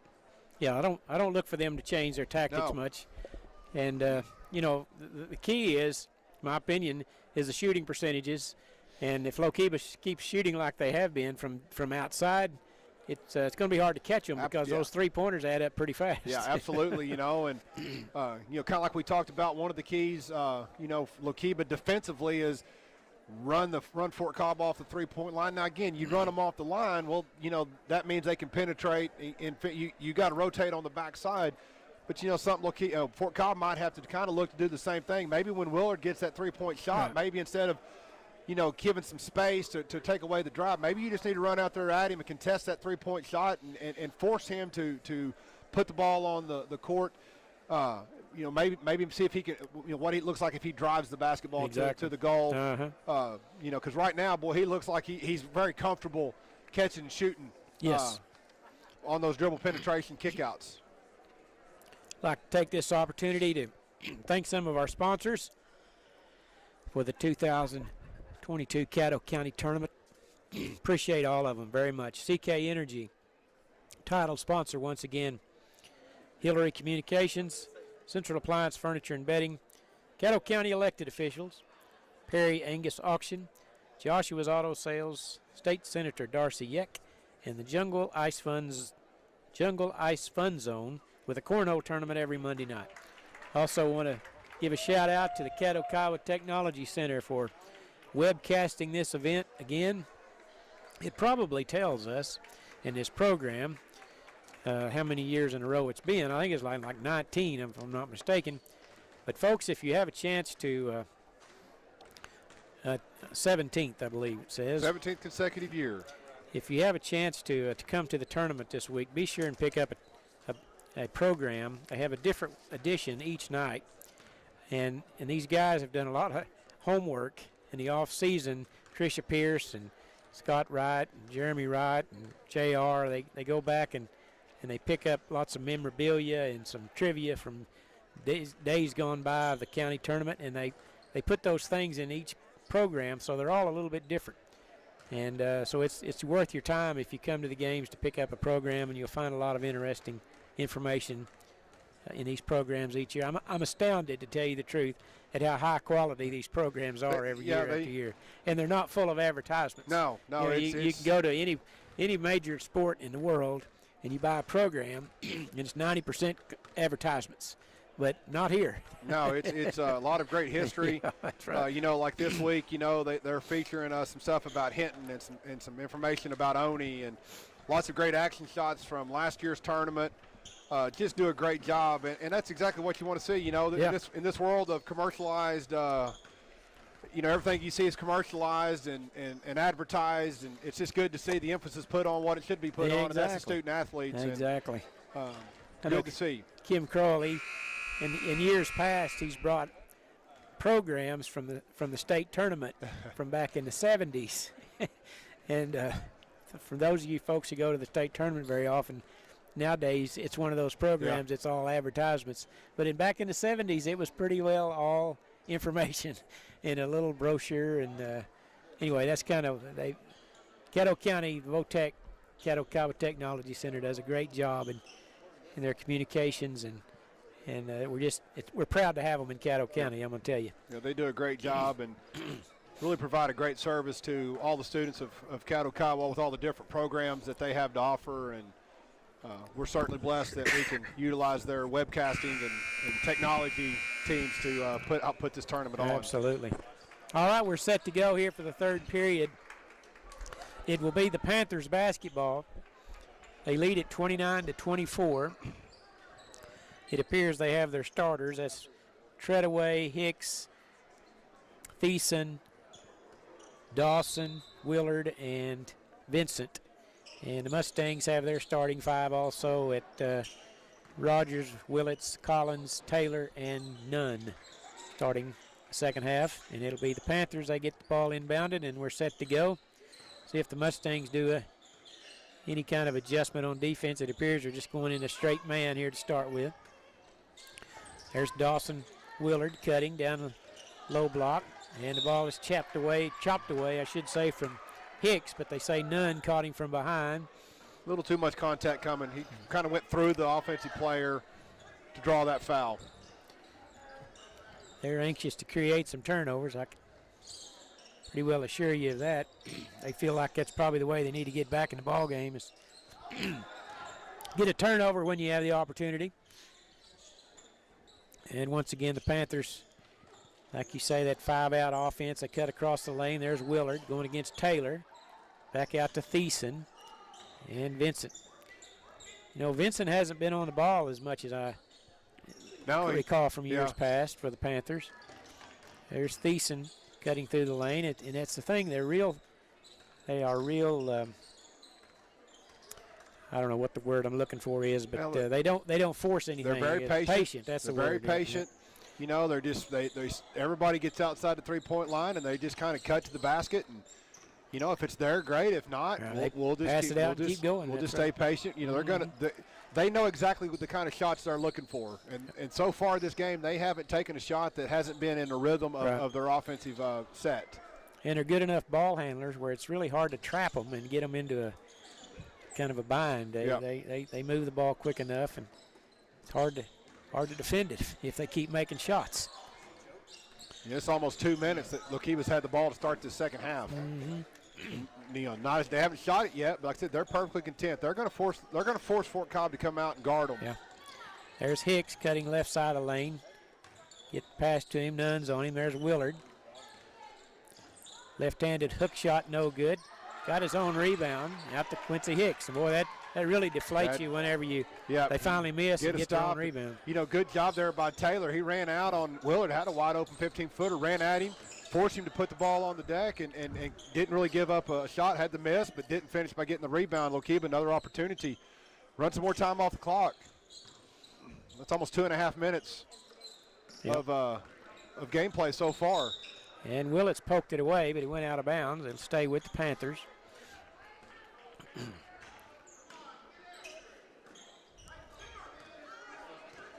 And it seems like the Panthers in this methodical pace, the Mustangs are playing the same methodical defense. Yeah, they're really just kind of content to let them. Watch them pass it around. You kind of can tell that they're definitely have some, you know, like right here, number 5, Treadway, you know, they're really respecting his ability to drive the basketball, not worried as much about his ability to shoot it. So, you know, again, they're going to force Fort Cobb. I mean, I think they're content. Now, here we go. We're going to switch our half-court trap. And there's a foul on Nunn as they had the entry pass at the free throw line. The high post was to Hicks, and Nunn fouled him from behind, and that's 2 on Should be the second Nunn. foul on Nunn. You can see, you know, Fort Cobb definitely has a lot of respect for Treadway and number 25, Hicks, they're backing off of them guys. They respect their ability to drive. They know that's their strengths. Yeah. But also at the same time, you can't just let them hold it out there and run the clock off. Yeah. You may can get by with that here in the third quarter, but, if this thing doesn't change, you're not going to be able to get by with that. That's right. There's moving into Vincent. the fourth quarter. Good hustle by Rogers, backside to poke it away. But, yeah, you got to create something. You can't just let them. And I love the adjustment. Or go to your half-court trap. Try to, let's try to create some turnovers that way. And there's going to be a foul on Collins. It's going to be a third personal foul on Collins. As the Panthers, number 5, that's Treadaway, just drove right into him, and he'll go to the line to shoot 2. And he makes the first. 3 out of 5 at the line for Treadaway, and Collins is going to be replaced by Brody Devon for the Mustangs. And he makes them both, and it's a 7-point game, largest of the game, 31-24. Fort Cobb first possession offensively, almost halfway through the third quarter. Mm-hmm. Good. You got to make these count. Offensive possessions very limited. Got to be good offensively right here if you're Fort Cobb. Rogers crossover dribble. Little pull up 4-foot jumper is good by Rogers. The worst thing you could do, Don, is get impatient. And start taking bad shots. Yeah, it's only a 5-point game, and you still quarter and a half to go. Don't get impatient if you're Fort Cobb. You love the adjustment to the half-court trap. See if that can't create some turnovers. Coach Bellamy, I think, trying to question why there might not have been a foul on that last session. I think the Panthers had 1 foul in the first half. It wasn't very many. And none here so far in the second. And they attempt to pass it around the perimeter, and the ball's out of bounds off of Willits. It seems like maybe the defensive intensity has picked up just a tad here in the last possession. And that's what you see that switch to that half-court trap. I think that's kind of picked up the energy just a little bit for Fort Cobb. I think they need to kind of just kind of stick with it, see if they can't get a couple turnovers. Pass across the lane to Willard. His shot's no good. Good job defending by Willits. He races it all the way through the lane. Shot no good, but he's fouled. Foul's on the floor. On the floor, they say. And it'll be Fort Cobb's ball with 3:31 to play. Third period. Rogers looks to inbound it. Out front to go to Taylor. Over to Rogers, between the legs dribble, step back 3-pointer on the way. Good, Trey Rogers. 5 points here in the third quarter. And it's back to 5 straight points for the Mustangs, and it's back to a 2-point lead. And there's a pass to no one, and the Mustangs pick it up. Brody Devon gets the turnover. Here comes Rogers now. Right wing 3, short this time. Got his own rebound, and it's going to be knocked away. Good heads-up play by Rogers as he knew Panthers had tapped it away. And checking in will be Kyler Thiessen, replacing Sarah Treadaway. That last shot there by Rogers, hey, I've just made 2 in a row. I'm going to see if I can't make 3 in a row, and just, love the aggression by that young man. Taylor now with it, right side. Willard on him. Bounce pass out to Rogers, and they'll reset the offense. 2:45 to play, third period. Bounce pass to Nunn, and he's going to be fouled by Reese Courtney, who checked in a moment ago. And that's his first personal. Second team foul on the Panthers. And Rogers will inbound along the baseline. Lobs it out front to Nunn.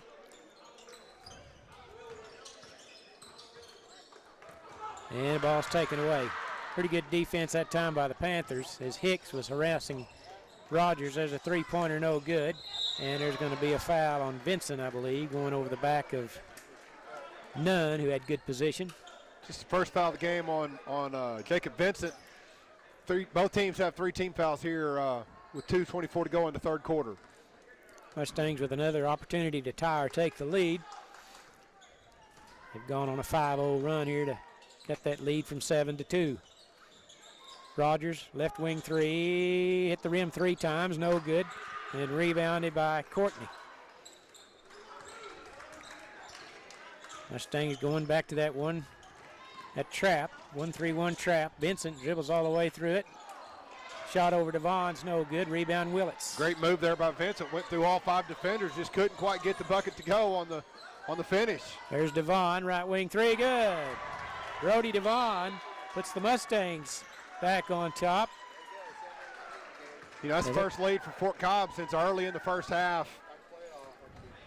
It was a 7-point lead. Now it's for the Panthers. Now it's a 1-point lead for the Mustangs. That's an 8-0 run for Fort Cobb. And again, that's if you want to get them out of this methodical, kind of patient offense, this is exactly what Fort Cobb had to do. Just, you know, stay patient, play good defense, rebound, and then continue executing offensively. Yeah. That's going to be Lokiba's answer right here. They've gone back to their straight man. There's Hicks cutting along the baseline, and they travel. Good defense there by Nunn, kind of cut him off.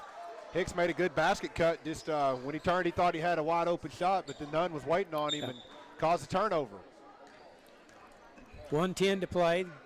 Complexion of the game has changed dramatically since about the 3-minute mark of this period. And now Rogers handling out front. Now Fort Cobb wants to be kind of methodical, it appears. You know, every possession is going to be so important down the stretch here, no question about it. Rogers drives, left side of the lane, high off the glass, and good. Wow, that was a high one. That was high, over the square, I think. And the Mustangs on a 10-0 run. They lead at 34-31. Rogers less 7 points for the Mustangs. 33 seconds to play. Third period. Vincent has it out front against Rogers. There's Willard. He's been quiet here in the second half. Yet to score here in the third period. Now Vincent trying to go one-on-one against Rogers. Bounce pass along the baseline. Blocked by Nunn. Long pass. Oh, nice great play by Willits. Tips it over to Taylor, but he couldn't handle the pass. Boy, that was a great play by Willits. That was such a heads-up play just to tip that ahead. And it was Taylor right on the money. Just couldn't quite. He just went a little too fast. Couldn't quite corral it. It was going to be an easy 2 for Fort Cobb.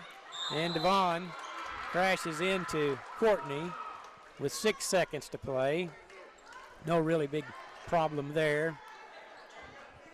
It'll stay with the Panthers on the sideline. Treadaway to inbound. And Vincent takes the inbounds, forcing it into the front court, down to 4 seconds. Over to Thiessen, and they're going to call a travel on Thiessen with 1.2 seconds to play. Turnover to the Mustangs.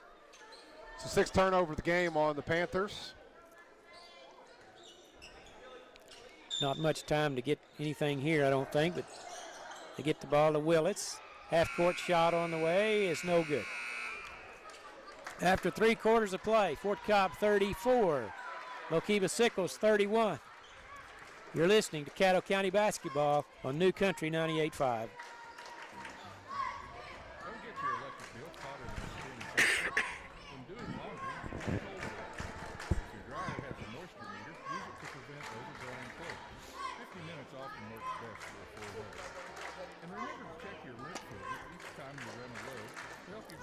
Kind of reminds me of that first round game over at Hinton the other day. Fort Cobb playing Elk City. First round game is pretty competitive, you know, and you got to play well to win it. Yeah. Yeah, you know, it's the old classic, just 3-6 matchup. You know, they should be fairly close together. And just, you know, the unique thing here about both these teams is just tradition. Right. You know, yeah, they know each other. They know each other. And Lokiba's their tradition-rich program. They're used to winning. Fort Cobb, same thing. Kind of what you would, kind of what I was expecting this game to be. Yep. Or visit us on Facebook, Instagram, or our website, where our family's goal is to add value to your operation. New Country 98.5 is KACO, Apache, Lawton, Fort Sill, a product of Holman Media. It'll be Fort Cobb's ball to start the fourth period, going left to right on your radio dial. Willits going one-on-one, 14-foot jumper in the paint. It's good. Good little clear-out play right there to Willits, just let it go one-on-one and make something happen. And it's a 5-point lead for Fort Cobb Broxton on a 12-0 run now. You know, it doesn't appear the Panthers are really changing their mode of operation. They don't really here. have. There's still plenty of time. Yep. You don't have to get impatient yet. But, you know, they're not going to be able to stay patient very much longer if the lead stays at 5. You know, at some point they're going to have to become a little bit more aggressive, a little more attacking. You know, if you're patient and you get a good shot and you finish with the make, then you're in good shape. Vincent turns the corner, and they're going to call a travel. Looked like his feet kind of slipped out from under him as he turned the corner. And it'll be turned over to the Mustangs. Rogers now into the front court. They've played a minute here in the 4th period. Taylor all alone, 3-pointer on the way off the heel of the basket, and Hicks clears the board. Had a wide open look at it. And now Vincent into the front court. Bounce pass over to Hicks, left side. Mustangs doing a pretty good job of clogging the lane. Pass down to Hicks, and the shot's good and a foul on Nunn as Quincy Hicks got behind Nunn, and a beautiful cut and a nice feed. He laid it in for 2. You know, Hicks has done a great job. He kind of plays outside the 3-point line. He's had several of those basket cuts so far, and that's really the first time that they've been able to hit him in rhythm and motion where he can finish with the shot. 3-point play for Hicks, and just like that, it's a 2-point ball game, 36-34. And now the Mustangs on the attack. Rogers holding out front. Kicks it in the corner to Devon. Dribbles around his defender over to Willits. Taylor top of the key. Bounce pass to Devon right side. Rogers now dribbling out front. Gets around his defender in the paint. Drops it off to Nunn. Layup, reverse layup, no good. Devon battling for it. He's got it. Put back is good. Great work by Brody Devon. He wouldn't give it up. No, good effort there by Brody. Give him some good minutes. I believe he's the only substitute that's been in the game for Fort Cobb. Giving him some good quality minutes. 5 points here in the second half. That was a big basket there. Back to a 4-point lead for the Mustangs with 5:42 to play in the contest. Hicks on the drive.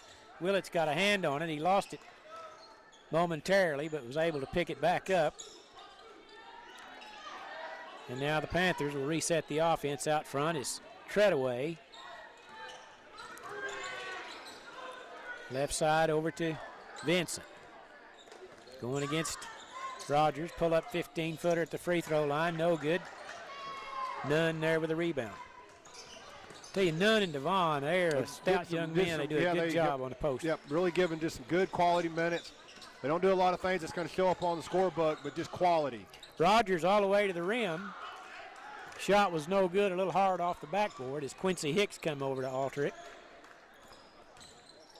And there's Treadaway between the legs dribble, and he's going to be fouled by Devon. They've got some creators on that Panthers team. And I mean, they just find ways to create off the dribble and penetrate and attack. And, you know, you've seen kind of this whole game. Fort Cobb has backed off, especially Treadaway, you know, really respecting his ability to drive. And that time he was able to get in there and draw the foul. He makes first free throw. 5 out of 7 on the night so far. Second free throw short.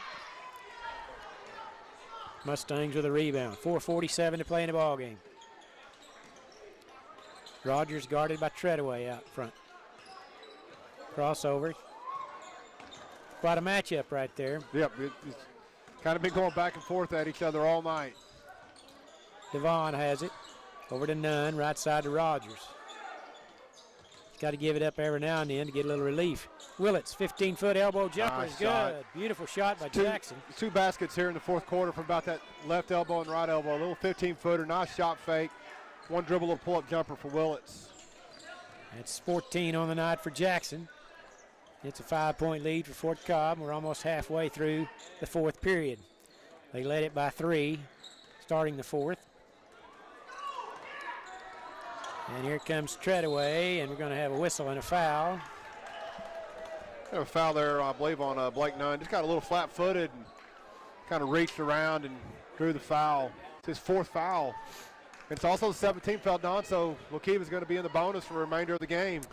Yeah, that's cause for concern in both issues for Fort Cobb. You don't Yep. want none fouling out. He's a good player. Free throw good by Treadaway. That's 10 for Sayre. It's a 4-point ball game now. He'll have one more. He makes them both. And we're going to have a timeout taken by Coach Thiessen of the Panthers, and we will do the same. We'll be back after this 1-minute timeout. You're listening to Caddo County Basketball on New Country 98.5.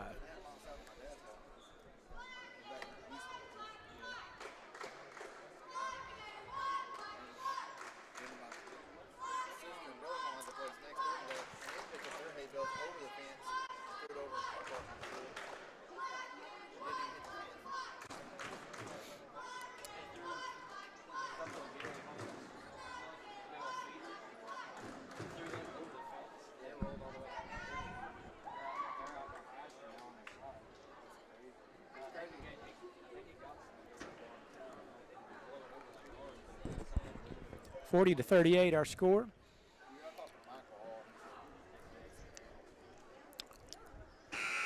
Hold on to your seat, folks. This one's going to go down to the wire. Just what we anticipated on a great day of basketball at opening round of the Caddo County Basketball Tournament in Anadarko, Oklahoma. Thanks for joining us. Hope you're enjoying the broadcast. 3:56 to play. And it will be Fort Cobb's ball, leading by 3. Yeah, Don, just kind of, we've been talking about this, looking forward to this game all day, and it hasn't disappointed. Both teams really have played strong basketball. The fourth quarter, I tell you what, Fort Cobb Willits has had a couple big baskets. 3-point game, every possession is so important. Turnovers, taking good shots, just both teams executing at high level so far. The team that executes here in the last couple minutes is going to come out victorious. Taylor on a drive. Had a good look in front of the basket. Yeah, had a good look. Good set right there. Just couldn't finish with the make. So now, advantage Lokiba. Chance to tie with a three-pointer. Vincent gets loose, drives in the paint. His shot's no good. Hicks went over the back, no call. Racing it up the floor, 3-on-3. Willits to Rogers, cutting to the lane. Scoop shot's no good, but he's going to go to the line to shoot 2. Mustangs really forcing the action that time. Donna, you talk about, Fort Cobb had the advantage. Taylor went in for the layup, couldn't get it to finish. Lokiba gets the advantage. They can't make the layup. Now Fort Cobb, back with the advantage. There's a lot of ebb and flow, ups and downs in this ball game. Rogers to shoot 2. He's 1 out of 2 missed the first one and made the second one. Swishes that one. And it's a 4-point lead for Fort Cobb. That's 2, 4, 6, 8, 11, 12, 13 for 13 so far. For Rogers. And he'll have one more. Free throws are huge. He makes them both. 3 out of 4 from the line, and it's a 5-point lead for the Mustangs. I believe that matches their largest. 3-9-10. I tell you what, it doesn't seem like a 5-point lead. No, it doesn't, but it just. There's Treadaway. Oh, great block by Devon. All ball. You can see that here. Up ahead of the pack to Taylor. Leaves it for Nunn.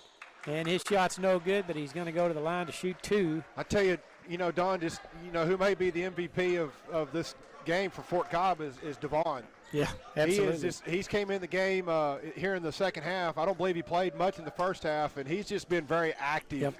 Yep. He's just making plays. That was a great block on the other end. Nunn's first free throw is no good. It was the first foul on Thiessen. Second foul, excuse me. Blake is yet to score. He's played a good ball game. Usually he'll have 4 or 5 points. Second free throw is good. That's a big one. 1 out of 2. And it's a 6-point lead with 3:02 to play in the contest. Vincent quickly into the front court. Over to Quincy Hicks. Dribbles against Nunn. Shot no good. Taylor with a rebound. And now Willits handling in the backcourt over to Rogers. Don, you kind of feel like this is an important possession.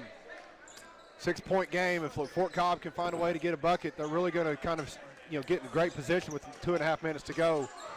Ball poked away from behind by Vincent, but the Mustangs were able to track it down. Willits faked the three-pointer, penetrates in the paint, Hicks intercepts the pass. Good Here defense he by comes Treadway. Racing down the floor against Rogers. Layup no good.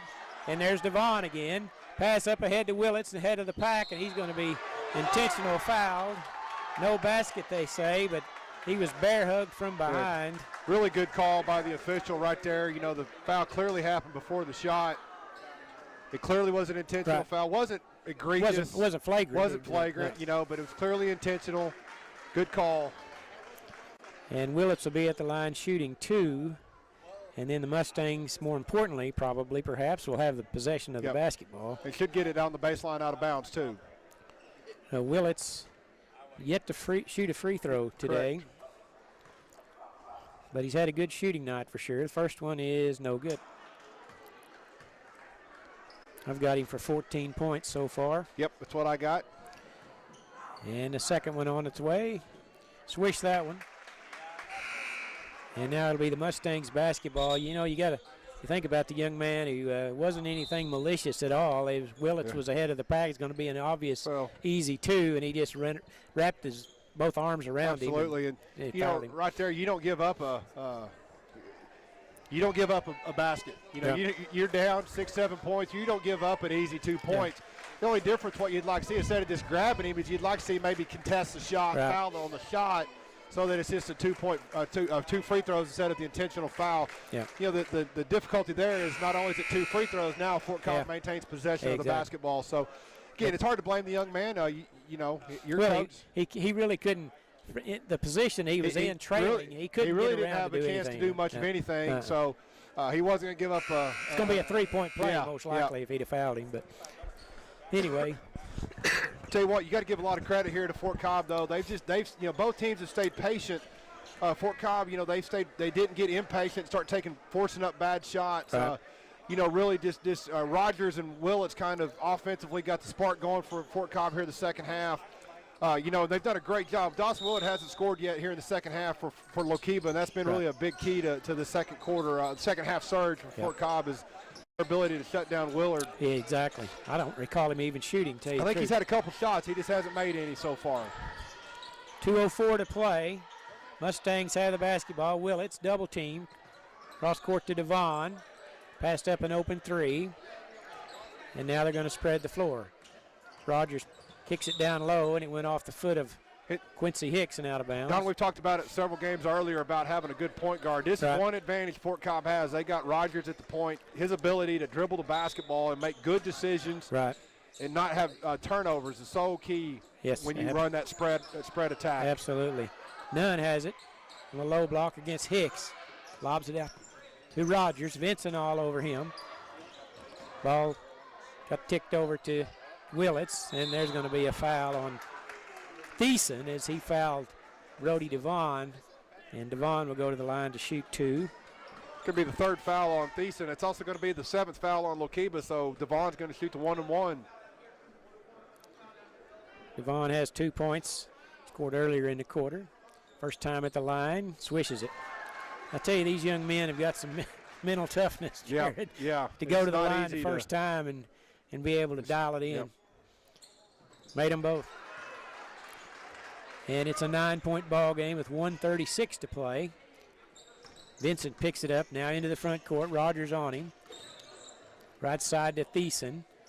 They do a good job closing out on them. These guys they're good shooters. You got to be right on them. There's Thiessen's 3-pointer won't go. Nunn with the good rebound. Off to Rogers with 1:15 to play. Into the front court he goes. Vincent tried to poke it away from behind. He did that earlier, this time not effective. Taylor out front, double teamed. Along the center line. Gets it back quickly to Rogers to keep the ball moving with less than a minute to play now. They triple team Willits, and here's going to be a foul by Hicks, I believe. And Jackson Willits will be at the line shooting 1 in the bonus. With 54 seconds to play. Boy, you got to tip your hat to Coach Dale Bellamy over there. I think he's done a good job handling this thing today. You know, he did a good job. Third quarter, you know, they kind of switched to that half-court trap, and that really kind of sparked Fort Cobb. You know, they didn't get a lot of turnovers, but it just kind of seemed like it gave them some energy. kept his boys patient. You know, they didn't force up a bunch of bad shots, which would have been so easy to do. Oh, yeah, that's not easy to do, you know, whenever you trying to tell high school boys to stay patient. Stay patient. Three-pointer by Willard, and he makes it. There's That's the his first first time one. he's been open in a while. And it's an 8-point ball game. Mustangs have it taken away. Vincent is going to be fouled by Willits on his way to the basket. It's not over yet, Jared. No, 48-40, you know, with a three-point shot, a couple turnovers, a couple baskets. You know, this could go right down to the wire. Vincent will be shooting 2. Only has 4 points for Vincent. I think they may have called that on the floor 1-1 or letting a sub in. Let's see here. Must be a 1-1. Yeah, then. 1-1. First time Vincent's been at the line today. Always a good foul shooter, and he drains that one.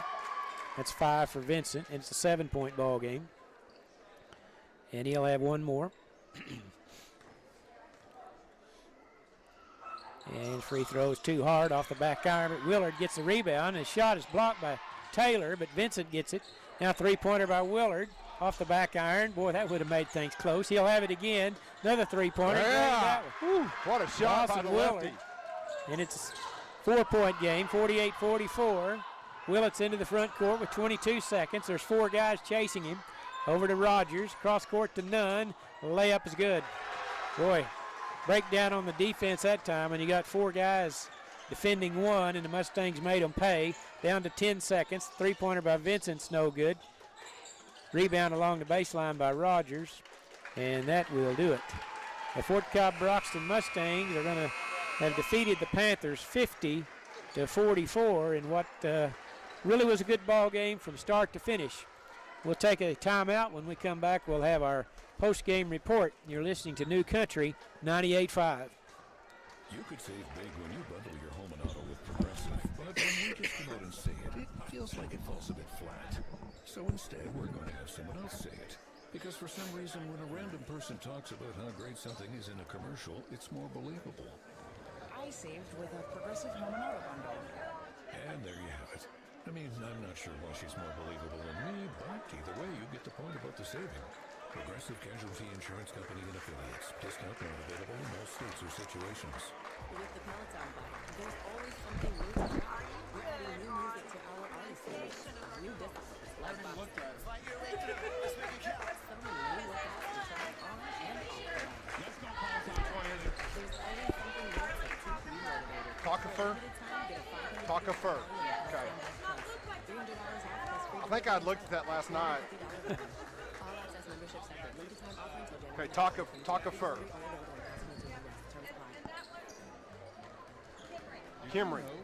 Kimry Hodges. Okay. How do you say Bronaugh? On the east and west sides of your home provide shade. Okay. Reduce your cooling costs during hot summer. Gotcha. Shade for your air conditioner can save 10% of your cooling costs. And by adding vegetation to the north side of your home, you can reduce winter winds that trigger high heating costs. Be tough. Brought to Okay. you by your friends at CK Energy Electric Cooperative. I think that's good. Thank you.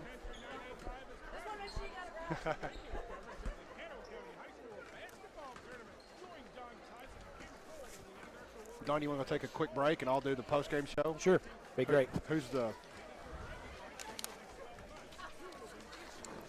What do you need? And I'll take the. This one? Yeah, thank you. Mm-hmm.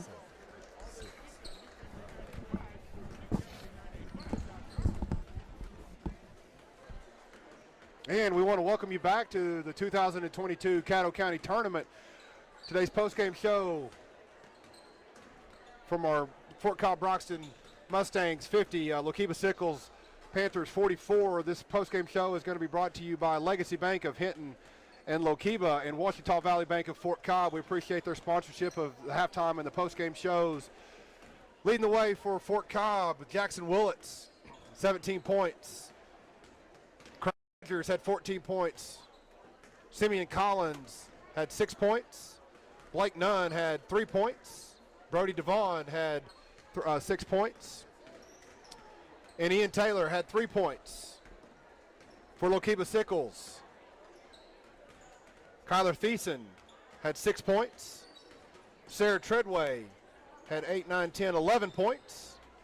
Jacob Vincent had 5 points.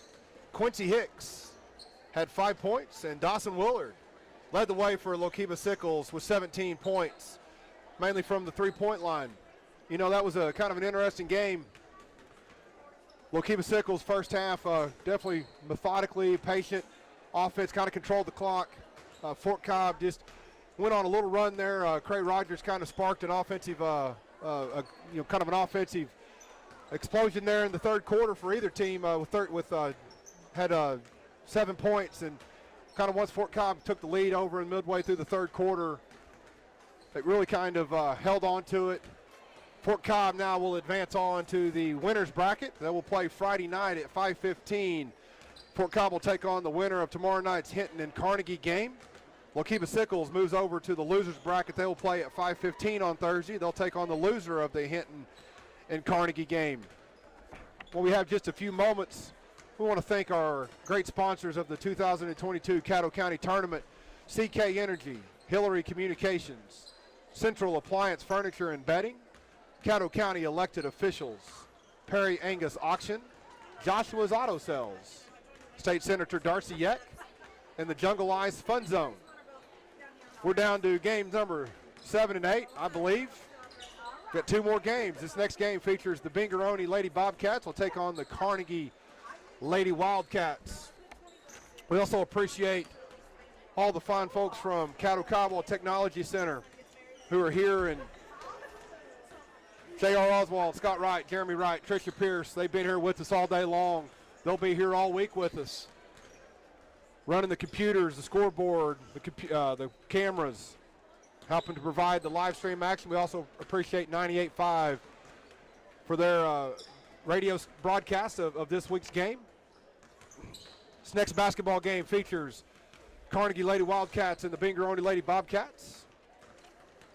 Binger comes into the game today with a record of 11-6. Head coach is Taylor Raines. Some season highlights. They were the runner-up of the Binger tournament. One of the things that Binger will do is they will really try to use their athletic ability to their advantage. Run a lot of press, a lot of jump and trap man, bring the ball in man-to-man, and then when they get the ball in, they're going to run a trap at the girl bringing the ball up the court. Carnegie comes into the game today with a record of 2-8. Coach Ivan Martinez took over for the Lady Wildcats after Christmas break. Have only played, I believe, 1 game, maybe 1 or 2 games since Christmas break. He kind of is dealing with some COVID issues the last couple weeks. A lot of schools have been dealing with that, coming back after the holidays and having to deal with some sickness and some health issues. One of the keys for Carnegie is going to be their ability to handle the pressure. Again, Binger's going to run that full court man-to-man. They have to handle the basketball without turning it over. And welcome Don Tyson back. This has been a marathon day for us, Don. But well, we can see the finish line. I think the finish line is well inside. Game number 7 and 8. We've had a lot of good games today. Yes, we have. Looking forward to. Gone by pretty quickly. It's really gone by real quick, and really looking forward to this. Again, an exciting week of basketball.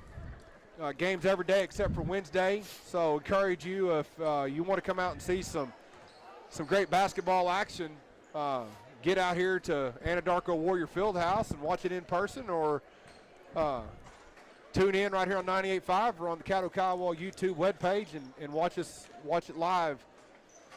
We'll be here with you all week. Looking forward to it. I don't know that. I think there's like 28 games or something like that. Something like that. I don't ever want to say that because it sounds like it takes forever. It's a lot. After you get 8 done in the first day, it's pretty well all downhill. Tomorrow night, all the games tomorrow, Tuesday, Thursday, Friday, the games start at 4 o'clock, 4, 5:15, 6:30, and 7:45. Done a good job of keeping it on schedule again tonight. I think this game's supposed to tip off at 5:30, and we're about right on it. So been well played games, not a lot of turnovers. I think that's what causes that. Well, like I said, you have a game or two that kind of get out of hand by the score. So teams, not a lot of fouls. Right. But again, just not a lot of fouls. That last game, very few fouls. Exactly. I mean, neither team really got in the bonus except for at the end when Lokiba was fouling intentionally to try and slow the game down. Yep. So really, it's been a well-played game, well officiated day so I far. think so, Everything has really been well played. So, you know, of course, now that's the announcer's kiss of death. So we expect some crazy things to happen here in the last 2 games. Well, I suspect Brahms and Sonic will still be open when the game's over before you trip home. Yeah. Yeah. I always look forward to that hamburger and chocolate malt on my way home, I'll tell you for sure. We appreciate everyone that's tuning in with us today and this evening. Absolutely right, Jared. We wouldn't be any use us being here if no one was listening. If they weren't listening to us. And I'm getting a few text messages from everyone, and like I said, it's just great we can offer this service to really, we do this for the students of all these schools of Caddo County. A lot of good kids go to our schools, and they put a lot of effort in, and they deserve to be recognized, you know, on the radio and on the TV, and it's just great to be able to do this. Well, I tell you what, I sure appreciate you being here on such a short notice. Folks who didn't know, talked about it earlier today, the fellow that usually does this, Kim Kroll, his wife's in the hospital. He's not feeling well. Keep them in your prayers. And I know Kim's been listening as much as he can today, but got a hold of Jared yesterday afternoon, and he was more than willing to come and help us. And I tell you what, it'd be pretty impossible to do it without his help here today. So I'm glad he's here. Yeah, I enjoy doing it. I get an opportunity to kind of do some of Hinton, especially if we have a road game, and I can kind of shed my athletic director duties and get, you know, I kind of enjoy getting to do it, and it's a lot of fun. And well, I think you got a future in it. Well, you know, it's like I said, it's definitely you know, there's no pressure doing this. You know, I mean, other now and then we might mess up a few names, but other than that, there's really not a lot of pressure in this gig. Definitely a lot less pressure than coaching and a lot less pressure than playing. You know, I think one of these guys, like maybe Dick Vitale or somebody like that who used to coach, said the bad thing about announcing games was when you went home, you didn't know if you won or lost. Yeah. Well, I tell you what, anymore nowadays, Don, you can just check Twitter, and you can figure out if you were any good or not, because everyone's going to, you know, you're a homer for this team or a homer for that team, and hopefully we go check Twitter tonight. We don't see any social media negative comments about the broadcast of the county tournament so far. All right, well, good luck, Jared. All right. You need that. Okay. Yeah. Tips controlled there by the Binger-Only Lady Bobcats. Number 13. Bailey Allen goes in, drops it off to Goucher. She goes up for the shot, going to draw a foul. Starting lineup for Binger. Goucher, number 25. Westervelt, number 14.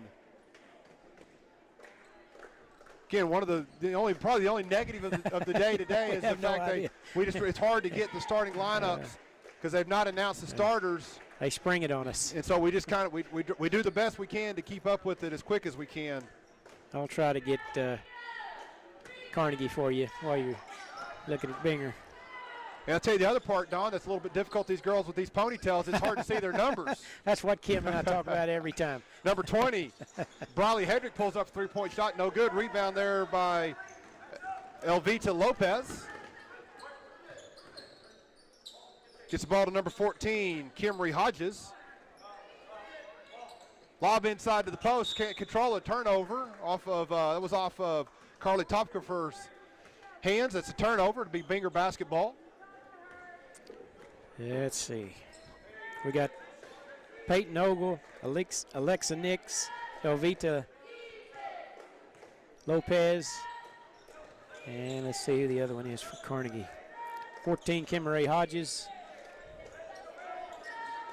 and Tockefer, number 22, I believe. Goucher gets the ball into the post, pulls up, can't quite get the shot to go in. Rebound there by Kimry Hodges.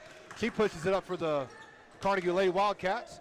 Reverses her dribble, gets it back up to number 23. That's Elvita Lopez. She goes in and she draws the foul. That was on number 15,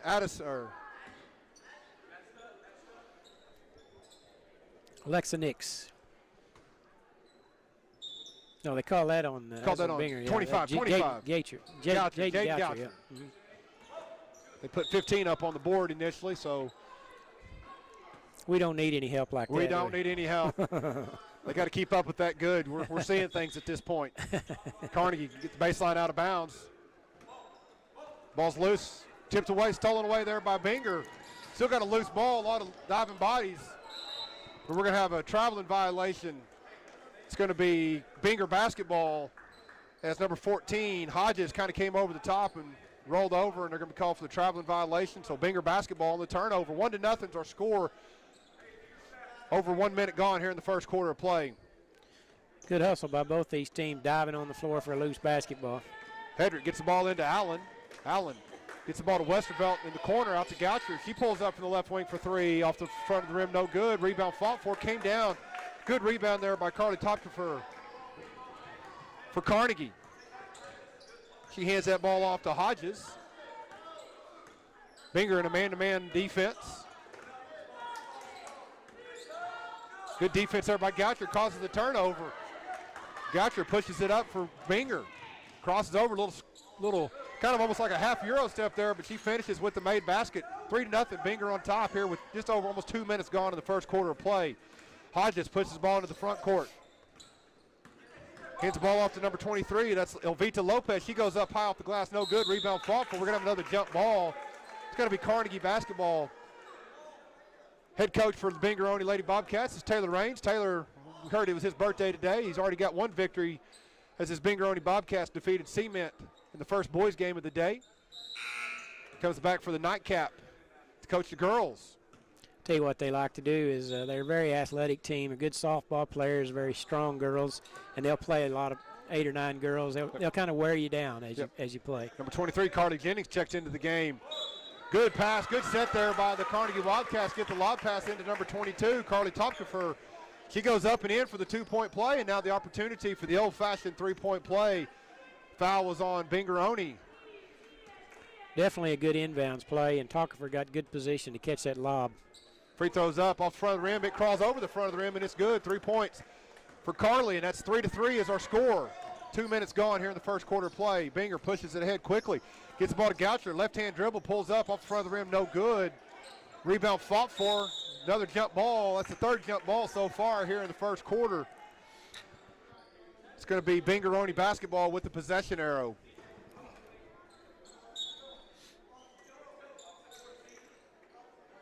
Binger gets the ball into Westervelt. Kicks it out to the corner to Jennings. Bailey Allen goes in for the right-hand layup. No good. Good contest there by the Carnegie Wildcats. Carly Topfer gets the loose ball. She pushes it ahead for Carnegie. Slows it down, gets it back up top. Number 15, Alexa Nix has it. Drops it off to Kimmery Hodges. Reverses back to Nix. Inside to Carly. She goes up for the shot. It's going to draw the foul on Westervelt. Tell you what, Don, so far, Carnegie looks like they want to get the ball inside to the post. Yeah. And Topfer is doing a good job. That's the second time she's drawn a foul. It's the second foul on Westervelt. Yeah, I like the way Topfer plays. She's pretty assertive when she gets the ball and knows where the rim is for sure. Yeah, doing a good job of just getting good position in the post and then just going and being aggressive. Made the first free throw, gives Carnegie their first lead of the game. 4-3. Yeah, second free throw is also good. She's a pretty good handful right there. I believe she's got all 5 points here early going for the Carnegie Lady Wildcats. Binger. Allen hands the ball off. Number 3 goes up for the shot. That is Jordan Anthony Bade. She goes up for the shot. Drew the foul. Is going to go to the free throw line and shoot 2. Good assertive drive there by Body. The Jordan Anthony Body. Opportunity here, a couple free throws, tie the score up. Foul was on number 15. That's Alexa Nix. That's her second personal foul. First free throw is no good. Going to have a substitute coming into the game for Carnegie. That's going to be number 3. That's Nia Topa. It's going to check in. It's going to give number 15, Alexa Nix, who just picked up her second foul. We'll take her out of the game here in the first quarter. Second free throw rattles in. It's good for Body. 5-4. Carnegie's up by 1. Carnegie gets the ball into the front court. Number 23, Elvita Lopez. Ball stolen away there by Goucher. She goes uncontested for the left-hand layup. It's good for Jaden Goucher. Puts Binger back on top by 1. Good anticipation by Goucher to intercept that pass. Peyton Ogle has the ball up top. Ball's tipped. Stolen away there by Binger. Number 3, that's Bowdy. She goes up for the left-hand layup. Couldn't quite get her feet under for that layup. Misses. Rebound by Ogle. Ogle pushes it ahead to number 14, Kimmery Hodges. Elvita Lopez shuffled her feet, gets called for the traveling violation. Turnover. It's going to be Bingeroni basketball. Sometimes you just have to slow down, Jared. You just it's not got always easy to do, but mind gets going the faster. key is play, body go fast, mind goes slow, and that's easy. It's easier said than done. When your body goes fast and your mind goes faster than your body, that's when those traveling violations happen. Good strong move there by Goucher. Can't quite get it to go. Goes up for the shot. Going to have a jump ball. Good defense there by number 22. That's Topkofer. Good defense. Gets the jump ball.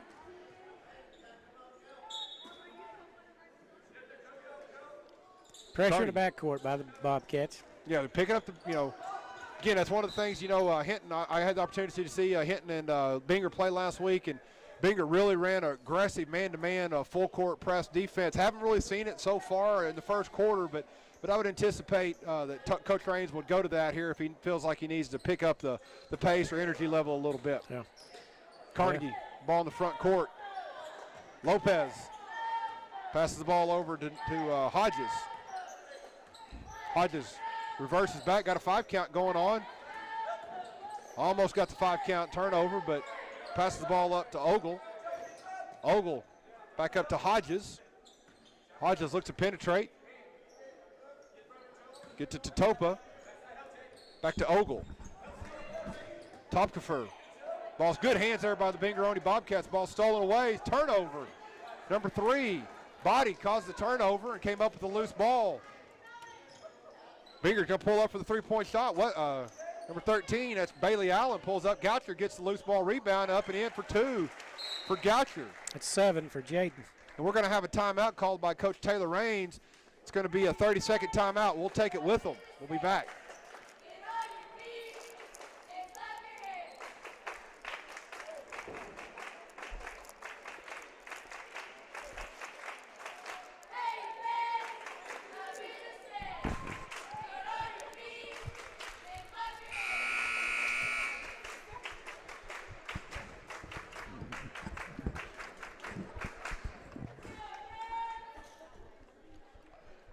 And what's the matter? Back to action here. 8-5 is our score. Bingeroni's on top, 8-5. Both teams, Don, just, early in the game, it's kind of, when you see games like this, just trying to find a rhythm, get into the flow of a game. And, early on, not a lot of rhythm, not a lot of flow for either team. Here Coach Raines calls a timeout and exactly to do this. He's going to set up his full court press. Watch the jump and trap right here. Carnegie gets the ball in. We're going to have a jump ball. It's going to be Binger ball, turnover. So, again, work to perfection. Work to perfection. You're going to see Binger, I think, go to that. I said, they're going to go to that press to try to create some havoc, create some turnovers. The first time they run it, they get a turnover. Body pulls up for the 3-point shot. Nothing but the bottom of the net. It's good, 11-5. Binger's up 6. Ball comes in bounds, tipped out of bounds off of Carnegie. That was off of number 14, Kimmery Hodges. 2 for 2, 2 possessions in a row where they've set the trap up and caused 2 turnovers. Wow. Easy inbounds pass, can't quite get the layup to go. Rebound by Hodges. Well, they caught him off guard there. Yeah, they sure did. Missed the shot. Trap set, going to have a timeout called by Coach Ivan Martinez. He's going to call a 30-second timeout. We'll keep it here during this timeout break, Don. Okay. You see right there, Coach Raines calls the timeout, draws up, gets them in the press, and we see 2 times in a row, really almost 3 times right there because they had to call the timeout to avoid 3 straight turnovers. Exactly. Change the complexion of the game. Now you've got Carnegie kind of on the defensive, questioning whether they can win this game or not, probably. Because the turnovers just wear on you. You get some of them turnovers back to back. It can surely make you affect your psyche and your mental approach. And well, just like on that last inbounds play, they weren't anywhere near ready to defend that. Absolutely. Binger missed the shot, but they were all kind of just milling around out at the top of the circle. And I think if you're Coach Martinez, you want to tell your girls it's 11-5. It's the first quarter. Settle down. We got a lot of game left. I always like to say you can't lose a game. You can't win a game in the first quarter, but you can lose a game in the first quarter if you don't keep the right approach to it. Yep, you got to stay mentally into it. That's for sure. Carnegie just gets the ball in, stolen away again by Binger. Goes up for the shot, no good. We're going to go to the free throw line. That's going to be number 11 for Binger. That's Tegan Graham. Checked into the game. She's going to go to the line and shoot 2 free throws. Foul was on number 22. That's Carly Topkefer. Yeah, I'll tell you that, and that's what I've observed about Binger in games previous to this one. You've probably seen him more than I have, but it's just that they just wear on you after a while because they're constantly harassing you, and they're big and strong, and they just wear on you. Yep, and they just, like I said, every time you run that little jump and trap press, there's always a defender there. Every time you turn around, there's someone right there on you. You just gotta handle the press and handle the pressure. There comes the trap. Good job by Carnegie to break the press that time. Gets the ball to Ogle up top. Ball inside to Hodges. Lost control of it. We're going to have another jump ball. I don't know if we're keeping up with jump balls, but that's probably 7 or 8 so far in the first quarter. Arrow this time does give the ball back to Carnegie. One of the stats that kind of slow the game down. It's one of those things that definitely can slow a game down. Ogle has the ball up top for Carnegie. Tries to find someone open, gets it in. Good lob pass to Topkefer. Can't quite get that layup to go. Gets her own rebound, kicks it out to Lopez, Elvita Lopez. Well, they needed that. That was a big three-point basket for the sophomore Elvita Lopez. Makes it 12-8. Binger is on top by 4. Good effort there by Topkefer to get her own miss and then to kick it out and find the open Lopez for the three-point shot. Binger into their dribble weave offense. Goes baseline, can't come up with it. Lost control of it, turnover. Carnegie basketball, the turnover. Ogle chases down the loose ball in the back court. Spins around, gets it into the front court. Hands it off to number 15. That's Alexa Nix. Nix gets the ball to Lopez. Ogle up top. Swings it over to Hodges. She pulls up the three-point shot, no good. Rebound. Going to get a foul called on top for her. She went over the top of the Bingeroni Lady Bobcats that were blocking out. Going to get the foul called. That's the 3rd team foul on Carnegie. Bingeroni did a good job fronting the post that time.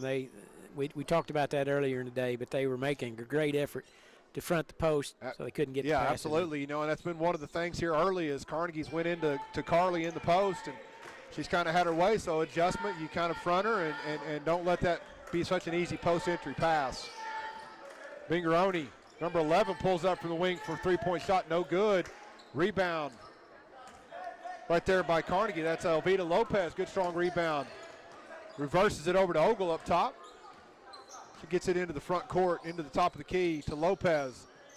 Shot fake there by Lopez. Let's go baseline cut off there by Binger. Good defense. Hodges kicks it out to Nix. Nix to Ogle. She pulls up from just inside the three-point line. No good. Rebound. Lady Bobcats. Number 10, Jocelyn Dorsey. Or excuse me, number 11, Body. Rebound. Fought for. Binger comes up with the loose ball, number 23. Kind of look what I found there, Don. And Carly Jennings. Carly Jennings gets her first bucket of the game. Ball's tipped, stolen away by Jennings. Yep, landed right in her lap. You're right in her lap. Knocked it in. Thank you, and I'll take the bucket. And then she goes back and complements it with a good steal defensively and draws a foul on number 10. That's Peyton Ogle's first foul. 5th team foul against Carnegie with under 30 seconds to go here in the first quarter of play. Binger is going to try to hold the ball for the last shot. Number 11, Tegan Graham has the ball up top. Man-to-man defense here employed by Carnegie.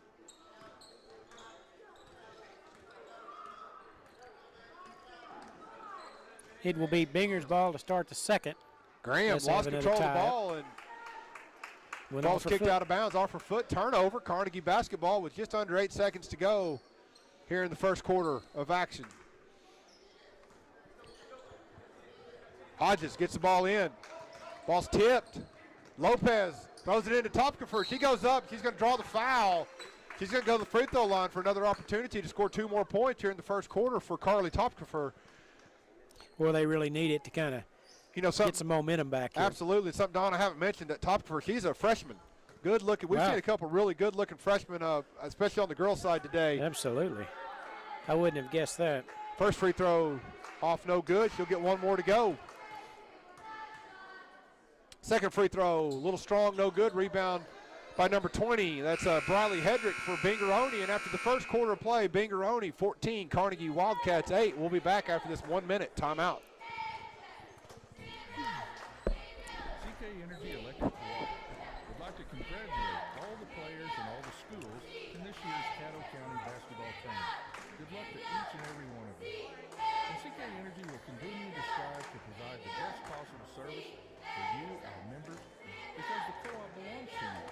From all of us at CK Energy Electric Cooperative, Happy New Year.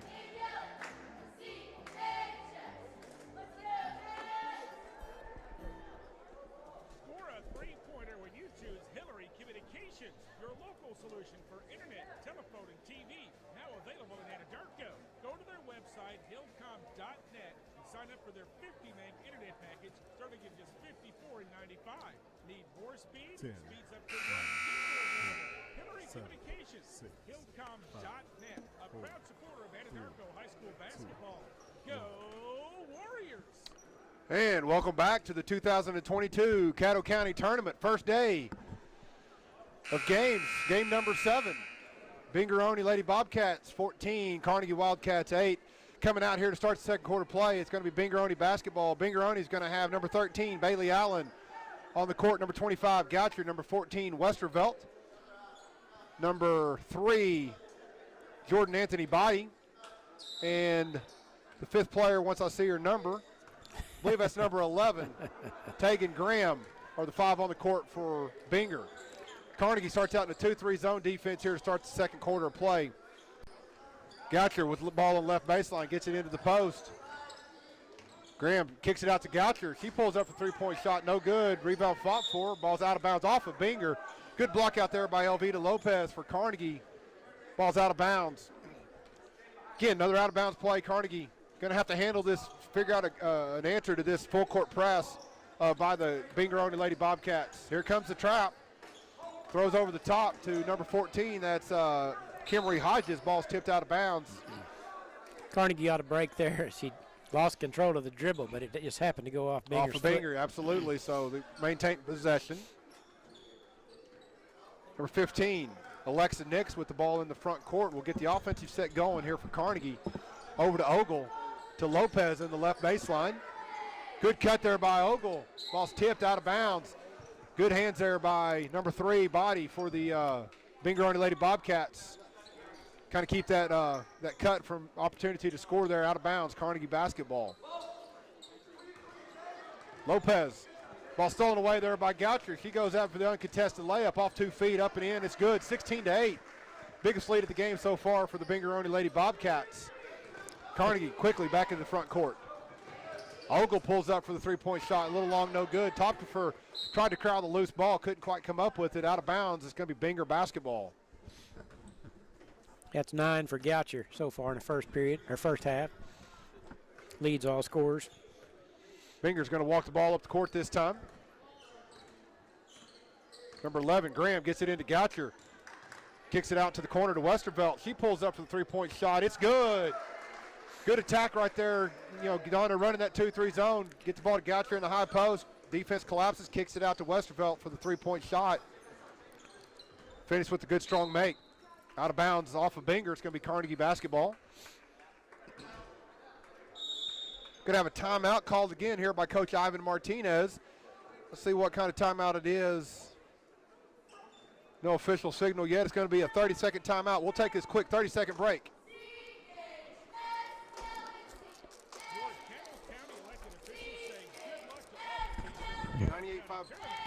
What is it, 98.5? New Country, 98.5. I got to write that down. I have to, too.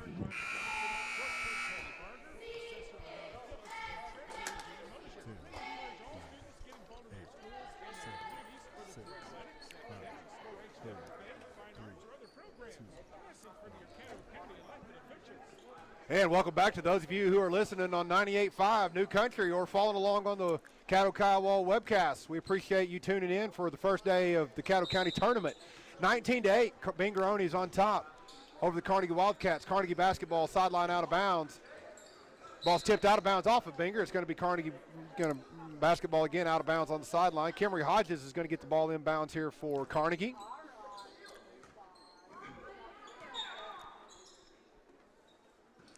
Hodges tries to find somebody open. Gets the ball into Lopez. Back to Hodges. She penetrates baseline. Little step through, drug that pivot foot. It's going to be called for the traveling violation. Binger basketball. 19-8 is our score. 6.5 minutes to go here in the first half of play. You see that sometimes they'll drive the baseline, they get underneath the basket, really don't have any place to go, and they'll travel with it. Get themselves in, kind of in no man's land. Yeah. Number 3, Body pulls up the three-point shot. It's good for Jordan Anthony Body for the Lady Bobcats. 22-8. That's 2 trays for Body. Ball's tipped. Loose ball crowd there by Lopez. Lopez trying to find someone to get the ball to, gets it to number 14. That's Kimmery Hodges. She goes down. Had a wide open shot there. Passes it back out to Lopez for the three-pointer. No good. Rebound. Good block out on the backside by Taylor Westervelt for Binger. Graham pushes up. Good find there. Goucher kind of got loose underneath, but couldn't quite. Kind of got herself a little bit too deep there and didn't maybe realize quite where she was at. Kind of tried the old over-the-head shot there. Couldn't get it to go, but I think if she just would have took one dribble either way, she'd have been in good position. Just didn't quite know where she was at on the court. Yeah. Sometimes they think that 3 seconds is going to happen, then they panic a little bit. Lopez brings the ball up, handles the full court pressure there by Binger pretty easily that time. Gets the ball over to Hodges, or to Nix.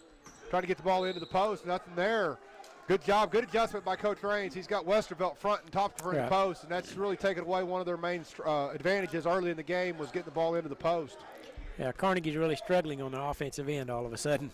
Yep. And then, not very, not in sync. Yeah, and when you're trying to get the ball into the post area and you just can't, that kind of takes them out of it's just really taking them out of their rhythm and flow so far. Yeah, and they haven't made any outside shots, so makes it really tough. Number 23, Carly Jennings is into the game for the Lady Bobcats. Gets it to Westervelt in the corner.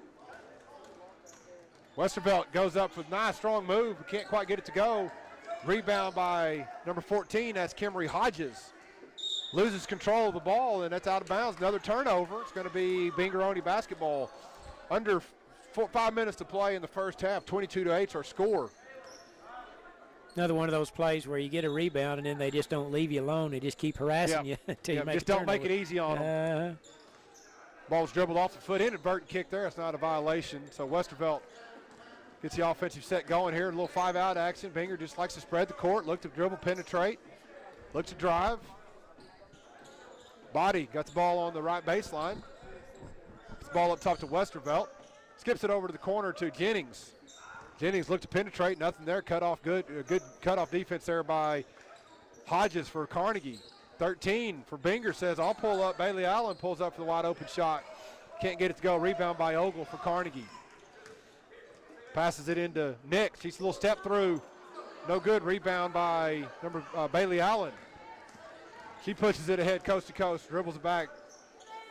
Passes it out to the trailing Lady Bobcat, no good. Shot was missed. Rebound by Nix. She pushes it ahead. Reverses back, gets the offense set going. Stolen away there by Bailey Allen. She goes up on the fast break layup. Layup's up and in, good, 24-8. It's Allen's first basket. Hodges tries to pass it to Topkefer. Can't quite get it to her. We're going to have a jump ball. Possession arrow gives it to Bingeroni. Going to have a sub coming into the game for Binger. That's number 11. That's Tegan Graham's going to check into the game. And Jaden Goucher also is going to check into the game. Going to check in for Westervelt.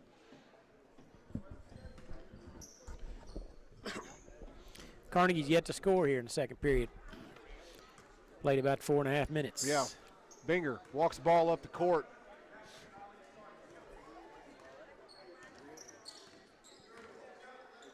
Number 23, Jennings pulls up the three-point shot. No good. Rebound fought for. Went out of bounds off of Binger, off of number 11. That's Tegan Graham off her foot. It's going to be Carnegie basketball. 24-8 is our score. Carnegie's looking to get on the scoreboard here in the second quarter. Nix takes one dribble, picks it up. Good hustle there by Binger to save that ball from going out of bounds. Cross-court pass to Jennings. Good extra pass right there. Number 20 pulls up for the shot. That's Briley Hedrick for the three-point shot. Tell you what, very unselfish play right there. Extra pass. Great ball move to Hedrick for the wide open three-point shot. She finishes with the make. Hodges pushes ahead for Carnegie. Goes up for the shot, can't quite get it to go, but the ball went out of bounds. It's going to be Carnegie basketball.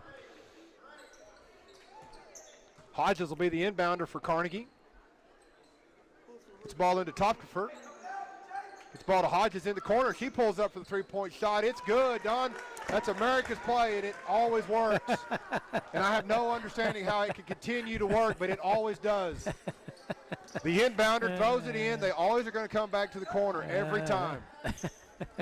We've seen that work about 3 or 4 times today.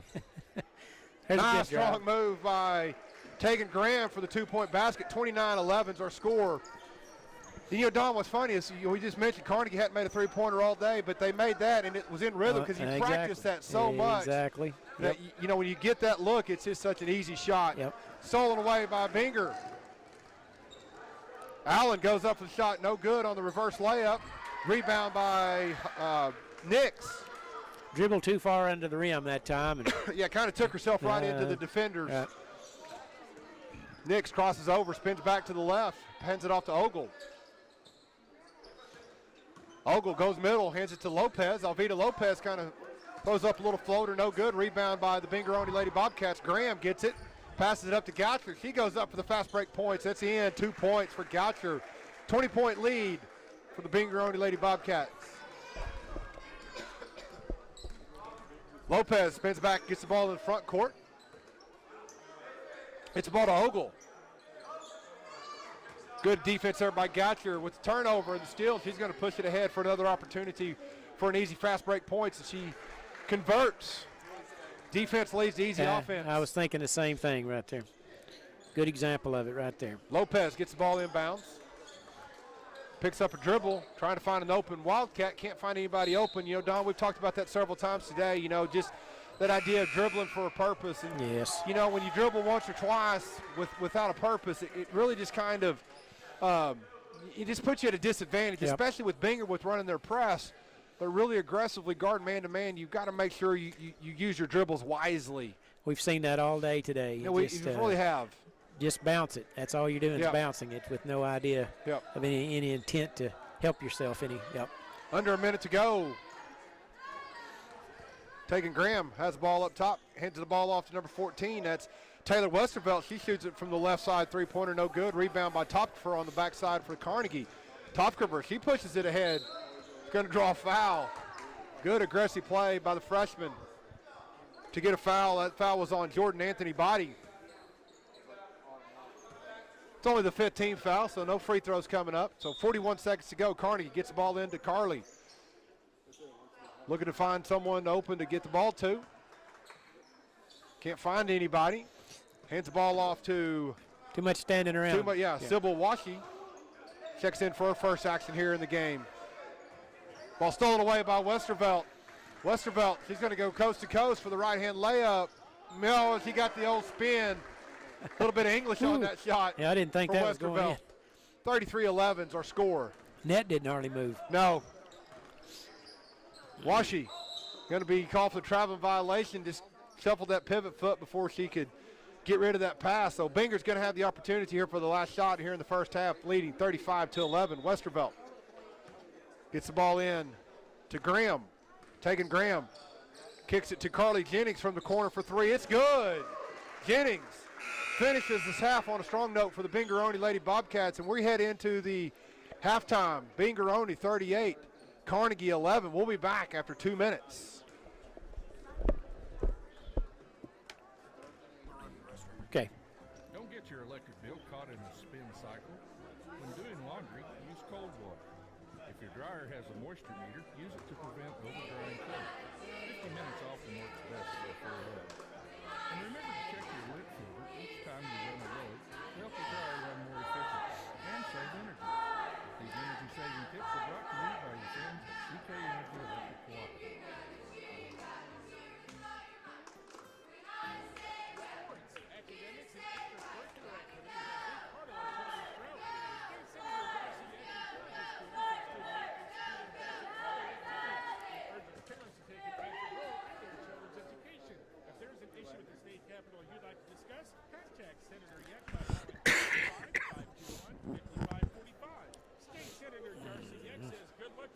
teams in the Caddo County Tournament. The Jungle Ice Fun Zone is a great place to hold a get-together for your school or church group, or just a getaway for your employees.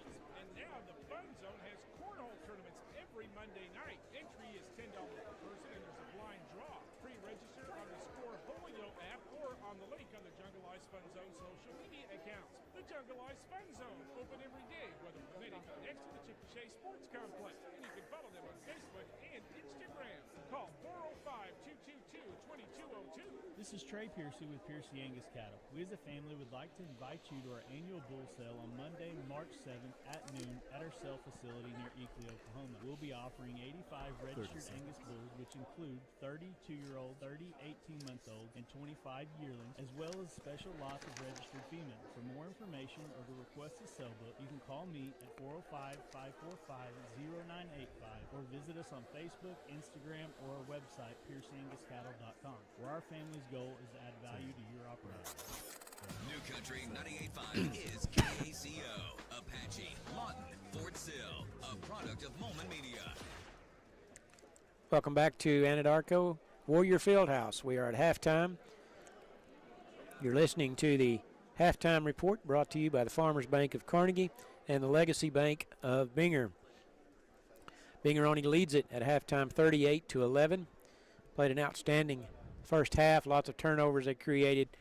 A lot of runouts there to end the second half as they led it 14-8 after one period, and they outscored them 24-3 there in the second period. Scoring for Carnegie, they have Elvita Lopez with 3. Elvita Lopez with 3, Kemarie Hodges with 3, and leading scorer for the Lady Wildcats, Carly Toffaker with 5 points for their 11 total. For the Bingeroni Lady Bobcats, Jordan Anthony Body with 7 with 2 3-pointers. Tegan Graham with 3, Bailey Allen with 2, Taylor Westervelt with 5, Riley Hedrick with 3, Carly Jennings with 5, and leading all scorers today is Jaden Goucher with 13 points. An excellent first half there, scoring-wise and defensively. She turned a lot of turnovers into easy layups on the other end of the floor. And so Goucher leads the way with 13 as Bingeroni leads it 38-11. I'd like to take the opportunity to thank our sponsors once again, the CK Energy, our title sponsor, Hillary Communications, Central Appliance Furniture and Bedding, Caddo County elected officials, Perry Angus Auction, Joshua's Auto Sales, State Senator Darcy Yeck, and the Jungle Ice Fun Zone. Also like to thank the Caddo Kiowa Technology Center for webcasting once again. I think it's said in the program 17th year, if I'm not mistaken. I believe that's right, Don. And appreciate those guys. They were here this morning at well before the first game tipped off, and they'll be the last ones to leave here. And they're doing a great job as always. Scott Wright, J.R. Oswald, Jeremy Wright, Tricia Pierce down here taking pictures. They spent a lot of hours over here in Anadarko this week, and appreciate them doing that. I know you sitting at home certainly appreciate the webcast. You can pop it up on your smart TV and sit back in your recliner and watch the games, and we're glad you are along with us. We hope you enjoy the broadcast, and appreciate Jared being here this week. He's doing a great job with play-by-play and his analysis of the. We get a good perspective, a coaching perspective, and an umpire, a referee. He done was a little bit of both. He was. Are you still refereeing any? No. With my duties as athletic director, it really kind of prevents me from getting out to do that. I miss it sometimes. Yeah. I always enjoyed officiating, and but just we got daughter's a senior, my son's a freshman, so it's for the next several years I'm going to be just chasing him around and watching games. And, you better enjoy it because it goes by too fast. But it does. But I tell you what, it's seems like pretty much at Hinton we have a home game about every week, with wrestling and kind of keeps me from officiating. But sometimes I do miss that getting out there and that running and being a part of the game. But I enjoy doing this. A lot of fun. And I tell you what, Don, appreciate you and Kim. You guys are kind of I've kind of joked, like you know, certain teams get known by voices. You know, Bob Berry was the voice of OU. You know, Toby Rowland and Dave Hunziker. You know these guys, and you know who they represent. And tell you what, when you hear Caddo County Tournament, and you hear Don Tyson and Kim Kroll, you know it's Caddo County Tournament. And so we appreciate you and thank you very all much. you've done for this tournament broadcasting. And like I said, we sure miss Kim, and hopefully everything will go well there, and they'll get to feeling better. And you know, it's just a lot of fun. It's a great week. A lot of fun. We sure enjoy it. I got to tell this story though. I tell a Jared Holman story every year. I've been saying it for years. You don't know these things, but every time I see you at one of these events, I always comment that Jared Holman is a good luck charm. We've been to a number of OU football games down at the Cotton Bowl, and there's 1 million people down there literally at the fairgrounds when that game's going on. And for years and years and years, just random occasions, I would run into Jared, just out of the blue. And I always felt like that's a good sign because OU usually won. It was always, I remember many of those, and I'll tell you something funny, Don, you know, both of us are Lone Wolf Coyotes. And I actually grew up, I hit many a wiffle ball into his parents' windows. I think I broke a few of them growing up. But Don and I, it's kind of funny, we always see each other at OU football games. Yeah. You know, him living in Fort Cobb, me and Hinton, we don't get to see each other very often, but we always, you know, and even this year, a couple games Let me tell you about what happened this year. So this year, first home game, I go to my seat. I've been sitting there for 20-something years. You know, me and my wife sat there. This year, I go to my seat, and guess who's sitting right beside me in the same row? It's Jared Holman. I thought, well, it's going to be a good day, and it was. Yeah, kind of. It was. Of course, that was Western Carolina. You come back for another game. Unfortunately, there was a couple games later in the year where we didn't see each other. Yeah, that's the reason. We didn't see each other. Maybe you and I need to make a plan every Saturday when OU plays to see each other. Absolutely. Of course, that just means if you're an opposing fan of someone that doesn't like OU, you want to try to find maybe to keep us apart. Maybe, I don't know, giving away our secrets. But well, I recall going to a game in Lubbock, Texas, and I saw you and your mom and dad at the game. We were there. The night that Sam Bradford got a concussion on the first series. I think that was one of the few games I wasn't a good luck charm. We did not win that one. No. Yeah. Okay, Jared. we're back to second half action here. It's going to be Carnegie basketball to start the second half, down 38-11. You know, right here, if you're Carnegie, you don't pay attention to the scoreboard. Just play the game of basketball. Try to get better right here. Take care of the basketball. Good, strong start there. Good rebound by Topka. She goes up off the glass and in. Good start for Carnegie. Absolutely. 38-13, Binger gets the ball into the front court. Carnegie's going to start out in a man-to-man defense. Goucher with the ball on the right wing. Rips it across, goes up. Good, strong move by Goucher, up and in. Withstood the contact, finishes with the strong make. Gets first 2 points of the game for Binger. Yeah, you got that right, a strong move. When she turned the corner, she was headed to the hoop. Nix wasn't quite expecting that pass to come right back to her, and then got the traveling violation. Going to be a turnover, 40-13. Number 20, Briley Hedrick gets the ball inbounds for Binger.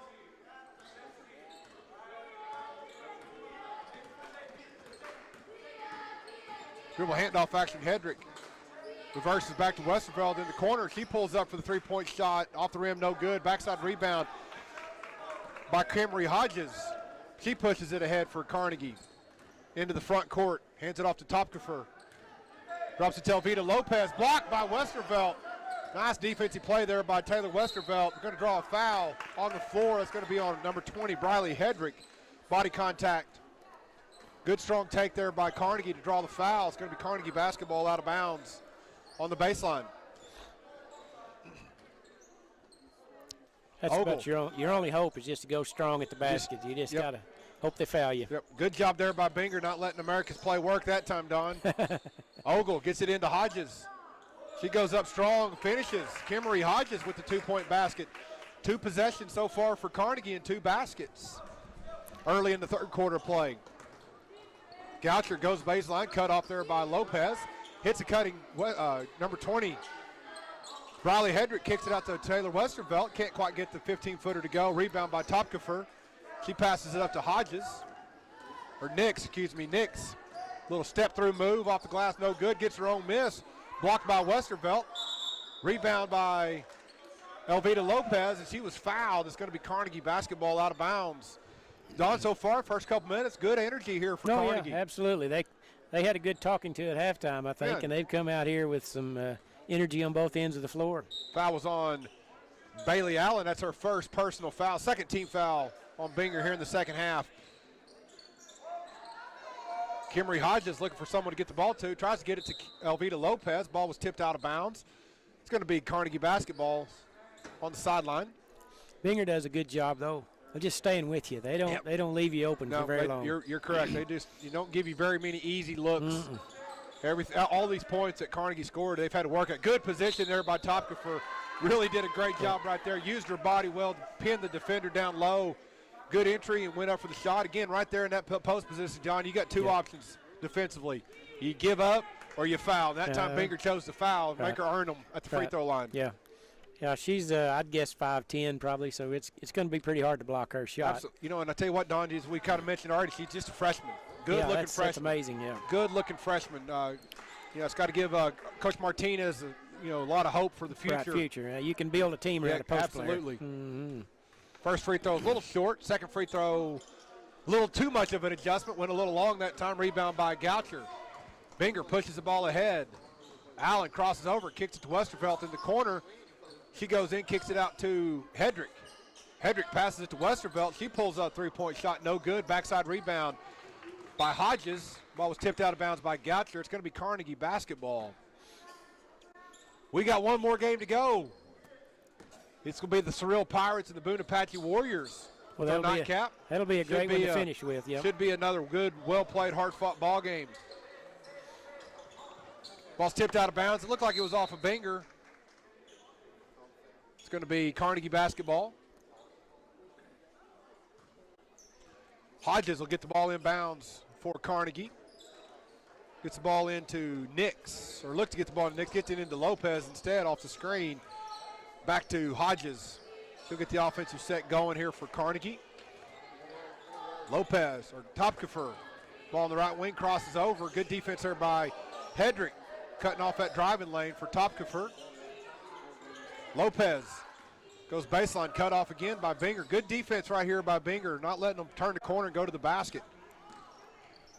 Ogle, she pulls up for the three-point shot. Short, no good. Good defensive series there for Binger, forcing the contested three-point shot.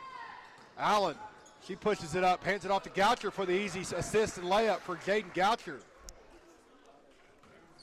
That was a good assist right there. Goucher, all she had to do was catch it and shoot it. Perfect play. Yep. Good hands there by Goucher on the crossover, turns it over. She goes out. That's about her fourth or fifth uncontested layup so far today, Don. She's done a really good job of letting her defense create her some easy opportunities, some easy baskets. I know that's at least her fourth breakaway layup so far in this game. 19 for her. 19 points. Good, strong game for Goucher. Ball stolen away. Good job there by Bingeroni. Passes it ahead to Westervelt. She goes up for the shot. Draws contact, and that's an and one. Tough bucket there by Westervelt. Absolutely. But, I'll tell you what, Don, one thing right there that just a little thing, but Westervelt, Binger had a girl on the backside. They had position for someone to get the miss. Just go be aggressive. Go be aggressive. If you miss it, you got someone that can get the rebound and get the putback. I love that aggressive take there by Westervelt. And it's going to pay off. Free throw for Westervelt. A little strong, no good. Rebound by Kimry Hodges. She gets it into the front court. Crosses it over into the lane. Little running floater. Going to draw the body contact. Going to go to the line and shoot two. Good aggressive take there by Kimry Hodges. That foul was on number 13, Bailey Allen. It's Bailey Allen's second foul. It's a fourth team foul. Not quite halfway through the first quarter or third quarter play against Binger. First free throw is good for Kimry Hodges. If you don't take it strong to the basket, they're just going to swallow you up. So you might as well just take it in there to them. Yep. Second free throw, it's also good. 2 for 2 that trip for Kimry Hodges. Makes it a 46-17 ball game. Binger's on top. Bailey Allen walks the ball into the front court for Binger. Crosses it over. Hands it to Graham. She looks to penetrate in the middle. Cut off. Good crossover dribble. Little floater. No good. Rebound by Kimry or Carly Topkafer. Gets trapped in the corner trying to find someone to pass the ball to. Going to have a timeout called by Coach Ivan Martinez for Carnegie. Saved a turnover. Saved a turnover. You know, going to be let's see what he calls right here. It's going to be a full timeout, so we'll take it with them. 1 minute timeout break. Did you know smart home landscaping can lower your electric bill? Trees on the east and west sides of your home provide shade and reduce your cooling costs during hot summer months. Shade for your Don, speaking of OU football, we've got a couple commits today. Oh, yeah? Who's that? A couple transfer defensive backs. Another one from Louisville. Wow. Got one from Wyoming yesterday, or was that today? I think that's 3 defensive backs we've got. So the transfer portal giveth and the transfer portal taketh. No doubt about that. Had Williams ever decided? And now he hasn't decided yet.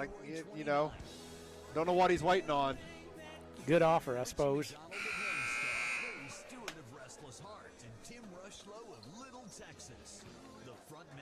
A better offer, maybe that's maybe so, absolutely. Get your tickets by phone, Players Club, or online at ShopCasino.com. And welcome back to the 2022 Caddo County Tournament, day one. Day 1 of 6, Don, and looking forward to the entire week. Oh, yeah. It's been hard to believe we've already done 6.5 games. 6.5, it just doesn't seem like it. My voice is... You'll feel it tomorrow. Yeah, the voice may be saying otherwise, but we've had a great day. Carnegie gets the ball into the front court. 46-17. Binger's on top. Topfer tries to get the ball into the post to Nix, but stolen away. Graham crosses over. Going to have a blocking foul. Good aggressive take there by Tegan Graham, drawing the foul. That foul was on number 23, Elvita Lopez. It's going to be Binger basketball out of bounds. Yeah, on the other end, Carnegie just telegraphed that pass. Yeah. And, they just stood there and looked at it for a little while, and then bounced past it to her, and Binger took it away with ease. Binger trying to get the ball inbounds, gets it into Graham, goes up for the shot, going to draw the foul. Good inbounds play right there. Sydney Graham came wide open. Or Tegan Graham came wide open off the screen, and again, Carnegie only had really one option or two options, let her score or foul, and they fouled her, so make Graham earn it from the free throw line. First free throw is up, rattles in good, makes it a 30-point lead, 47-17, Carnegie trailing the Bingeroni Lady Bobcats. Second free throw for Graham is coming up. It's also good, 2 for 2 that trip for Tegan Graham. That's 5 for Tegan. Hodges. It's ball to Ogle, tries to throw it over the top of the defense, threw it up a little bit too high and too hard, and that ball went out of bounds. Turnover over to the Bingeroni Lady Bobcats. Number 11, Tegan Graham, jogs the ball into the front court for Binger. Gets the ball to Westervelt. Up top to Carly Jennings. Hands it off to Graham. She turns the corner, kicks it out to Bailey Allen. Goes up for the little floater, a little too strong. Rebound by Elvita Lopez for the Wildcats. Lopez into the front court. It's ball to Ogle. Peyton Ogle back up top to Alexa Nix. To Kimmery Hodges. Looks to go baseline. Use that forearm to her advantage, create a little separation. I'm with you. That's good. It may have looked worse than it was, but anyways, no harm, no foul. Yeah, 2 exactly points right. for Hodges.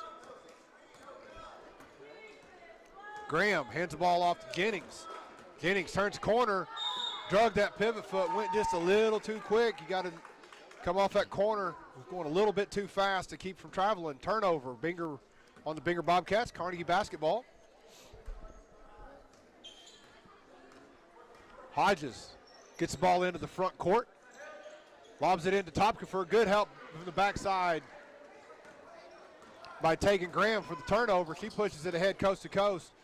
Kicks it to Westervelt in the corner. Ball was tipped out of bounds off of Carnegie. It's going to be Bingeroni basketball.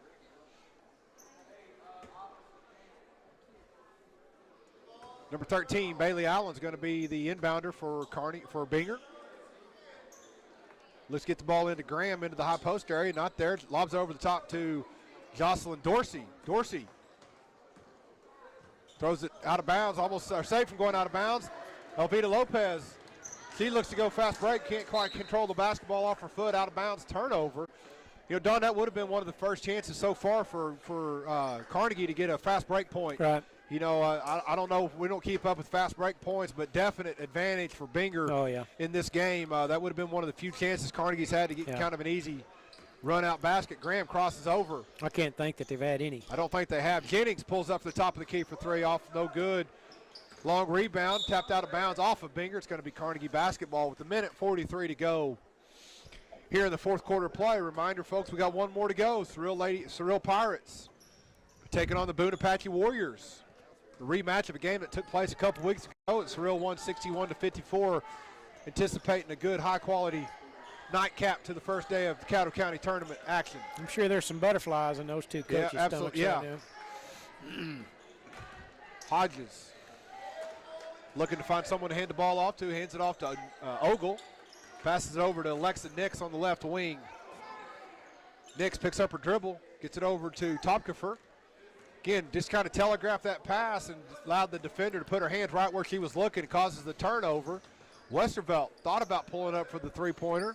She passes it over to Jennings. She will pull up from three. No good. Rebound corralled there by Alexa Nix. She pushes it ahead. Under a minute to go in the third quarter. 48-19. 14. Hodges, Kimmery Hodges pulls up the top of the key for three. No good. Rebound on the backside by Bailey Allen. Good bounce pass to Jennings. Back out to Westervelt for three. Skips off the rim, no good. It's going to be out of bounds off of number 15, Alexa Nix for Carnegie. Binger basketball. Just over 36 seconds to go here in the third quarter play. Number 4, Sybil Washi is going to check into the game for Carnegie. Also checking into the game for Binger, number 20, Briley Hedrick checks back in for Westervelt. Bailey Allen penetrates, kicks it out to Hedrick. Back up top to Graham from the top of the key, straight in, nothing but the bottom of the net for Taylor Tegan Graham. 51-19. 8 points for Graham. 8 points for Graham. She's had a good, strong game today, Don. Done a lot of good things for Binger. Looking to get the ball into Ogle. Can't quite corral, throws overhead. Ball stolen away. Bailey Allen, nice pass on the backside to Jocelyn Dorsey, but can't quite get it to go in. Washi passes it up to Topkafer, but that's going to be the buzzer. At the end of the three quarters, Binger 51, Carnegie 19. We'll be back after this 1 minute timeout. You could save big when you bundle your home and auto with Progressive, but when we just come out and say it, it feels like it falls a bit flat. So instead, we're going to have someone else say it. Because for some reason, when a random person talks about how great something is in a commercial, it's more believable. I saved with a Progressive home and auto bundle. And there you have it. I mean, I'm not sure why she's more believable than me, but either way, you get the point about the saving. Progressive Casualty Insurance Company and Affiliates. Discount not available in all states or situations. With the Peloton bike, there's always something new to try. We're adding new music to our artist series. New disciplines like boxing. Fight your way through. Let's make it count. So many new workouts to try on and off the bike. Let's go, Peloton family. There's always something new to keep you motivated. For a limited time, get a $550 value on the Peloton Bike Plus. $300 off. Who's playing the Big 12 game tonight, you know? I don't know, Don. All access membership separate. Limited time offer until January 9, 2022. Free delivery only available in continental U.S. Terms apply. And welcome back to the 2022 edition of the Caddo County Tournament. We head into the fourth quarter of the last girls' game of the day. Binger with a 51-19 lead over the Carnegie Wildcats. Got one more game to go after this one. The Seral Pirates will be taking on the Boone Apache Warriors. And then guess what, Don? We'll be right back here again tomorrow at 4 o'clock. Absolutely. Can't hardly wait. 4 games tomorrow night. So we encourage everyone to tune in either on 98.5 New Country or use the Caddo Kiowa webcast if you can't make it out in person. Tuesday, Thursday, Friday, games start at 4 o'clock. And I believe on Saturday, games start at 9 o'clock. I believe so. And run straight through, and then they clear out the gym, and then they come back for the finals, I believe, at 6:30. That's correct. Good Number drive. 3, Jordan Anthony Body goes into the body of the defense and finishes with the strong make. 53-19. Binger's on top. Elvita Lopez, ball's tipped away out of bounds off of Binger. It's going to be Carnegie basketball on the side out. Number 15, Alexa Nix is going to check back into the game for Carnegie. She checks in for Sybil Washi. Peyton Ogle has the ball up top. Crosses it over. Gets the ball to Lopez on the right baseline. Gets the ball inside to Hodges. Going to have a foul called on Binger coming over the top. That was number 10, Jocelyn Dorsey, picks up the foul. It's going to be the first personal foul on Dorsey. Hodges gets the ball into Elvita Lopez. Back to the corner. Gets the ball into Lopez in the post area. Goes up and in. No, can't quite get it to go. Good, strong post move. Just couldn't quite get it to go. Number 51, Drew Umbarger, checked into the game for Binger. Jump ball on the rebound is going to be possession arrow favoring the Wildcats. Hodges will get the ball in for Carnegie, trying to find an open teammate. Can't find anybody open. Ball went out of bounds. That went off of Peyton Ogle's foot. It's going to be a turnover. It's going to be Carnegie basketball, or Binger basketball off the Carnegie turnover on the inbounds. Riley Hedrick going to get the ball inbounds for Binger. Tosses it into Carly Jennings. She'll be the one to get the offense started here, this possession here for Binger. Jennings crosses over, hands it off to Dorsey. She turns the corner, kicks it out to Hedrick. Hedrick stepped out of bounds, turnover. Binger's got several substitutes in the game for Coach Taylor Raines here in the fourth quarter. Under 2 minutes gone so far here in the fourth quarter. Ogle pulls up to the right wing for three, a little strong, no good, out of bounds. It's going to be Binger basketball. Jennings gets the ball into Hedrick, back to Jennings.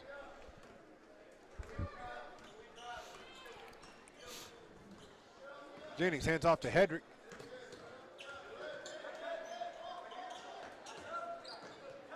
Back to Jennings on the left side, penetrates baseline, cut off there by Lopez. Hedrick to Jennings up top. Dorsey goes up for the left-hand layup, but before she got the shot off, she knew one too many steps. She knew it. Going to be a turnover on Jocelyn Dorsey. Carnegie basketball. Kimmery Hodges hands it off to Elvita Lopez. Lopez, reverse dribble to Ogle. Ogle spins back, trying to find an open teammate. Tried to hit the back cut. On the back cut there was Kimmery Hodges, but again, pass was just kind of right down there in that no man's land, right around the ankles. Don, we've seen that all day. That's just such a tough pass to handle for any player. Out of bounds. Yeah, you know, that's one of the things that I know you work on a lot in practice is making sure you pass the ball to a shooter where he can handle it and do something with it rather than have to chase it or bend over and pick it up. Umberger passes the ball over to Eden. Eden goes baseline, cut off there by the Carnegie defender. Passes up to Hedrick. Hedrick, ball's tipped and stolen away by Topkiffer. Hands it off to Kimmery Hodges. He pushes it into the front court. Kicks it over to Ogle on the right baseline. Good little one dribble shot. Good defense there by Dorsey getting the block. Back out to Ogle for the three-point shot. It's good. Peyton Ogle. Nothing but the bottom of the net. That's Peyton's first basket of the night. 53-22. Binger's on top. Dorsey gets the ball on the left baseline. Stolen away by Hodges. And then both girls kind of get possession of the basketball. Another jump ball. It's going to be Binger-only basketball. Definitely, that's been one of the things we've had several jump balls. We've had quite a few in this game, it seems like. One of these years I'm going to count those. Yeah. I really am, but I don't have enough lead in my ink pen, I don't think. Jennings hands it off to Hedrick. Ball's tipped by Hodges. Hedrick corrals a loose ball out there about the half-court line, gets to Umbarger. Umbarger passes it inside to Jennings, penetrates, throws it out to Kylan Eden. Three-point shot's a little strong, no good. Hodges corrals the long rebound. Pass back up to Ogle. She gets it into the front court. Nix. Lopez. Trying to turn the corner and get to the basket. Denied there by the defender for the Binger-only Lady Bobcats. Ogle. Spin back to the left side. Little Roney. 10-footer, no good. Little short rebound by Carly Jennings for the Lady Bobcats.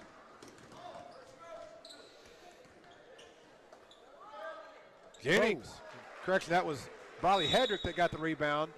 Passes it to Carly Jennings for the three-point shot. Nothing but the bottom of the net. Substitute coming into the game for Binger. Bailey Allen checks into the game. 56-22, just over 2 minutes to go here in the fourth quarter. Ogle gets the ball inside to Hodges, goes up strong. Good strong move there by Kimmery Hodges. Absorbed the contact, got the foul, going to go to the line and shoot 2 free throws. 56-22, 2 minutes to go here in the fourth quarter of play. Hodges, first free throw, a little long, no good. She'll get one more to go right here. Gonna let the clock run, apparently. They've kind of been running the clock here in the fourth quarter. Second free throw for Hodges is good. 56-23.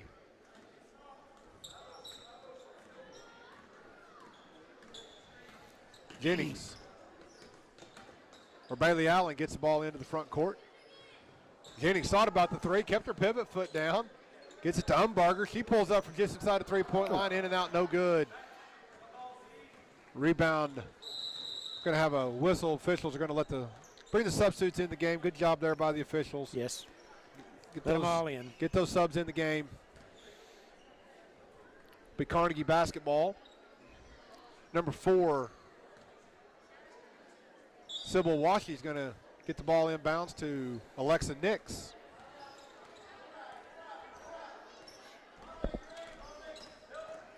Hands it off to Washy. Gets the ball into Nia Topa. Looking for someone to get the ball to Washy up top. Crosses it back over to Lopez. Elvita Lopez gets it into Topkafer. Ball was tipped out of bounds off of Umbarger for Binger. It's going to be out of bounds, Carnegie basketball.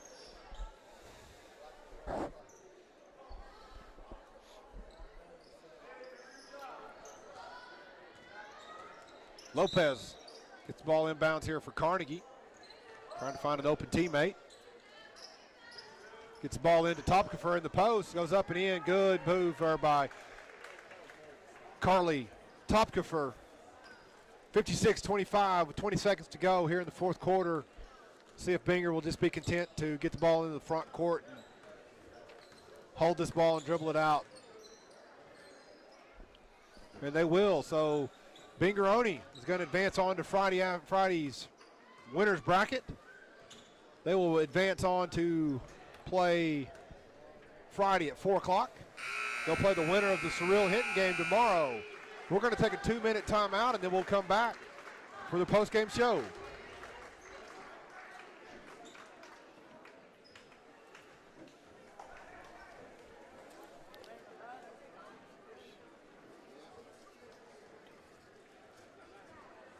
Sugar Creek Casino presents the dynamic voices of 90s country together. You found it? There you go. Night only, Saturday, January 29th. Richie McDonald of Lone Star, Larry Stewart of Restless Heart, and Tim Rushlow of Little Texas. The front men of country, live at the Sugar Creek Casino's Event Center, January 29th. Get your tickets by phone, Players Club, or online at sugarcreekcasino.com. When fans talk about their team, they're always real about it. Really happy after a win, really bummed after a loss, and really excited about the next big game. Let us help make it real for you, right here on the Cowboys Sports Network. Catch every dribble, every basket, every free throw, and every three-pointer of Oklahoma State Cowboy basketball this season, right here on KACO 98.5. CK Energy Electric Cooperative would like to congratulate all the players and all the schools in this year's Caddo County Basketball Tournament. Good luck to each and every one of you. CK Energy will continue to strive to provide the best possible service for you and the members because the co-op belongs to you. From all of us at CK Energy Electric Cooperative, Happy New Year.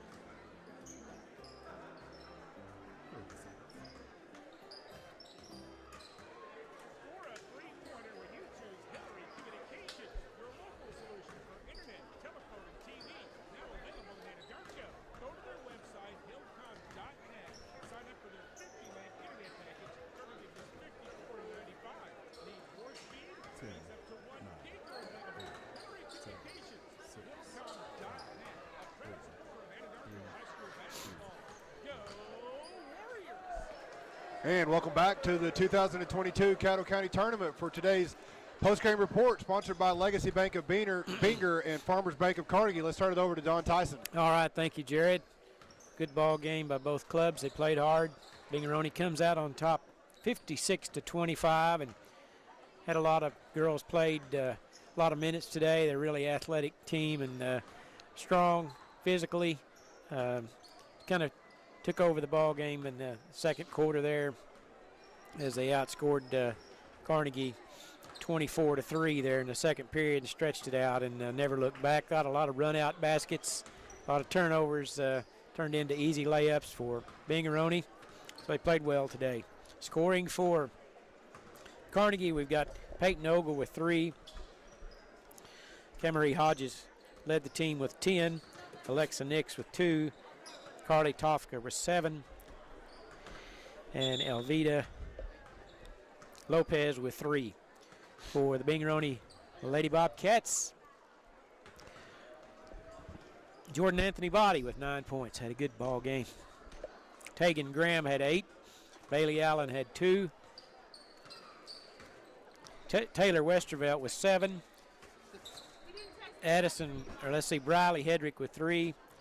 Carly Jennings finished with 8, and leading scorer for the Lady Bobcats, Jaden Goucher, who had 19 points for Jaden, an outstanding ball game today. So a little too much athletic ability for the Lady Bobcats today.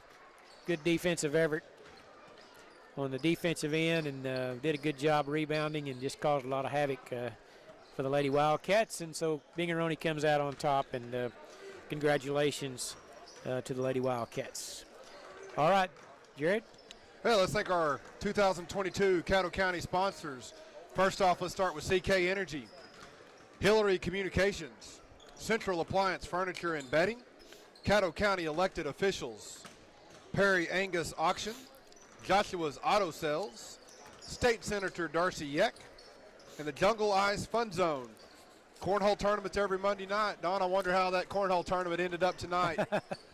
It's probably kind not of curious about yet. this. May not have gotten started yet, Reagan. Maybe they'll report on it for us. Maybe so. You know, maybe we can start broadcasting. Maybe we need to start, broadcasting from the Jungle Eyes Fun Zone. There you cornhole go. Tournaments every Monday night. We'll go out and find some sponsors and broadcast that. And I'd have to watch a few games on TV before I'd know what to call some of those things. Yeah. You know what I mean? Yeah, it's a board. It's a little bean bag, and there's a hole. It went in the hole.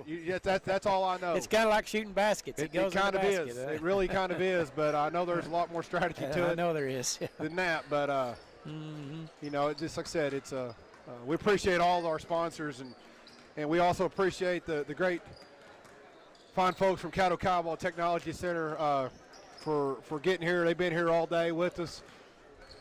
J.R. Oswald, Scott Wright, Jeremy Wright, and Tricia Pierce. They've been right here for every game today. They'll be here all week long, helping bring the sights and sounds of the 2022 Caddo County Tournament. Tell you what, Jared, I've got a cornhole story for you. We were on a cruise several years ago, and we left out of Galveston, and they had a cornhole tournament on the ship.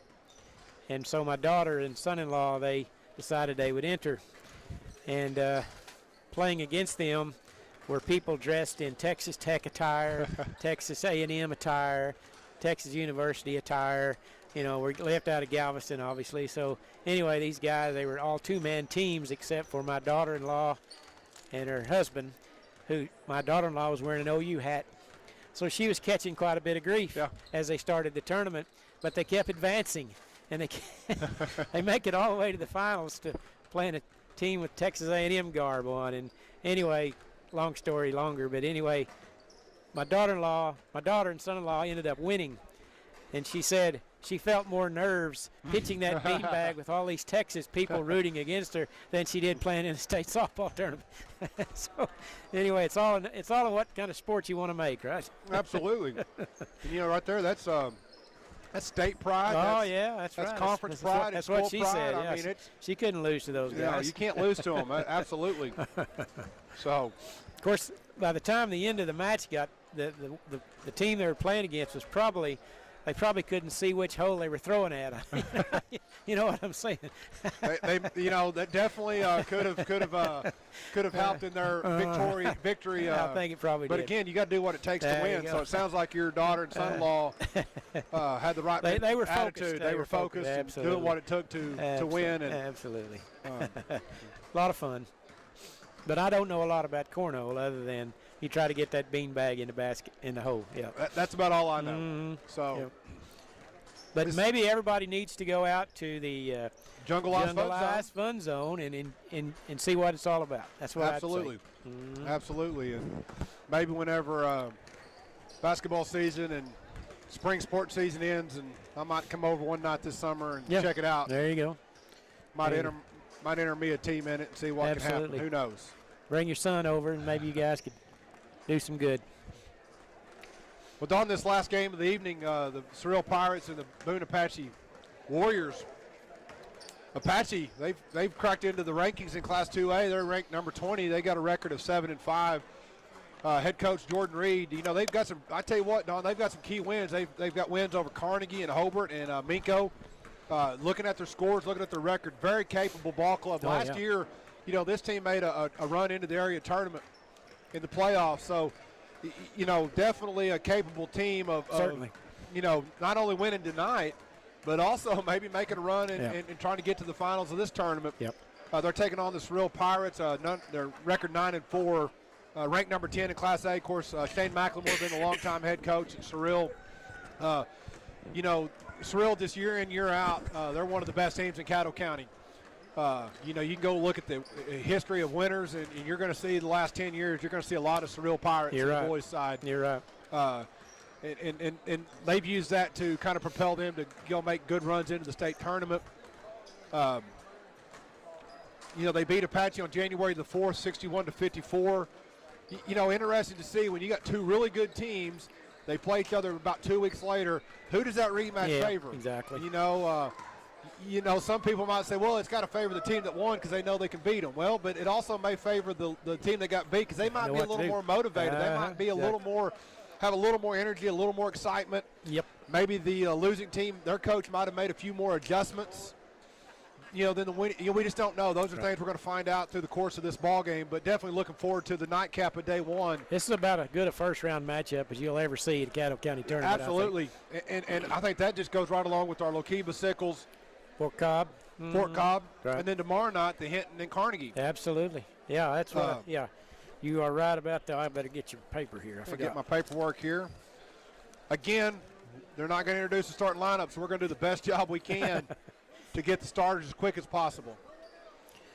And they're all sitting down over there and they're crowded around, so I can't read their numbers from here. And they got us in the high spot in the gym, which is a great viewpoint to watch the game and call the game, but it's a little difficult to see those numbers. So we'll do the best job we can at getting their names and numbers to you as quick as possible. I can pick out 2 or 3 of Seral's players, but they're going to do Apache first, and then I can't see any of them. So,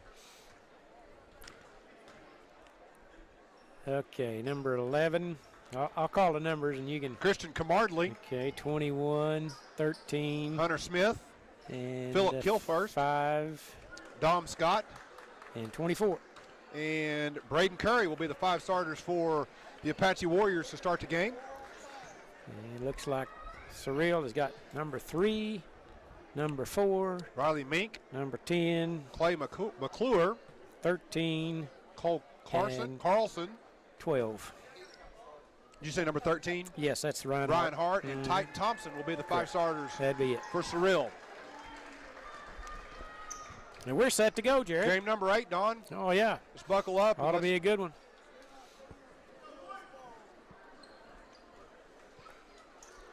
Get you a drink of water and have at it. Get a little swig there, some lemonade. And let's finish up game number 8 of like 28 games this week. I thought you was going to say today, but it's not quite that many. Not quite that. Number 8. All right, here we go. Number 3. Riley Mink is going to jump for Seral against number 11, Christian Camardley, jumping for Apache. Official tosses it up. Ball's controlled by Seral. Number 10, Cole Carlson, gets the ball into the front court for the Pirates. First possession of the game. Ball into the post to Titan Thompson. Ball's blocked out of bounds. Good defensive possession right there. Good block by number 5. That's Dom Scott with the rejection. Looked like McClung was going to have an easy shot. Looked like he was going to have a pretty easy shot, but the ball was blocked out of bounds. Thompson goes baseline, cut off there by Dom Scott. Pass the ball to the cutting number 10. That's number 10. That's Cole Carlson. He gets the scoring going for the final game of the evening. 2-0. Seral on top in the first 30 seconds here of the game. Dom Scott looks over at Coach Jordan Reed, head coach for Apache, gets the play call. Comes off the pick and roll, switch there by Seral. Passed up to number 13, Kilfirst. Curry passes it off number 5, that's Dom Scott. He pulls up for 3, no good. Rebound, run through by Seral. Carlson, ball's tipped. Loose ball corralled there by Seral. Good effort by Apache, just couldn't quite come up with the turnover. Seral pulls up for the shot, no good. Rebound by Camardley. He pushes it ahead. Fast pace. First minute and 10 seconds, Don. It's been pretty quick pace up and down the court right here. Pretty much what we anticipated. Absolutely. These teams don't like to hold the ball. Hunter Smith gets the ball inbounds here for Apache. Gets the ball to Scott on the left baseline. Back up top to Curry. He pulls for the long three-point shot, no good. Offensive rebound there by Hunter Smith. Gets it to Dom Scott. Looks to go one-on-one, kicks it out to Hunter Smith. Ball hit the support, that's an out of bounds, so it's going to be off of Seral on the pass, so it's going to be Apache basketball out of bounds. Braden Curry is going to get the ball in for Apache. Ball's can't be corralled there, stolen away by Seral Pirates. Ryan Hart goes up for the layup, 4-0. Hart gets the steal in the easy transition basket for Seral. Dom Scott. Well, Curry gets the ball into the front court. Passes it over to Scott. Scott gets into the paint, kicks it out to Curry. He pulls up the three-pointer. It's good. Good penetration there by Dom Scott. Kicks it out to the wide open Braden Curry. Gets the scoring going for the Apache Warriors. 4-3 early in the first quarter play. Titan Thompson gets the ball in to Clay McClure. Thompson guarded there by Dom Scott. A little runner just inside 15 feet, no good. Dom Scott with the rebound. Pushes ahead, little contact, no foul called. Turnover. Seral picks up the loose ball. Good pass in there to Titan Thompson. And goes up for the shot, and he makes it. He gets an and-one opportunity. Tell you what, Don, that was a great pass by Clay McClure to find Thompson there on that post. That was a kind of a risky pass, but Thompson went up and got it, and then finished with a strong make. Well, when you trust your teammate when you make a pass like that, for sure. Free throw no good, rebounded by Dom Scott for Apache.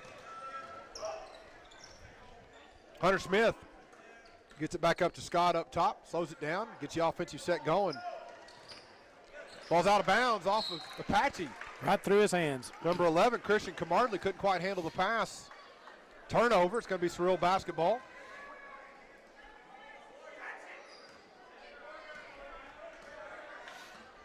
Cole Carlson gets the ball into the front court. Hands it off to Hart. Hart pulls up from about 6 feet behind the three-point line. No good. Rebound by Apache. Hart was shooting from anywhere. Yeah. Going to have a Christian Camardley a little bit out of control.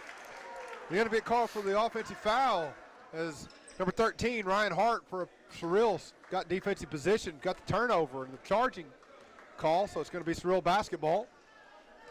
3 minutes gone here in the first quarter play, 6-3, Seral's on top.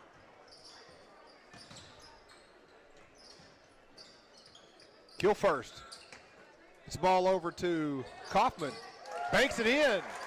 Karsten Kaufman with the three-point shot, junior. 9-3, Seral's on top. And Riley Mink for the Pirates, I believe, wasn't it? Oh, I was looking at the wrong side. My bad. Riley Mink. I was looking at the Apache side. Riley Mink with the three-point basket for Seral. Gonna have a foul called On Seral, that was on number 12, Titan Thompson, first foul of the game. On Titans, first team foul also, so it'll be Boone Apache ball out of bounds. Peyton Nash checked in for the Pirates. Apache gets the ball inside, passes out to Dom Scott. He goes in, we're gonna have another foul. Dom Scott being aggressive, picks up another foul on number 14. Peyton Nash just checked into the game, just picked up his first foul of the game. It's the second team foul on Seral. Good aggressive drive there by Dom Scott, drawing that foul right there. Lob into Christian Camardley. Can't quite get the bucket to go, but he's going to get fouled on the shot. Number 10, Cole Carlson picks up the foul. It's going to be his first foul. That's the third team foul. So 3 quick fouls there in the last possession against Seral. First free throw for Camardley is up, and it hits the front of the rim and crawls over good. He'll get one more, 9-4. Got the shooter's roll that time. Second free throw for Camardley. Shots up. That was also good. 2 for 2 that trip. Makes it 9-5. Seral on top. Peyton Nash gets the ball into the front court. Ryan Hart, he pulls up from 3, a little long. Rebound fought for, but came down by Dom Scott for Apache. He pushes it quickly ahead. Reverses back out top. Penetrates into the lane, kicks it to Hunter Smith. Ball shot, rejected. Peyton Nash got it. Nice job by Peyton Nash getting the rejection. Turnover by Seral, a little out of control right there, so Apache comes back on the offensive attack. Camardley looking to shake his defender, can't quite do it. Gets it over to Hunter Smith on the left side. Hunter Smith gets it over to Braden Curry. He pulls up for about 6 feet behind the line. No good. Rebound on the backside. Good, strong rebound by Titan Thompson for Seral. He pushes it into the front court. Gets the ball off to Riley Meek. Hands it off to Cole Carlson. Meek. Back to Ryan Hart. Ryan Hart, good bounce pass to Titan Thompson, but he traveled. Thought it was a good pass. Great pass, good court vision there, but Thompson just a little too quick with his pivot foot. We have a timeout. They had a substitute at the bench and letting that substitute come in the game. That's number 4 for Seral. That's Clay McClure is checking into the game for number 3, Riley Meek. 3 minutes to go. Tell you what, Don, pretty fast-paced game. Not a lot of scoring so far, but both teams definitely getting up and down the court quickly. Lots of action, that's for sure. Dom Scott gets it over to Curry. Goes in, draws a little contact, goes up off the glass and in. Braden Curry, good strong finish. That's 5 for Curry. Makes it 9-7. Seral's on top. Cole Carlson reverses back to the right side, trying to find someone open. Goes back into the paint, drops it off to McClure, loses control of it. Again, a little contact right there, lost control of it, out of bounds, off McClure.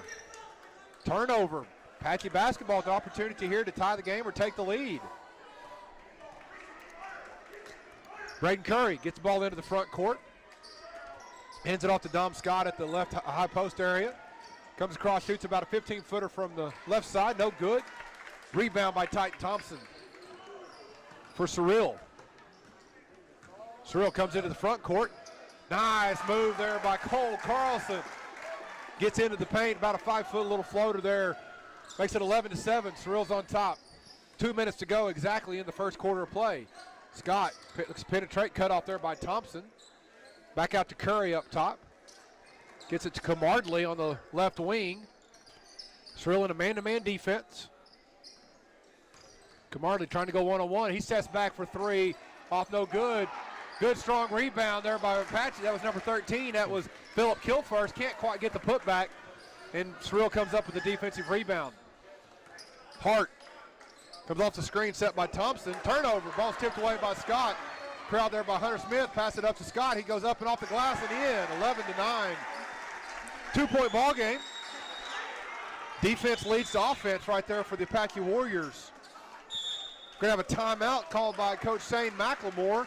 for the Seral Pirates, it's going to be a 30-second timeout. We'll take it with them. We'll be back in 30 seconds.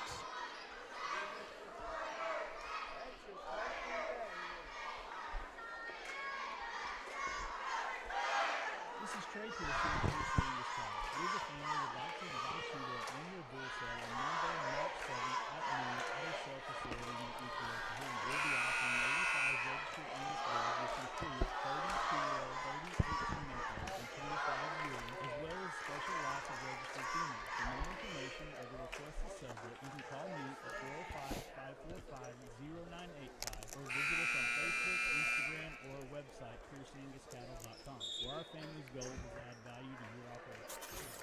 New Country 98.5 is KACO, Apache, Lawton, Fort Sill, a product of Moment Media. And welcome back to the 2022 Caddo County Tournament.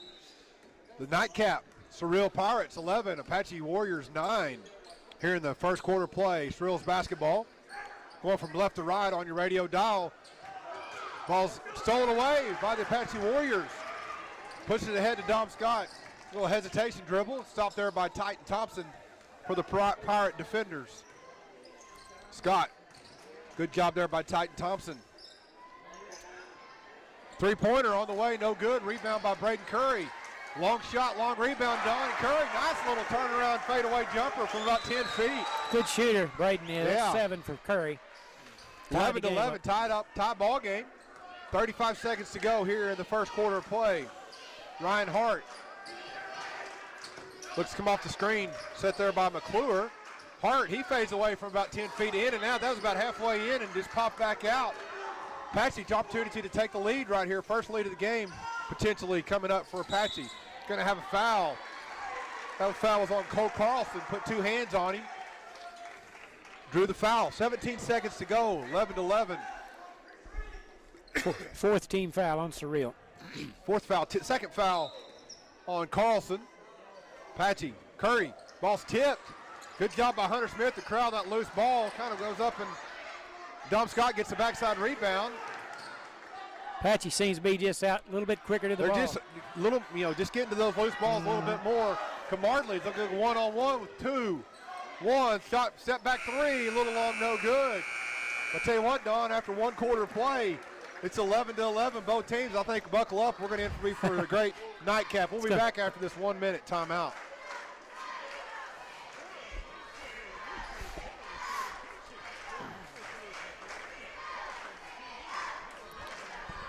No, where's Dustin at? Pack it.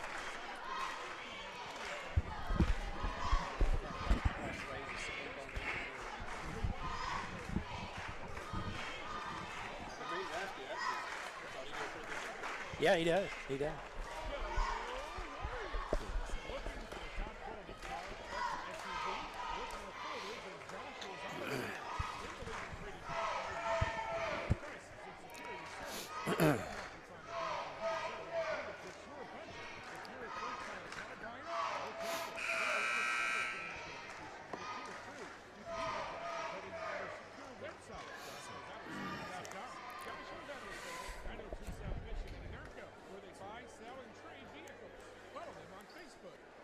And welcome back to the Caddo County Tournament.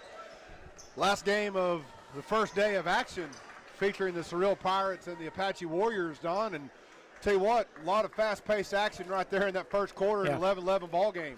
Oh, absolutely. And, as we mentioned there, Apache just seemed a little quicker to the loose balls there at the end of the quarter, so we'll see if that changes. I know Seral, they're working hard too, but see how it goes here. Yep, Dom Scott gets it all to Hunter Smith on the left side. Kamardley loses control of it. The ball is knocked out of bounds by Peyton Ash. Ash checked into the game there in the first quarter. He's given some good, strong minutes off the bench for Coach McLemore and the Seral Pirates. Smith can get the ball inbounds to number 12. That's Kent Buckner. Pulls up from the right baseline for 3. No good. Good, strong rebound there by Clay McClure.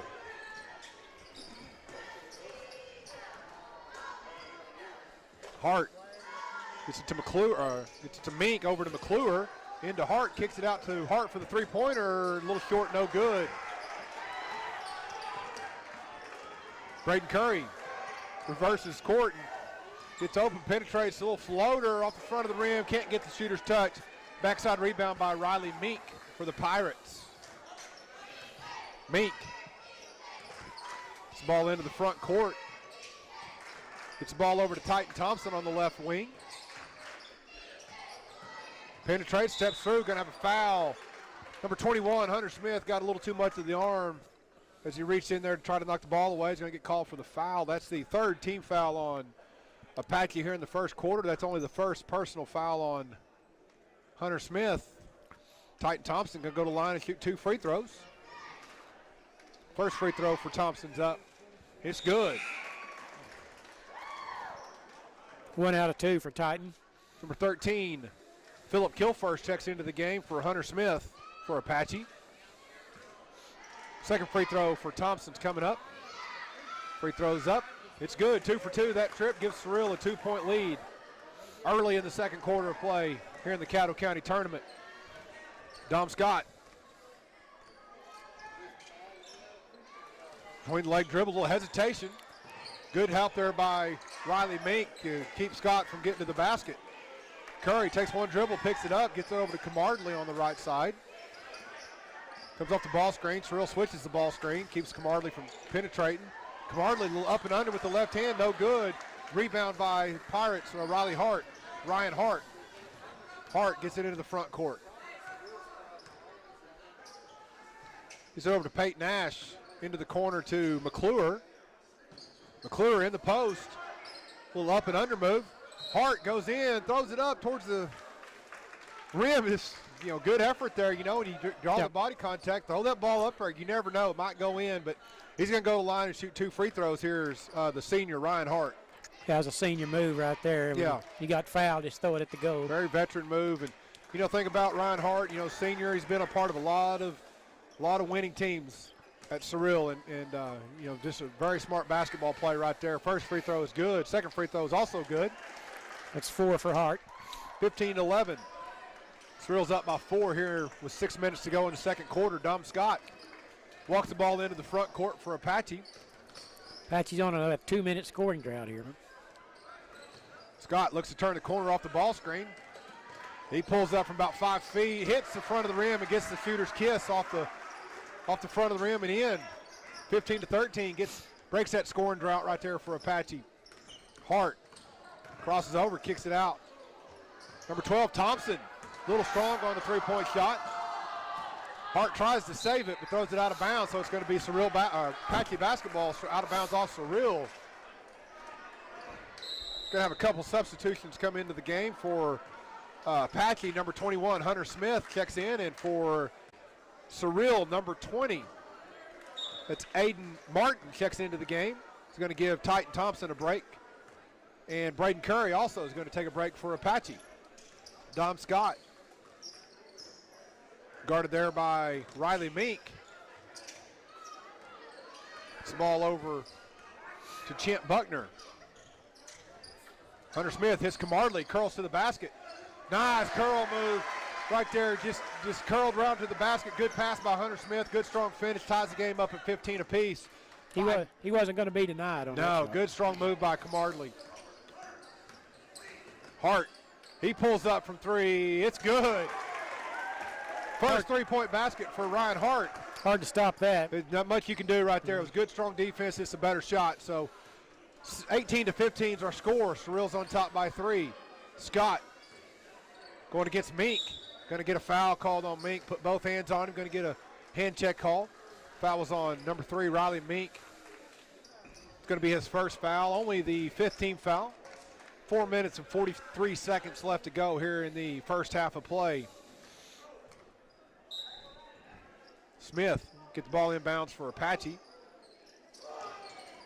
Ball's knocked out of bounds by number 3, Riley Mink.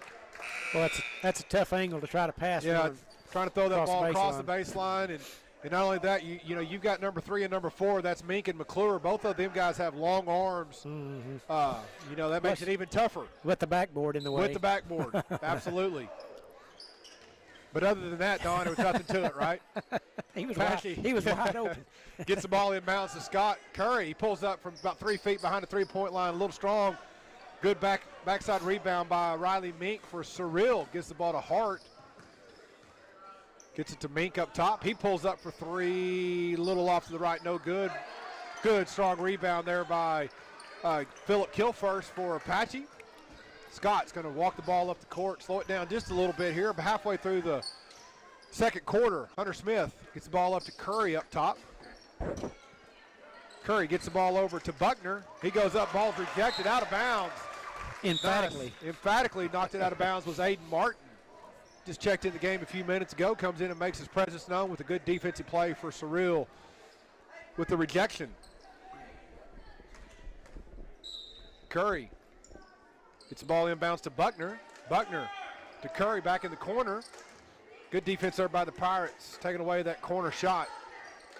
Smith back to Curry. To Kilfirst. Seral looks like they might be in a little 1-2-2 zone right here. A little confusion here for Apache, and so Coach Reed again now, good job by Curry, backing the ball out, realizing the change in defense and getting Apache set up in the right offense to attack his own defense. Curry up top. Gets over Smith. Need to have a little more movement if you're Apache. A little too much standing around. They've kind of let the zone affect their movement. They're standing. Need to get some post movement. Try to get the ball into the high post area either via pass or dribble. Kamardley shot fake. Gets it into the post. Little floater. Can't get the roll to go. Good strong rebound by Kilfirst. And it's up and in. 18-17. Good strong drive there by Kamardley. Got the ball into the post. Didn't get to go in, but good rebound position there by Kilfirst. Caused something to happen there, that's for sure. Just made it. This is a good aggressive play. It's a good way to attack his own defense. Get it to the middle via pass or dribble. Hart pulls up for the three-point shot. No good. Kamardley gets the rebound and gets the run out. Passes it over to number 13, Philip Kilfirst. That's 4 quick points for that young man, and he also drew the foul. Absolutely. Puts Apache on top, 19-18. 19-18. Apache regains the lead. Good couple minutes there. Good strong defensive action. Good rebound there by Kamardley. You know, it was a long rebound, Don, and Kamardley aggressively went and attacked that rebound and just took it down the court. Apache looks good in the open floor. Absolutely, they do look. If they can get out in the open court, they look really good. Kilfirst, chance to finish off the three-point play. It's good. Gives them a 2-point lead, 20-18 with 2 minutes and 42 seconds to go. Here in the nightcap of the first day of action. Hart pulls up from about 5 feet behind the line, no good. Long rebound, crowd there by Peyton Nash, or Aiden Martin. Hart spins, up and under, gonna get fouled. Hart knows how to pick up fouls. Yeah, just, you know, like I said, he sells them, I would. Yeah, absolutely. That's what I'd say just, about him. you know, uses his body very wisely. That's just a veteran move. You know, that's what. That's why when you're a senior, you learn some of those tricks of the trade. He does a good job of using his head and shoulders to get that defender out of position, and then gets into that defender and causes the contact for the foul. First free throw for Hart was good. Makes the score 20-19. That's what scorers can do. They can turn something into that. I mean, nothing into a right free now, throws. Hart, he's kind of struggling a little bit. You know, three-point shots aren't going, but he's still finding ways to impact the game by getting to the free throw line. Second free throw, no good. Rebound by Apache. 20-19 is our score. Dom Scott. See if Apache can find a way to attack this zone defense here for Seral. Smith up to Scott up top. Scott kind of points directions out, trying to get everybody set up. Screen there by Curry. Scott, little shot fake. Good defense there by Seral, going straight up. Ball's taken away, stolen there by Titan Thompson. He goes up for the right-hand layup, no good. Good strong rebound by Kilfirst. He passes it ahead to Scott. Scott saved that ball from going out of bounds. Kamardley, he pulls up for the three-pointer, skips across the rim, no good. Last minute, Don. Whew. A lot of high-flying action right here. Not much to show for it for either team, but it's been exciting. High-flying is right. And again, veteran move here by Hart to slow it down. Gets real set up, try to get a good look here. McClure. Thought he was trying to hand it off to Hart, but Hart thought he was passing it to someone else. Turnover for Dom Scott. Easy 2-point basket, 22-19. Peyton Nash has the ball, hands it back to Hart. Hart pushes it ahead. Gets into the lane. Little floater, no good. Rebound fought for. Gonna have a foul on Ryan Hart. Missed the shot, went over the back. Yeah, just went over the back. Really was in pretty good position until right there after they came down. He kind of grabbed him and pulled him down a little bit.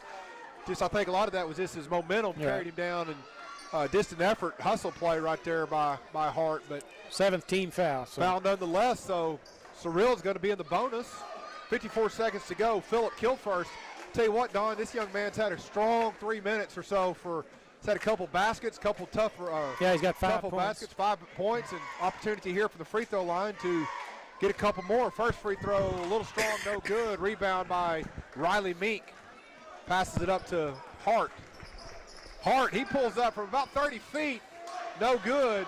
Rebound by Camardley. Camardley passes it up to Curry. Curry gets the ball to Scott. Coach Reed calls the offensive set. 35 seconds to go. Let's see if Apache tries to hold for the last second shot. You know, Apache really is, as they've struggled a little bit, Don, here with this zone defense, this little 1-2-2 zone. All their points in the last couple minutes have kind of came via transition and attack. Turnovers, so let's see what happens here in the last 20 seconds. Going to hand the ball off to Camardley. Camardley's going to look to go one-on-one. Kicks it to Curry. He pulls up for the three-point shot. Nothing but the bottom of the net. It's good. Seral Thompson gets it three-point line. Passes over to Mink. He throws it from half court. Off the backboard, no good. Right there, Apache with a good 3-minute closing to the second quarter. They take a 6-point lead, 25-19. We'll be back in 2 minutes.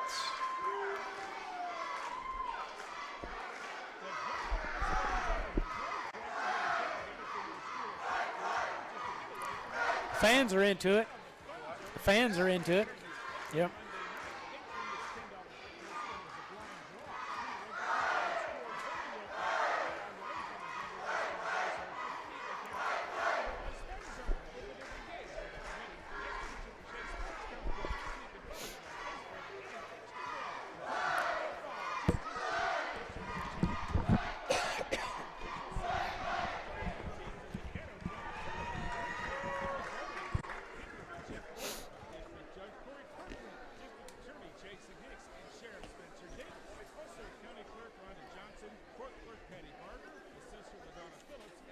You have our banks, Don? Oh, yes, somewhere.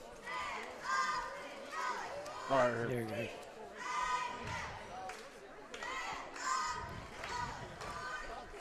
Shamrock Bank of Apache and First National Bank of Chickasha.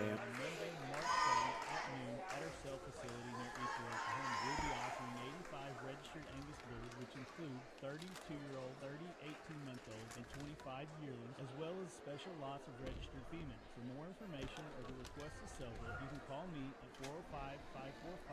405-545-0985 or visit us on Facebook, Instagram, or our website, PierceAngusCattle.com, where our family's goal is to add value to your operation. Sports, academics, and extracurricular activities are a big part of our children's growth. State Senator Darcy Eck encourages students and student athletes to do their best in all their activities and urges parents to take an active role in their children's education. If there's an issue with the state capitol you'd like to discuss, contact Senator Eck by calling 405-521-5545. State Senator Darcy Eck says good luck to all the teams in the Caddo County Tournament. And welcome back to the Caddo County Tournament. We got a good one here in our nightcap. Apache 25, Seral 19 for today's halftime report, sponsored by Shamrock Bank of Apache and First National Bank of Chickasha. Let's turn it over to Don Tyson. All right, thank you very much, Jared. As you said, outstanding first half, what we expected. These two teams played a couple of weeks ago. Seral came out on top 61-54, I believe, in that contest. This one's a little bit, perhaps a little lower scoring. Scoring for Seral in the first half was Riley Mink with 3, Cole Carlson with 4, Titan Thompson with 4, and Ryan Hart leads the Pirates with 8 points. Only hit 1 3-pointer, though. That's normally his strength. He shot 4 or 5 from long range, was able to connect with 1. So if you're Seral, you're thinking, well, we're only down 6, and Ryan hadn't hit very many 3-pointers, so if he could get hot in the second half, things might turn around. But so far, Apache's done a pretty good job on him. Scoring for Apache, Dom Scott was 6, hit a big three-pointer there at the end. Kind of put him up a little bit. Christian Camardley played well with 4 points. Philip Killsfirst played well in there in the second period, got 5. And leading scorer for the Warriors, Braden Curry, with 10. So good team effort by the Apache Warriors as the score was tied at the end of the first quarter, 11-11. And Apache outscored them 14-8 there in the second period to take a 25-19 lead into halftime. But certainly that's not a very big margin. 2 trips down the floor, basically. A lot of ball game left. Jared, it'll be interesting to see the adjustments they make at halftime. Seral went to the zone, and it seemed to kind of bother Apache on their offensive flow. Apache was able to score in the transition, as you mentioned, and so if Seral starts making some more shots, those transition buckets are probably going to dry up. So yeah, Hart struggling to make the 3-point shot, and Seral's kind of, I know they're pretty capable of hitting some of them. Not only are they shooting 3-point shots, but they're way out there. Well, the problem with that is long shot, long rebound. Right. And there's been 3 or 4 times where Camardley, in particular for Apache, has aggressively went and got those long rebounds and allowed that, use that to their advantage. Right. To go and get some easy transition baskets the other way. So. Again, that's what Seral does. Yeah, they're not going to stop doing that. They're not going to stop doing that, and I don't think they should stop doing it. That's what they do. You got to make some of those. Right. And some of that's just the way the ball bounces. That's part of it too. So, I think, again, give credit to Apache there. Good spurt there the last about 3 minutes of the first half, kind of extending this out to a 6-point lead. But I fully anticipate Coach McLemore is going to get in there, going to get his guys settled down. They're going to make a push. They're going to make a run. Certainly. I always, anytime I watch basketball, I don't care at what level, high school, junior high, college, NBA, when you look at a basketball game, if you looked at a graph, it's like there's ebbs and flows. There's peaks and valleys. There's highs, lows. There's good and bad. And right there, give credit to Apache. They ended the half on a high. Right.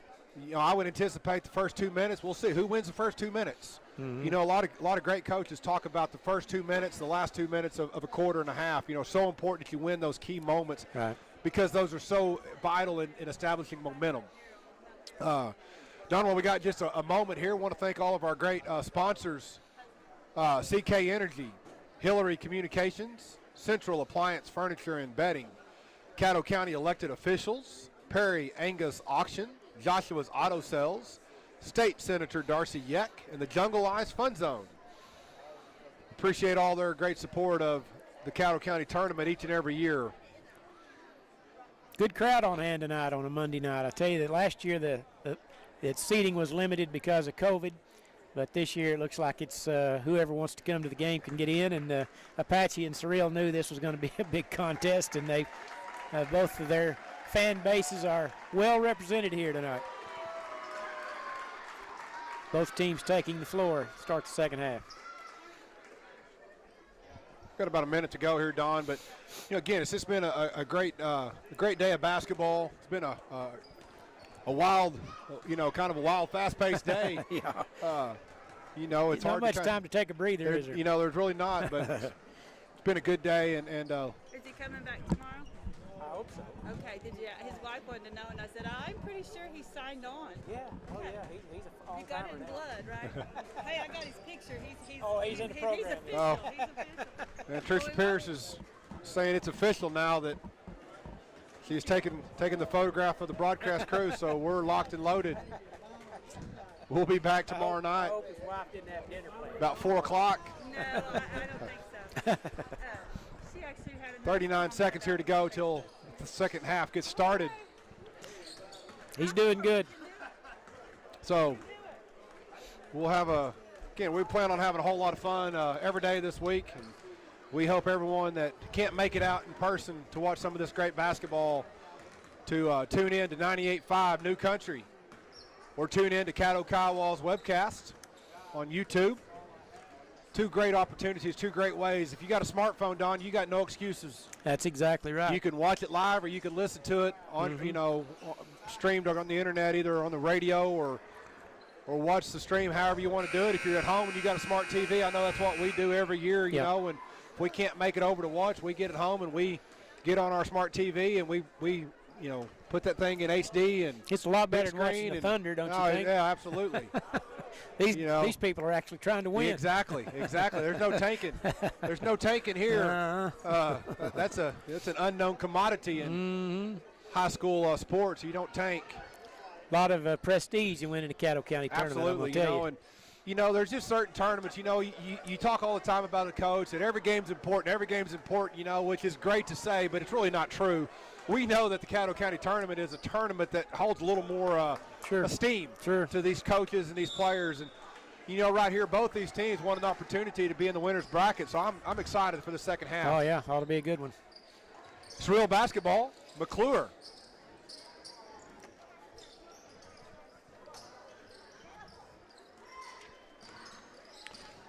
It's ball to Thompson. Gets it over to Peyton Ash. On the right baseline, gets it back to McClure. Finds a Mink open in the post. Can't quite get it to go. Good hands there by Dom Scott. Just got a little piece of that and kind of affected Mink on going up for that shot. Scott gets the ball in for the first possession of the second half for Apache. Scott crosses it over, pulls up from about 17 feet. It's good. Boy, made that look easy. 27-19, 8-point lead here for Apache. Ryan Hart gets the ball into the front court. Passes it over to Peyton Ash on the right wing. Back up top to McClure. McClure gets it into the high post to Thompson. Ball stolen away, but good hands there by Braden Curry. Anticipated that pass. Goes up for the shot. Affected there by Clay McClure, but Dom Scott gets control of the possession and pulls it back up top and gets the offensive set going. Smith back up top to Scott. Over to McCurry on the right side. Seral in her man-to-man defense. Camardley reverses back to the middle. Ball's tipped. Camardley gains control of that loose ball. Uses that to his advantage. Everything going Apache's way right now. I mean, that ball was tipped, but Camardley grabbed it, used that to his advantage to get in there for the layup. 10-point lead, biggest lead of the game for Apache so far. Hart gets the ball into Mink, gets it over to Thompson. He pulls up for the three-point shot off the front of the rim, no good. Good strong rebound on the backside by Peyton Ash. Gets it back up top to Clay McClure, no good. Another rebound. Thompson. Third time's a charm, that possession right there for Seral. Cuts it back to an 8-point lead. You know, Don, if you're not making shots, that's what you got to do. You got to get you got to get more shots. You get more shots by getting offensive rebounds. Good job by Seral. Getting a couple chances there and finishing with the make. Curry, little head fake, goes up. Good rebound there by Clay McClure. He kind of came out of nowhere, Don. He went up strong. He went up. They just up above everybody. Fell off of him when he got the ball. Good strong rebound. Thompson, ball in the post. Goes middle, drops it off to Mink. Mink spins back to the right side. Little floater, good shot. Little 7-foot fadeaway jumper for Riley Mink is good. 4 straight for the Pirates. 4 straight. You know, again, here comes, you know, Seral making a little push right here. 10-point lead, now down to 6. Apache gets the ball into the front court. Hunter Smith gets the ball to Camardley on the left baseline, guarded pretty aggressively there by Peyton Ash. Kilfirst gets the ball in the post. Curry pulls up on the kick out. No good. Kilfirst gets good position, gets the rebound. Goes up and in off the glass, right up over Titan Thompson. Good strong finish there by Kilfirst. Hart gets the ball into the front court. 31-23. 4.5 minutes left to go in the third quarter play. Thompson. Little body contact. He forced that one. He kind of forced it, but you know, it's one of them deals. And Coach McLemore was kind of asking for the body contact, and the officials kind of let it go, and it kind of worked out in Seral's favor because he got fouled. They called it on the shot. So Titan Thompson's going to go to the line and shoot 2 free throws for Seral. First free throw rattles in and falls through the net. It's good. He'll get one more. 31-24. Number 10. That's Cole Carlson, checks back into the game for Peyton Ash. 3 out of 4 at the line. Second free throw, it's good. 31-25, 6-point game.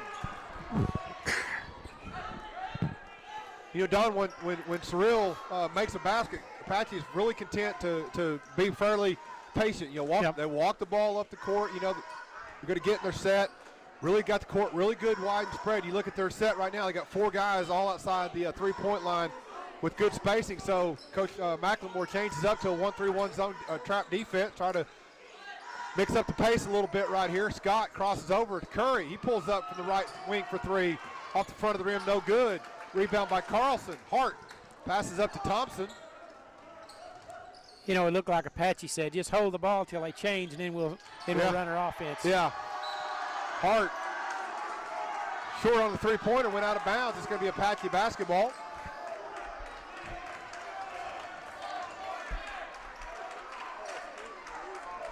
Again, Apache just content to walk the ball up the court. Seral looks like maybe a little 2-1-2 kind of half-court press defense, trap defense. Going to have a foul called on number 3. Number 3, Riley Mink. That's his second personal foul of the game. That's just the first foul of the second half here against Seral. Dom Scott gets the ball in, walks the ball into the front court. Let's see if the change of defense causes to maybe get something going here. Some energy picked up for Seral. Scott. They definitely have them spread out. They got some openings. Gets it into a kill first. Can't quite get it to go. Good pass there by Scott. Gets it into the post. Kill first. Just couldn't quite get it to go down. Hart penetrates baseline. Cut off there by Curry. Throws it out of bounds off of Curry. It's going to be Seral basketball out of bounds.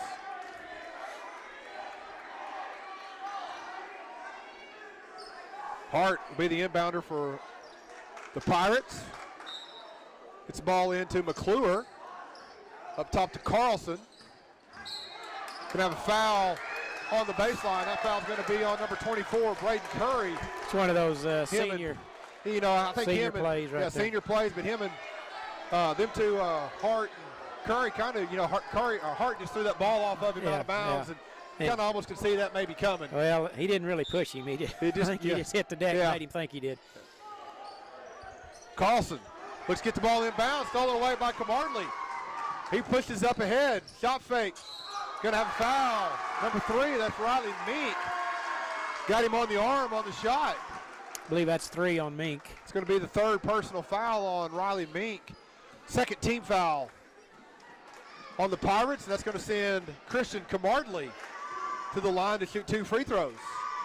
Don, that's about the 4th or 5th time this game where Camarnley has taken advantage of a long loose ball or loose rebound, long rebound, and used that to his advantage. Right. The young man, I don't know if he plays football, but, man, he looks like he might be a pretty good tailback. If he goes to school at Apache, he's got pretty good speed, and using that to his advantage on some runouts.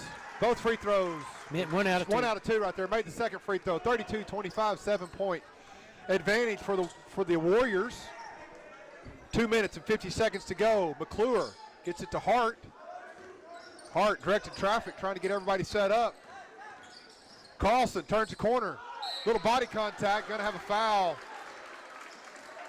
Good move there by Carlson. Seral, that offensive set, they were kind of out of sync a little bit, but once they kind of got everybody where they were supposed to be, Carlson turned the corner and drew the foul. Had a good path to the goal. Yeah, foul was on number 21. That's Hunter Smith for Apache. Carlson going to shoot 2 free throws. First time at the line. And first free throw is good. It's Cole 5. Carlson, Jr. 5 for Cole. Number 12, Kent Buckner checked into the game for the Apache Warriors. Second free throw for Cole coming up. That one's up. It's also good, 2 for 2. That trip for Cole, and that cuts it to a 5-point game. 32-27, 2.5 minutes to go here in the 3rd quarter of play. Dom Scott gets the ball into the front court, facing this half-court press trap defense. Gets the ball to Camarnley at the high post area. Pulls up from just inside the free throw line.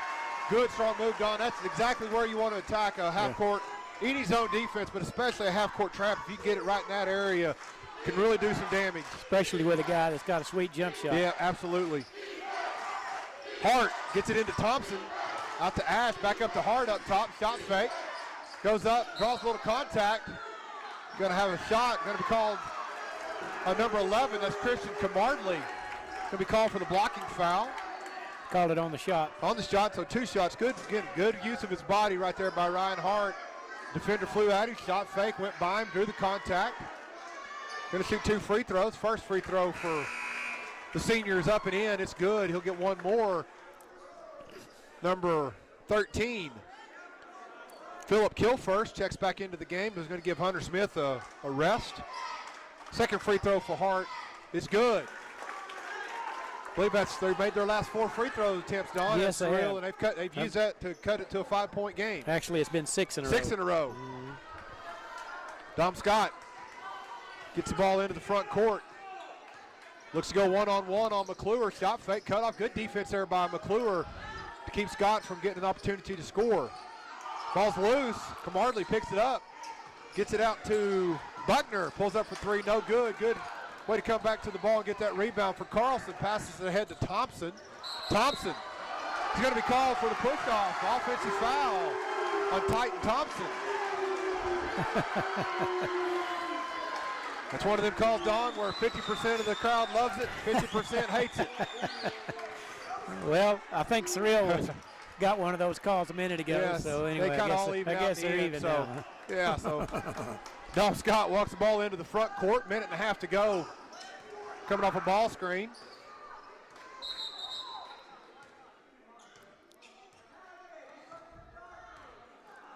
And we got a whistle. Official stop the play.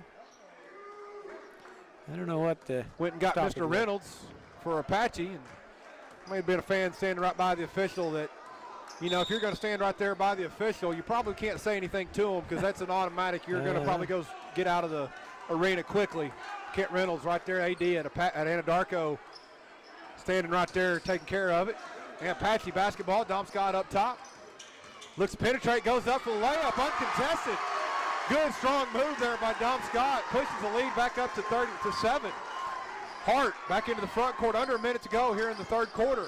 Hart crosses over, a little step through, up and under, off the rim, no good. We got a foul called. I believe that foul's going to be on Apache. Had a hold of Carlson. That foul's on number 24, Braden Curry.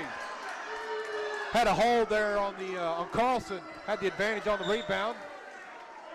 So it'll be a Seral basketball.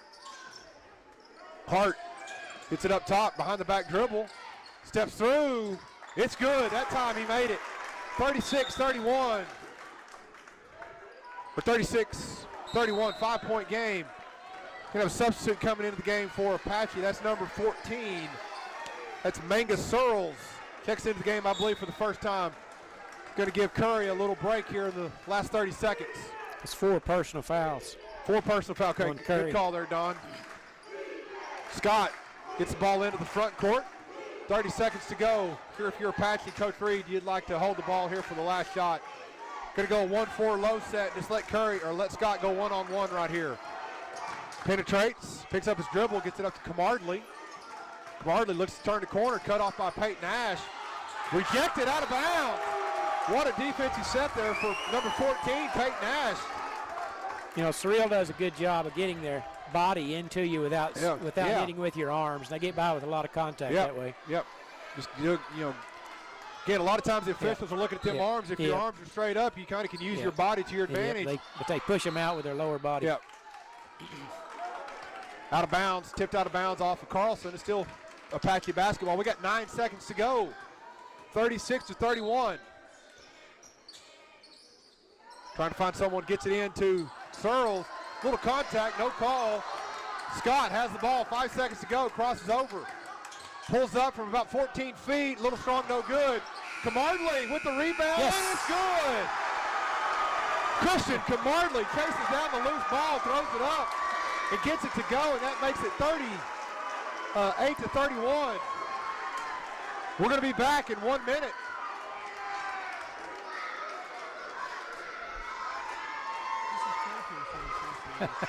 Man, what a shot. Man. This is the kind of games you like, isn't it? Yeah, absolutely. 37-31. I thought it was 36-31. I thought it was too. Let's see if I got them right. I got 38. That's what I was thinking. I was thinking it was 36-31, and Yeah, I have 38 on my Okay. book. Well, I'm sure they'll get it. They'll get it squared away. Well, we hope it. There it is. Yeah, 38. Yeah, okay.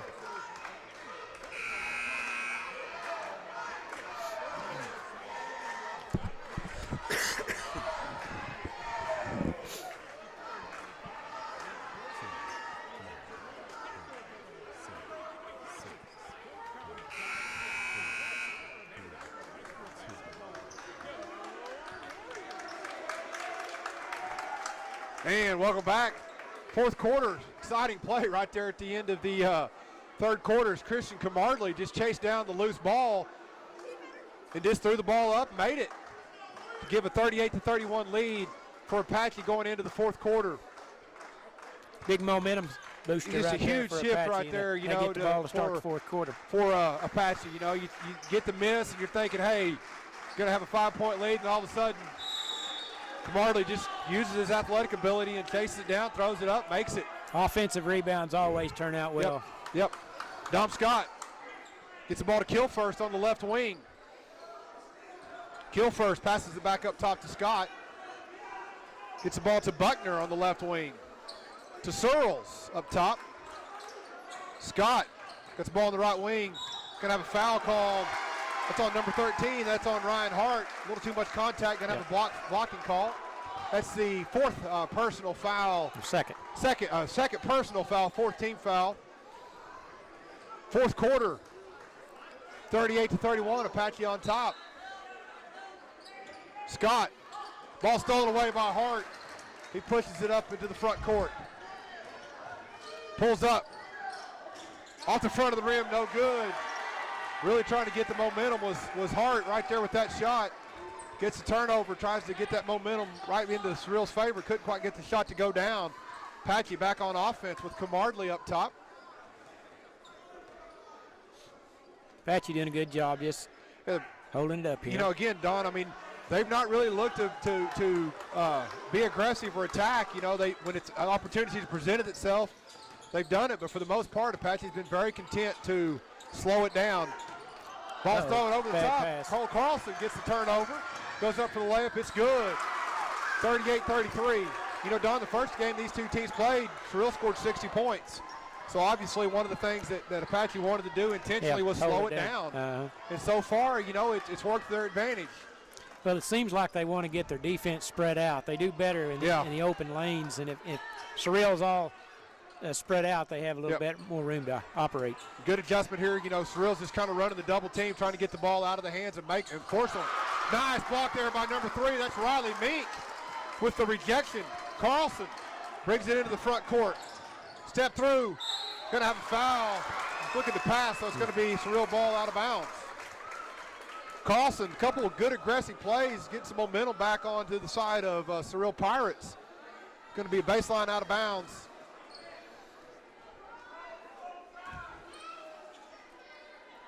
Carlson will be the inbounder for Seral. Gets the ball up top to Riley Meek. Meek gets it to Carlson. He pulls up for the three-point shot. It's good.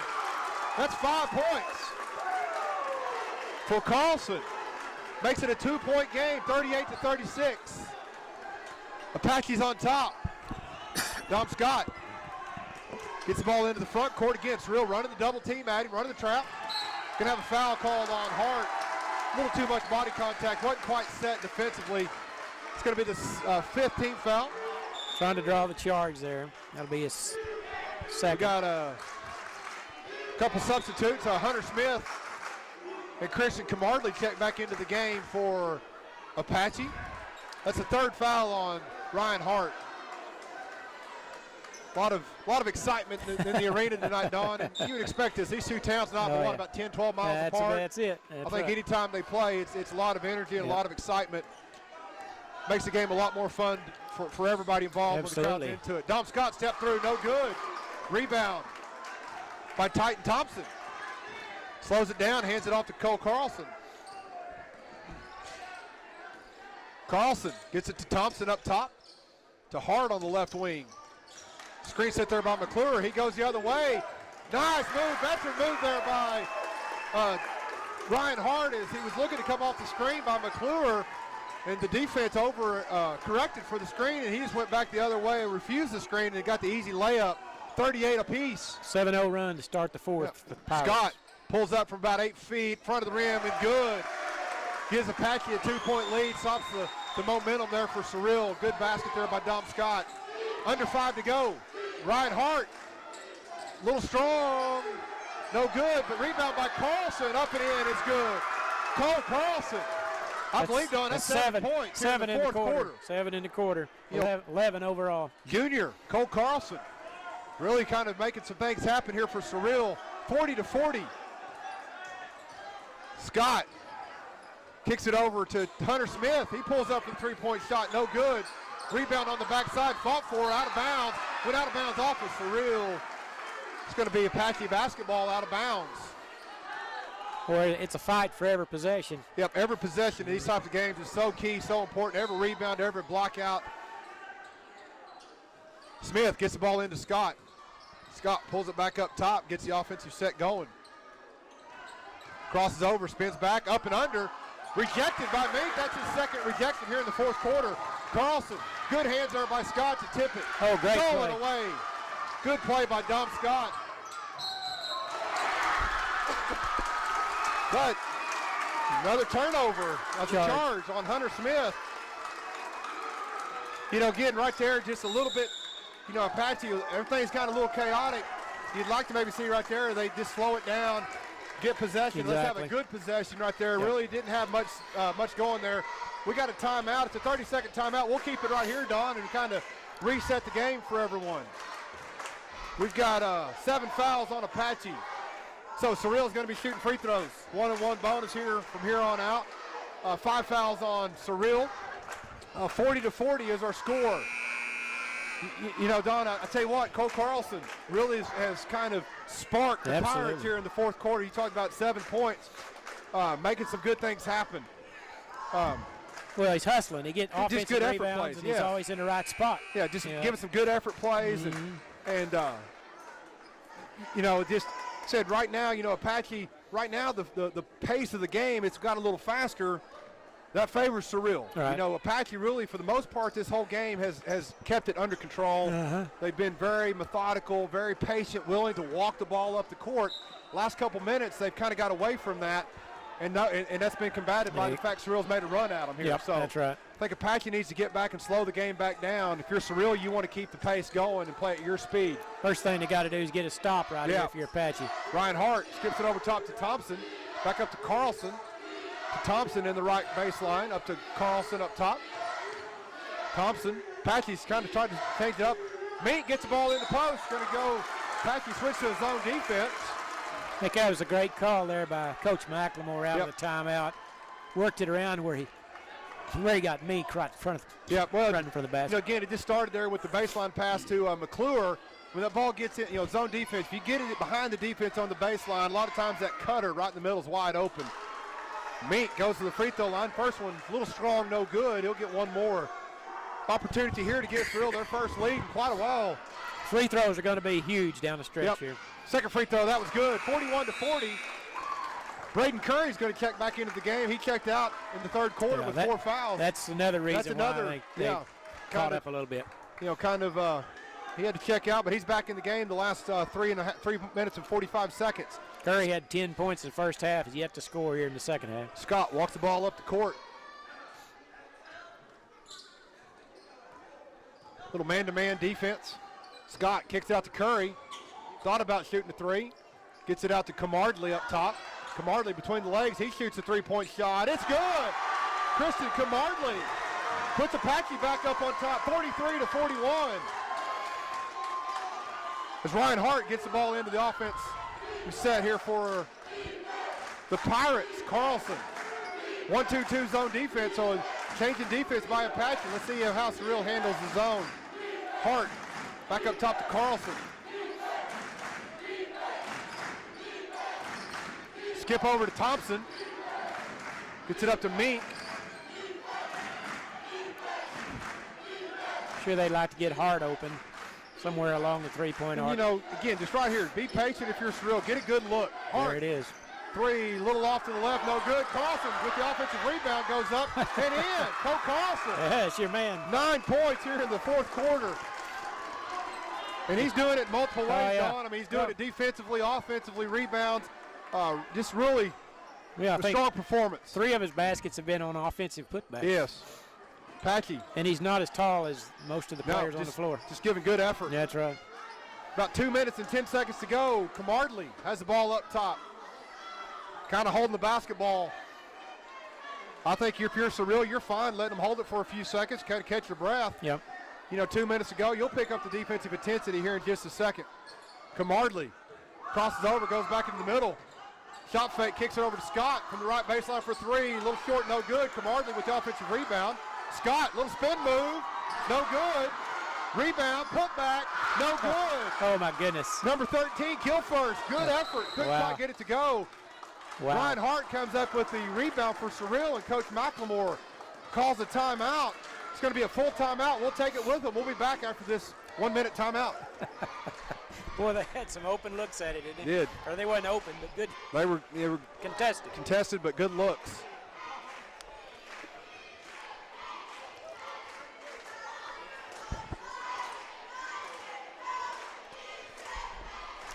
Yeah, you would have thought one of them would have fell in. Yeah, and they look good. Uh-huh. Kind of just couldn't, they kind of got to that front of that rim, and they didn't just quite crawl over and go through. Or they bounced a little too hard. Yeah.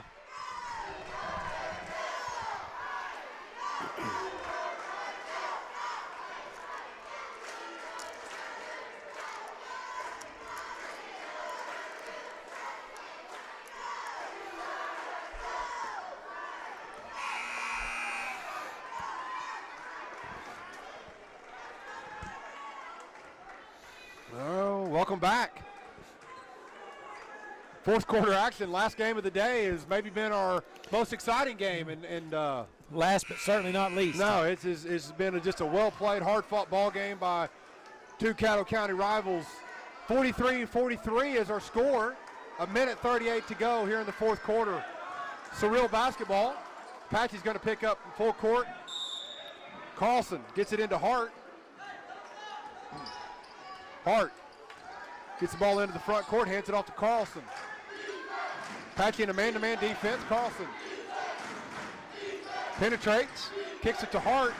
Shot fake, little up and under move. It's good. Ryan Hart. Some of the first points he scored here in the second half, Don, on a basket. Yep. That's 4 in the fourth quarter. 4 in the fourth quarter. 45-43. Scott pulls up from about 5 feet. A little short. The backside rebound there by Phillip Kilfirst.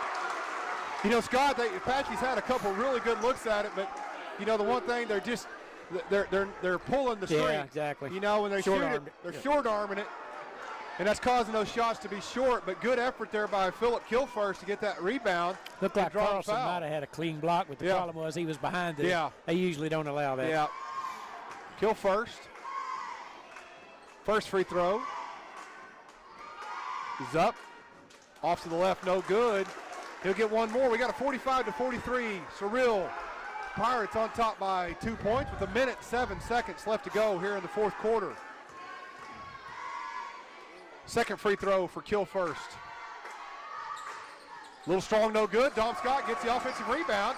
Going to get an opportunity here to tie the game for Apache or take the lead. Camardley pulls up from behind the line. Front of the rim, no good. Ball's tipped around. Scott comes up with it. He goes up for the shot, and he gets fouled on the rebound. Foul was on the floor. That foul was on number 13, Ryan Hart. That's going to put Apache in the bonus for 1-1. Going to have a couple substitutes checking into the game.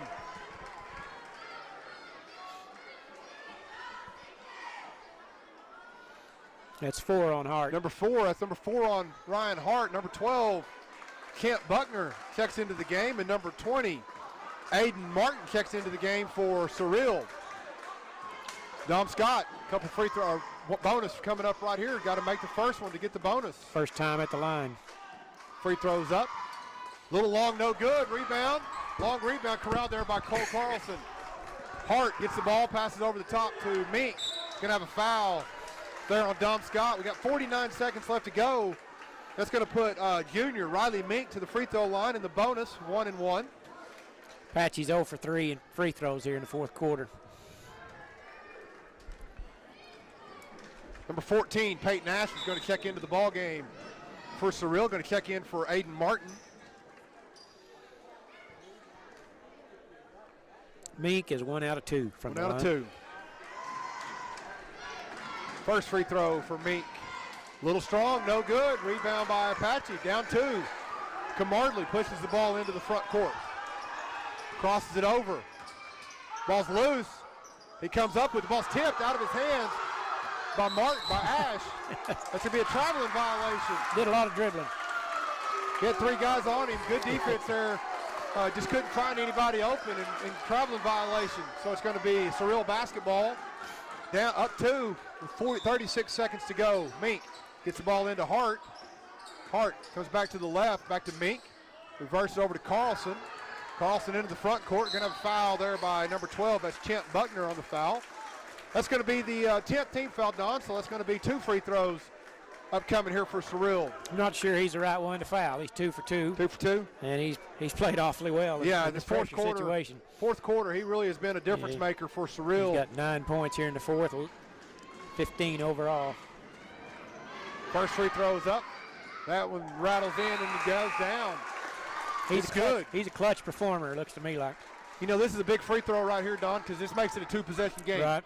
You know, so that's things you got to pay attention to. Right now, 3-point lead. If you can get this one to go down, that forces Apache to have to score at least a couple times. Yep.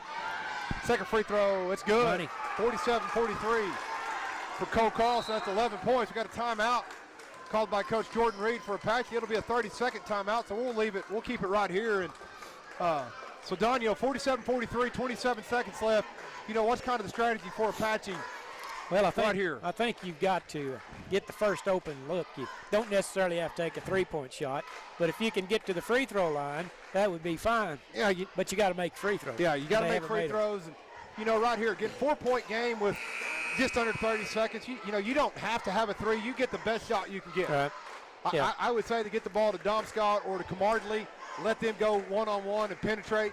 If the defense collapses, you know, last time they collapsed on Camardley, he had guys open. Man, find that shooter out there, kick it out. If you get a good look from 3, take it. Try to get to the free throw line. You know, just, again, best shot you can get right here if you're Apache. Try to get it to the best creator that you have, and I think that's probably Scott. I would think it probably is Scott, you know, and so it looks like that's what they're going to try to do. Both teams back on the court. Curry gets the ball into Scott. Scott going to look to penetrate and create right here. Gets it to Curry. Back up top. Gets it to Camardley. Camardley cut off there by Mink. Good defense. Curry. He pulls up from about 30 feet. Off to the left, no good. Rebound by Mink. Gets it to Hart. Going to have a foul. Good defensive set right there by Seral. You know, we talk about the best shot you can get. Right there, their best shot they could get was a 30-foot three-pointer, and it was no good. 9 seconds to go. Hart's going to go shoot 2 free throws. Kind of a disappointing possession there if you're a Apache fan, I think. But good defense by the Pirates. They double-teamed the ball pretty well everywhere. No openings. Free throw for Hart's up. A little short, no good. He'll have one more. Again, right here, Apache's got to get it and go quickly. Second free throw is good. Apache's got to get it and shoot it quick. Can't worry about the best shot. You just got to just get the first shot you can get. Scott gets into the front court, goes to the basket, layup, no good. Rebound fought for. Crowd there by Mink. And Seral, they're going to be victorious here in the first round of the Caddo County Tournament. They're going to advance to the winner's bracket. They're going to move on to play Friday at 7:45. They'll play the winner of the Mountain View Gotebo and Binger game. We'll keep it right here for our post-game report. This post-game report is brought to you by Shamrock Bank of Apache and First National Bank of Chickasha. Let's turn it over to Don Tyson for a post-game report. All right, thank you very much, Jared. Outstanding ball game, a great finish down the stretch by the Pirates as they trailed this game 38-31 going into the fourth period, and they outscored Apache 17-10 to 5. Apache so. only mustered 5 points in that fourth period. They missed. They were 0 for 3 from the line down the stretch, and Seral just made the plays at the end. Basically, what you can say. Scoring for Apache today. Braden Curry had 10 in the first half, but he was shut out there in the second half. Philip Kills first had 7. Christian Comardley played well, especially in the second half. He had 14. Dom Scott had finished with 12. For the Pirates, Riley Mink had 6. Cole Carlson, who played an outstanding ball game in the second half, he had 4 at the half. In the fourth period alone, he had 11 points. He had 17 overall for Cole Carlson. Had a huge rebound and putback attempt a couple of times there late in the game. Titan Thompson had 8, and Ryan Hart, he had 8, 10, 12, 14, 16, 17. So he and Cole Carlson each had 17 points for the Pirates, and an outstanding effort and a good finish by the Pirates. Congratulations to Coach McLemore and the Pirates as they advance to the semifinals. So absolutely. Good call, Jared. Absolutely, Don. I tell you what, man, we made it through 8 games. We have, haven't we? We appreciate everyone for listening on 98.5 New Country and following along on the Caddo Kiowa webcast. We'll be back tomorrow. First tip-off is at 4 o'clock. We'll be live about 3:55 for the first game. It'll be the Hinton Lady Comets taking on, I believe, the Seral Lady Pirates. I believe the first game of the day. Yes, and then that is correct. We'll have the Hinton Comets taking on the Carnegie Wildcats. Then we'll have Lokiba Sickles taking on Apache. And then Mountain View taking on the Bingaroni Boys in the nightcap tomorrow night. So we'll have 4 games tomorrow night. So we appreciate everyone for tuning in. Until tomorrow night, we'll see you back here at 4 o'clock. All right. Thanks, Pierre.